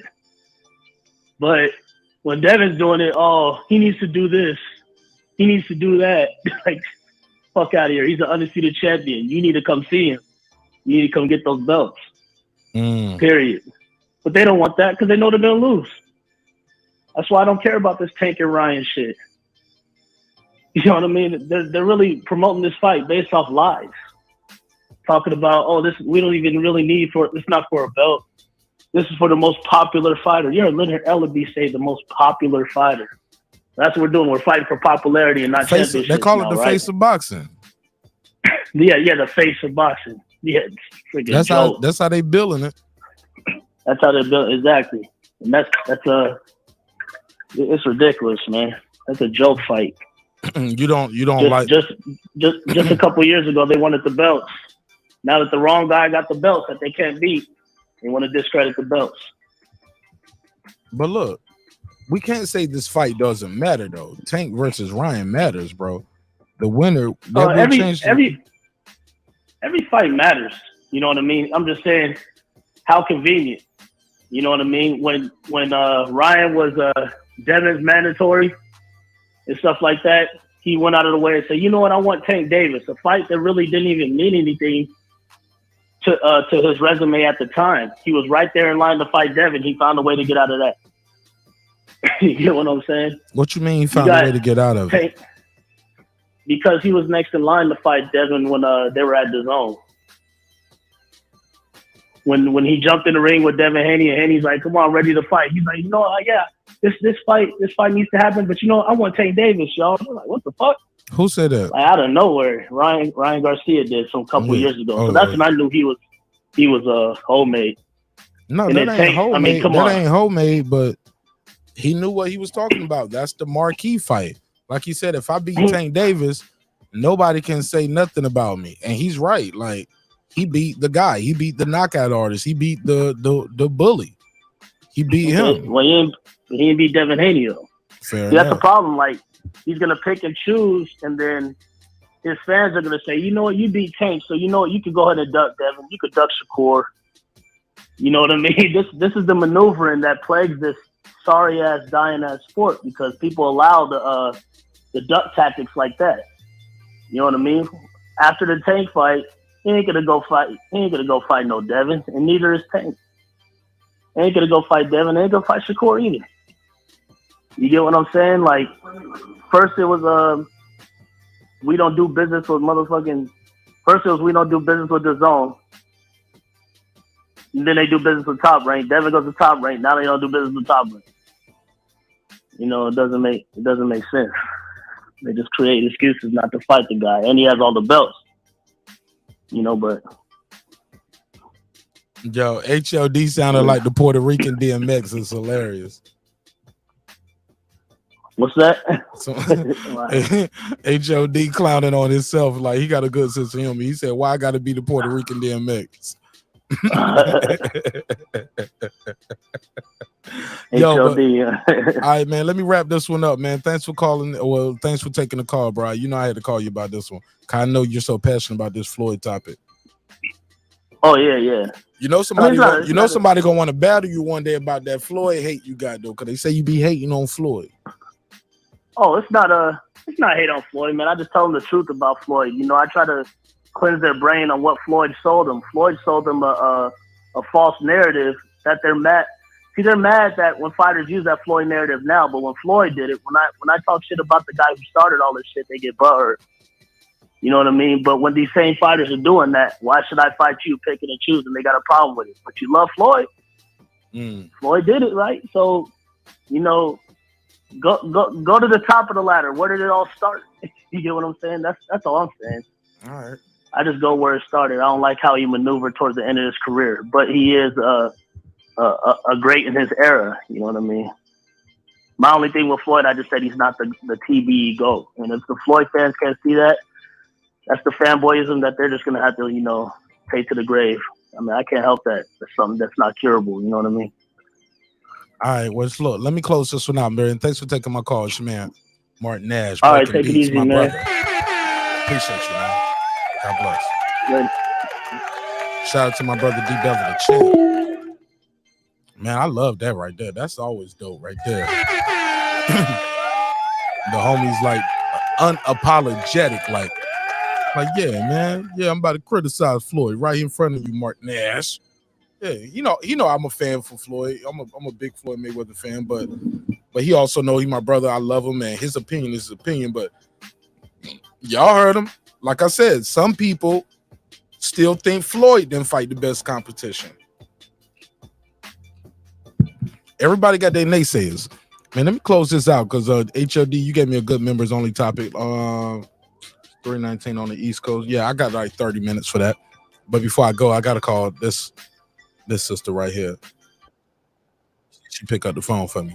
Let me see if my face card is still good.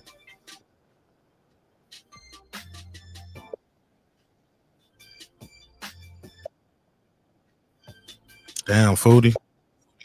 They ain't rocking with me.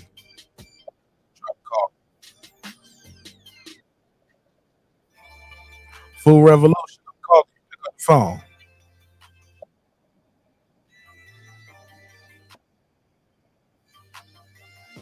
Damn, Foodie. They ain't rocking with me. Hey, what's up? Hello? Hey, yo, how you doing? What up? What's up, Full Revolution? How you feeling? What's up? Hold on. What's popping I with can you? barely hear you. Oh, I hear the TV. I hear myself on the TV loud in the background. Hold on just a second. Hey, yo, how you doing? I can't hear you. Hold on. Oh shoot! I hear that dog going crazy. she got a killer in there. He said it's a man in here. That dog barking at me. Food Revolution. Hold on, let me turn it down. Food Revolution. Calm down. Back at you. Back at you. I ain't scared of you. Max, calm down. Yeah, Max, you better calm that shit down, Max. Calm down. You okay? I'll sell you to a Chinese restaurant next week, boy. Respectfully. Respectfully. Matter of fact, they don't even want you. They only want cats. Okay, I shouldn't have said. Why did I say that? That was so racist. That's like saying all black folks want chicken and watermelon. But it's just a joke. It's a joke. It's a little joke. How you doing, Foodie, with the beauty? How you doing, sister? I'm good, man. How you doing? Just been sitting here listening. Calm down. Max don't like me no more. He was like, he was picking on me. he picking on me. I'm sorry, Max. I'm sorry, baby. Maxie, baby. Maxie, baby. How you know that's his name? Oh man, I'm a doggy guy, man. I train pit bulls that I go in there and make somebody pit bull. You get what I'm saying? Like, I'm a dog dude. Wow. Like, I'm the dog whisperer. I love baby pits. Even the breeder was crazy. Like, the breeder who sold me my first pit was like, come help me train my dogs. Show me how you did that. You get what I'm saying? With the things I had my dog doing. I taught my dog how to find weed, man. Wow. I'm like, put the blunt in the Easter egg. Hide that shit in the backyard anywhere. Watch this. It was like a trick for me. Straight to it. Man, she can find nick bags, man. Yeah. Oh man. Good She knew show, how to good low show, crawl. Butter knew how to low crawl. She knew how to sit, stay, wait. She knew how to bark like for aggression, like to scare somebody. But she also knew how to attack. You get what I'm saying? Max can't do none man, of she that. knew how to do all of that, man. I love Butter, man. I missed her, but yeah, man. But that's a whole nother story, man. Shout I out to love my- dogs too, man. All right. But look, man, Devin Haney, the next Floyd Mayweather. I know it's a catchy title, but once you unpack it, we're not talking about pay-per-views and how many champions he beat. We're talking about how people discredit the young man already. And every win, no matter what he do right now, it's gonna have an asterisk. Loma's too old. If he beat Shakur, people is like, oh, well, Shakur ain't did nothing in 135. If he go up and beat, you heard it all tonight on this show. If he go up to 140, what T.O. was done. You heard somebody else call say, well, if he beat Josh Taylor already lost the Catterall. Like, you can't win. You see what I'm saying? All I did was make the title and the thumbnail, and everybody proved me right. They just don't like this guy. I ain't getting no hardcore. I got everything except a hardcore racist or xenophobe. Other than somebody saying, I don't like him because he's black, or I don't like him because he's Muslim. Other than that, every talking point I had, they make my point for me. In one call or another. Go ahead. You got the floor. No, I don't get it. I hear what you're saying, but I don't get it because, well, first of all, it's very hard to compare eras, and I've just stepped away from those type of conversations when you're comparing a Floyd to a Devin Haney or anything like that. It's just like you just can't do it because they were working with different eras. I mean, things were just completely different in Floyd's era. I mean, good is good, great is great, and that's how I look at it. Like, Devin's great, Floyd was he had more of a mouthpiece, and I think that's what attracted a lot of people to him. He worked the whole hip hop game and the whole, we didn't have social media, but like, he worked his thing different. And I think a lot of people like him.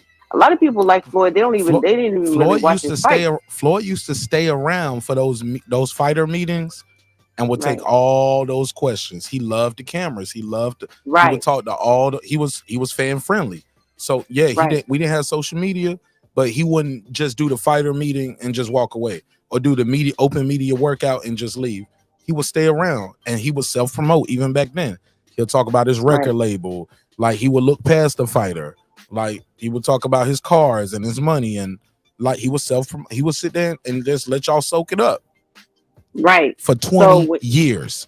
So for saying that, then people want to criticize the fathers of these boxers, and they're the same age as Floyd. You know what I'm saying? So they just come from a different era. So they know that their kids are just not, they're a little more socially awkward. Devin's a little more socially awkward. And he ain't really on that shit. Like these kids ain't on the same shit as what we were used to watching 20 years ago. You know what I'm saying? T.O.P. Well, he's got a mouth too. I mean, but it's not the same. Like them, like their daddies are on the same level as Floyd when it comes to selling a fight. So you can't really knock them because they know that's really needed. And there's so much of boxing is, you know, the mouthpiece, you know, the talking shit. And a lot of fans are not getting that shit. So they just assume if you don't talk a lot of shit, then you know, you're not any good. They're not even looking at the skill anymore. You know what I'm saying? It's just, you know, like this whole YouTube boxing thing is just different. It kills me to hear the talking points of criticism when it comes to Devin Haney, everything but his skill. Like he's fucking good and he's done the damn thing. You know what I'm saying? He wanted something, he went out there and he got it. And you can't dispute that. And he's still out there getting it.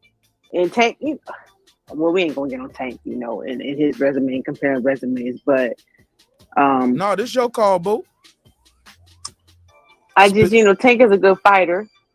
He's been held back a long time. They protected him for a long time. He wasn't really getting like, I mean, you know, we can already tell he's not gonna fight Devin Haney. He's not gonna fight Shakur. It's just not gonna happen because they protect their fighters over there on a certain, you know, promotional label, and that's not the way it should be.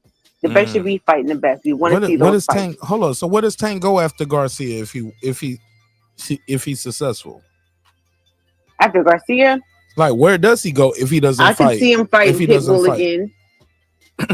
I don't think he's ever going to go up to 140. I don't think he's going to go up in weight at all. You said fighting who again? Pitbull, Cruz. Yeah. I did say that. I said that the night it happened. I said they got a built-in rematch right here. That was one of man. I took my survey. Man, we had a lit night that night. Food Revolution. I think I took a survey that night. We had over 7,000 votes. It was like 6,900. Something crazy. Most people thought Tank Davis lost that fight, and that was like over 6,000, almost 7,000 votes. I've heard that argument a lot. You can't change your vote after you pick on these YouTube surveys. Once you pick, you can pick. Now, granted, some people got multiple YouTube accounts, but I don't think we had one person with 7,000 YouTube accounts. You can hear the calls all night. Check that replay. That phone line was reading. And I told him, I said, they got one. This is their Maidana versus Floyd. This is their Castillo. This is their one in the hole. All Pitbull got to do is keep winning. And Tank Davis got to keep winning. And they got a rematch set in for like a filler fight where he's supposed to beat this guy again. But some people don't buy this. They're going to buy it out. That's a going trend with PBC fighters. They're losing until they win. You know what I'm saying? I mean, and that could be said about anybody, but you know, you mean they're winning until they lose? I mean, they're winning. No, well, they're winning. No, like they're losing until they win. Like, you know, Pitbull was winning that fight until Tank came in there. You know what I'm saying? Wilder was losing that fight, the first one with Fury, until he came in there and knocked him down, and that's the only reason why he got the draw. You know what I'm saying? People could say Errol Spence for Porter. I mean, I guess it was kind of like a. Some would say Porter. Some would say that knockdown. Yeah, I agree with you on that one right there. Some would say that knockdown was the difference. I get where you're coming from. Yeah, so I mean, that's a trend with the guys that these people support on the PBC. Not saying I'm not taking any skill away from them, but I'm just saying they aren't the highest skilled when it, you know. And then you got the top ranked fighters, especially at the 135 division, because that's what we're talking about. They are more highly skilled, and motherfuckers don't want to see that. They want to see knockouts. So, you know. I never thought of that. PBC have the knockout guys. Top rank has the skill set guys. Got the skill set guys. Yeah, they got the pure boxers. I never heard nobody put it that way. I think it's some skill. I think Errol Spence's skill set. He has a high skill set. Keith Thurman has a high skill set. I think they got some skill set. Charlo. He Keith does Thurman have is done. she Charlo. She said he's done. He's Oh, not even man. part of the conversation. He's not even part of it. Oh, Foodie, He don't had his do it time. to me. Damn. He had his time, and then he got knocked out by an older, Pacquiao. So like it's whatever with him. And then, look at. I mean, yeah. Spence is. I've never been impressed by him. He's a good fighter. He's more of a textbook fighter to me. He doesn't do anything so wonderfully impressive besides staying down at that weight, even though he's not naturally a 147er for sure. But otherwise, he's not the most disciplined. He just does things like he's not spectacular to me. But he's fought some good guys. But he's not spectacular. Has he ever beat an undefeated champion and took their belt? No. That's my thing with Spence. He never been into the fight as an underdog neither. Nope. But that's the way they play it. There's so many politics over there. Though. He didn't have to take fights on short notice. Like, he is an Olympian. He had it laid out for him. Like, he got a good team. He had a good team coming in there. And I ain't gonna knock nobody for having a good team. You know what I'm saying? No, and I can't say he don't work hard. When he gets in there, he works hard. And he fights good off these long layoffs. Like, I feel like the long layoff help him. I think that's what's gonna help some of these guys. I think the long layoff help them. They spend 6 months or 4 to 6 months enjoying the fight, and the next 6 to 8 months getting ready for the next fight. Nah, but have you ever seen him laid off for as long as he's been off for now? Like a year. He's been out for a year now. And we still don't have no announcement for anybody. Seen him out for a year before. Most of these guys fighting once a year. And that's the worst part of boxing. That's the reason why we're not drawing any new fans. But man, these guys want to get that big money. They want to get the big paychecks. They want that Mayweather lifestyle. Right. And that's the turnoff to people who really like sports. So, and they want that before they do the work. They want that before they take the risk. But then you can't build a fan base like that, and you can't be charging $85 a fight off of that kind of shit. That ain't their job. That's the promoter job. Especially as easy as it is to still fights nowadays. You think the fighters picking the price point for the fight? You think they sitting around saying, no, charge 85 instead of 75? They don't pick that for No. I mean, that's what I'm saying. We intermingle so much of boxing and business, but where does the business end for where the boxer says and where the promoters pick up, and then where does the skill jump in from where the boxers say, it just gets all intermingled. So it's hard to have a conversation like that. You can't say who's really in charge of what when it comes to boxing anymore. Who's really, because people say, well, all they got to do is it's the boxer too. They got to call out who they want to fight, but that doesn't necessarily mean that it's going to be a fight that the promoters they're not going to match it up because it's a bad matchup, and we won't see those fights. So where does the fan have any say in it when they talk about what they're going to pay for to watch? We are paying the money. We are funding boxing. We are literally funding the sport, but we don't really get anything. I love that. And on that, let me close you out with some rapid fire. She said rapid fire me. We don't believe. All right. I'm gonna give you some of this rapid fire. All right.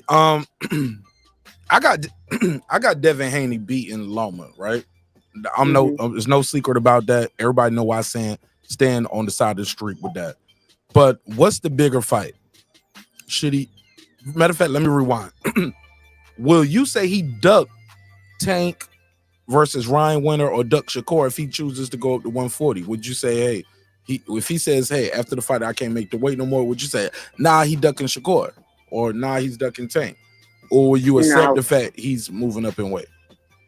No, I think it's a natural progression for him to move up in weight. He's almost 25 years old. He's 5'9". He's done what he had to do. It's not like he didn't do nothing. It's not like he was fighting pit bulls and fucking Rolly Romero in the division he unified. What else do you want him to do? And he defended his belt. So, it's not, the career don't end at 135. These niggas is all at the end of the 135. Being able to make 135. Shakur ain't gonna be fighting 7, 8, 9, 10 people at 135. He's going to be moving up, and so they're going to meet each other at the higher weights. Will he get credit for beating Loma, or would you even say, like, if he beats Loma too easy, like unanimous decision, dog walk, God forbid he stops him? Oh my God, will people say that was an old Loma, or would Devin Haney get credit? I think his fans will give him credit, and some people will say he's old. I mean, who gives a fuck what they gotta say? All right. What's the bigger fight for his legacy? Will it be fighting Shakur, fighting the winner of Ryan Garcia Tank, or should he move up to 140 and fight the winner between Tio and Taylor? What would be bigger for his legacy? I think fighting Shakur. Tell me why. You're the first one to say that all night. I think fighting Shakur because people really want to see it because they're so evenly matched skill-wise. People ain't really checking for Tio like that anymore. We'll see what he does, if he does anything worthwhile at 140. But like I said, I still think they're going to fight at 140 or 147, him and Shakur. But they've been training together for so long. They've been sparring each other for so long. They're so evenly matched. They're close in age. I think that would be more. I think that would be more for his career because they're just so similar, but there's just different nuances, and we really want to see how that shit's going in. I could not tell you. I like both of them. I got a new question. I got a new question for you that I haven't asked anybody all night, and I want to know what you think about it. Is it possible? Is it feasible that beating Loma, a southpaw, 2-time gold medalist, is this almost like a preview for what he can do against Shakur Stevenson, a silver medalist? You get what I'm saying? A southpaw as well. What do you think of that? I don't, because of the age difference. I get what you're saying skill-wise, but there's no comparison. Like, Loma's what, 36? And he's had so many wars. Yeah, wars. What are all the wars Loma's been in? Well, he ain't had no Tim Bradley. He ain't had one of them Tim Bradley. What's the Ruslan fights? I ain't never seen him win no Tim Bradley and Ruslan fight. That's a war. I ain't never seen him do that. Well, yeah. I got you on that. I mean, but he's been fighting for a really long time. You know what I'm saying? He's got a lot of fights. Like, he has he ain't even got 20 fights. Amateur pedigree. Yeah, but his amateur pedigree. Yeah, but he ain't even got 20 pro fights. But he's Ukrainian, over there. That's just like saying with fucking Canelo. A lot of these guys got 200 fights though. Let me see how many amateur Lomachenko. Let me see how many. Yeah, like 400 amateur fights. 400. Damn. That's what HOD says. I said 300.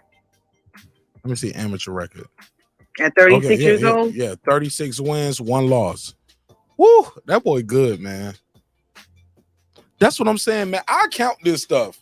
When I consider people Hall of Famer, I count your amateur record, your Olympic pedigree, what you did as a pro. All of that's that actual rounds. You can't say that those ain't rounds. You can't take that away. You can't take it away. And then people only want to look at the pro, but you don't look at what it took to get to the pro level. Come on, and be that good, right? And this is like Canelo. Record, Canelo went pro at 15. Come on, man. You know what I'm saying? So he's been fighting for a long time. So you don't just get that good just because you've been in the gym at 7 years old and then you got walked to the Olympics because your family could afford to, get you there. And these motherfuckers been Canelo resume. They got it the hard way. Canelo amateur record is 44-2. This other guy is 396-1. Come on, man. Give him his credit. Like, Loma is that guy, man. He's still a good dude. But Americans don't look at that. They just look at the knockout. Especially Black Americans, I'll say. They want to see knockouts. And I understand that. It's entertaining. Foodie, hold up now. Let me, in the words of the Honorable Minister, now let me. Yeah, you see that. Hold up. You done fucked up. You know you don't fucked up, right? What up? You know you don't fucked up, Foodie. These black men are not here tonight to be played with. They are here tonight because they want to change in their life and they want to change in their community. And he kept grabbing hold and he really want to fight. I want to fight. 135. Yeah, Foodie. I'm just saying. It's the goddamn truth. white man is the motherfucking devil. He kills everything that a black man ever created. I don't know about all that. That's Terrence Bailey Sr. I was looking for your drop. I heard you can go back and forth about what my penis is. That's what I was looking for. All right, but shout out to Terrence Bailey. Yeah, Foodie. I'm just saying. All right. Look, let me try to do this members only shit real quick, man, before we run too much out of time. You got anything you want to say? If not, pull up on the members only. I'm trying to send you the link right now. You at work or you off? What are you doing in the members only? We're doing the recap, or are you doing something else? Trying to do this recap real quick. Okay. Yeah. Where are you gonna send it to me, on here or to my email? I'll look for it. I send it on your email. Okay. All right. All right. Peace. All right, man. Let me close this one out, man. It's been another great episode of Breaking Beats, where we break down business, entertainment, art, technology, sports, and anything else you and I feel like talking about. It's a hip-hop political sports show with a comedy twist. We like to let the jokes fly because life is serious enough. Thank you so much for supporting the show in a major way. Let me do a neighbors only roll call. My final thoughts on this topic tonight is Devin Haney the next Floyd Mayweather? Only time will tell. But I'll start with this. It's a simple answer. No. He's not the next Floyd Mayweather. He's the first Devin Haney. What do you mean by that? Your back is broken. What, a vertebrae or what portion? Spinal, man. He's the first Devin Haney. He's the first of his kind. At 24 years old, Floyd Mayweather was not an undisputed champion, and Floyd Mayweather was not a promoter. Like, this guy's moving at a rapid pace. At this age, Floyd Mayweather didn't have a Floyd Mayweather to work with. Think about that part of it. Floyd Mayweather didn't have a Devin Haney. Floyd Mayweather wasn't a Devin Haney to nobody at that time. He's a one of one, man. He's the new breed. He's the new era. Boxing does have a face right now.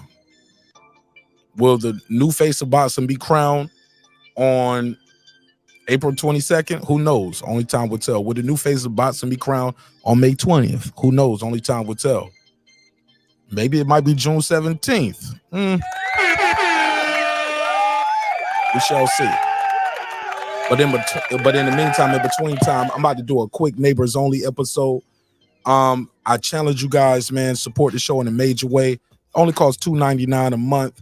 YouTube keeps $1, so really it only costs you $2. You're only putting $2 a month, $24 a year.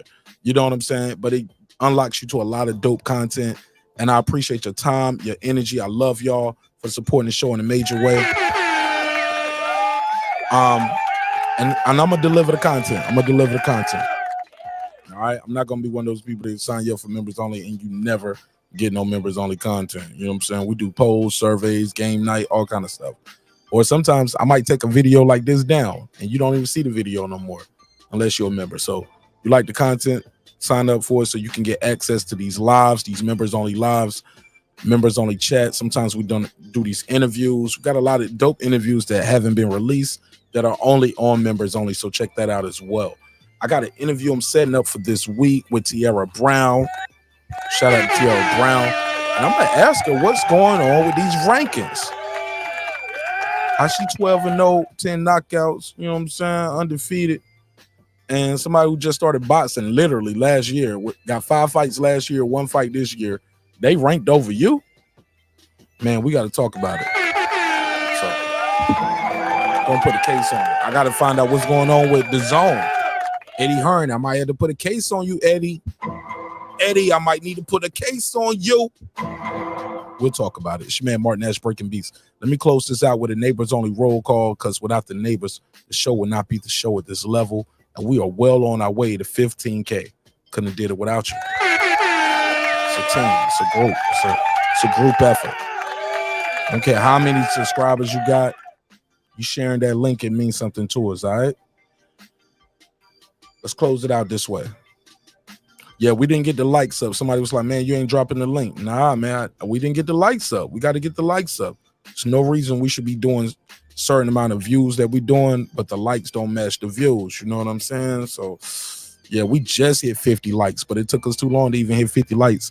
But we got over 100 votes on the survey. We should have been had 100 likes, right? So that's it for me, man. Got to use that phone line. Use the IG live. Yeah, that's it. Other than that, I'll see you in the chat, homie. Let me close it out. With this Neighbors Only roll call. And I kind of like this a little better. I feel like everybody got a chance to talk more than the panel over screaming and yelling at each other. Yeah, I'm cool on that, man. Sometimes I ain't in the mood for that. And I know we're gonna get a lot of that as the week going on, because we got a big battle this weekend. That guy Eclipse versus Megazord. Jay-Z versus Nas. 10:30 p.m. Eastern, 7:30 Pacific time is going down. It's gonna be epic. And yeah, they got a good battle going on. Jay-Z versus Nas. Who won that battle? Who has to claim the state of New York? Who has the bigger cultural impact? Clips versus Megazord, 10:30 p.m. Eastern, Friday. Y'all check that one out. All right, let me do this Neighbors Only roll call. What up? Shout out to Jacob Sims. What up? Lady Shan Dundam sees my UK girl in London town. What up, gangsta? Ace Retro. What up? The Boxing Scholar. Holla. What up? Cooking with the Champ. What up? Haplotype 0. What up? Boxing MMA 365. What up? Taylor Bell. What up? Mike from Boston. What up? C Jones 0224. What up? Kansas City Mac. What up? Excuse me. Patricia Shelton. What up? That guy Clips 330. What up? Miss Queen Sunkiss. What up? Kareem. What up? Rockman. What up? Boxing. Beyond the Ring with Nonito and Rachel Donaire.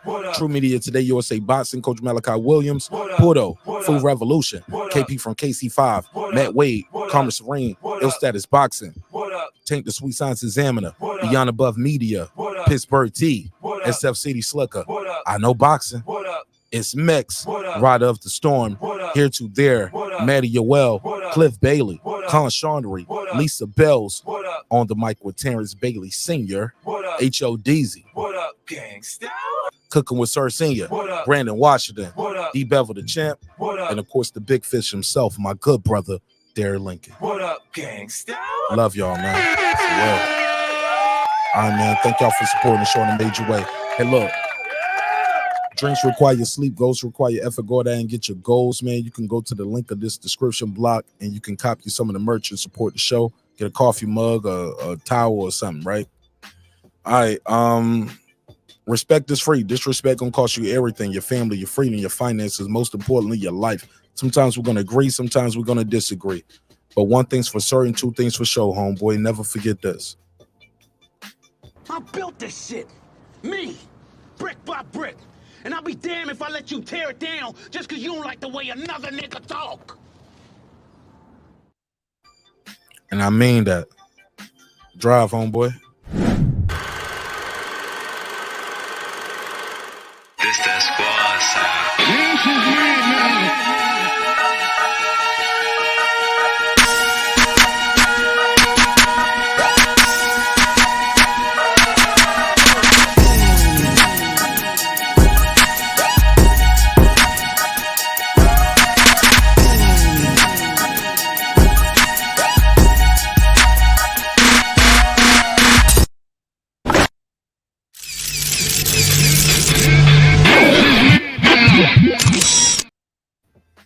Yo, shout out to Jerry, who's like, man, I've never seen your intro before, bro. I didn't even know you interviewed those people. All right, Jerry. Subscribe. I don't care how many subscribers he has. Support him. So he made all this possible. He made this possible. Nah, Dr. Mark, God made it possible. And so did viewers like you. I'll see y'all on the next one. Peace. Wednesday. It's our next schedule. All right, Wednesday. I'll see y'all Wednesday night. Peace.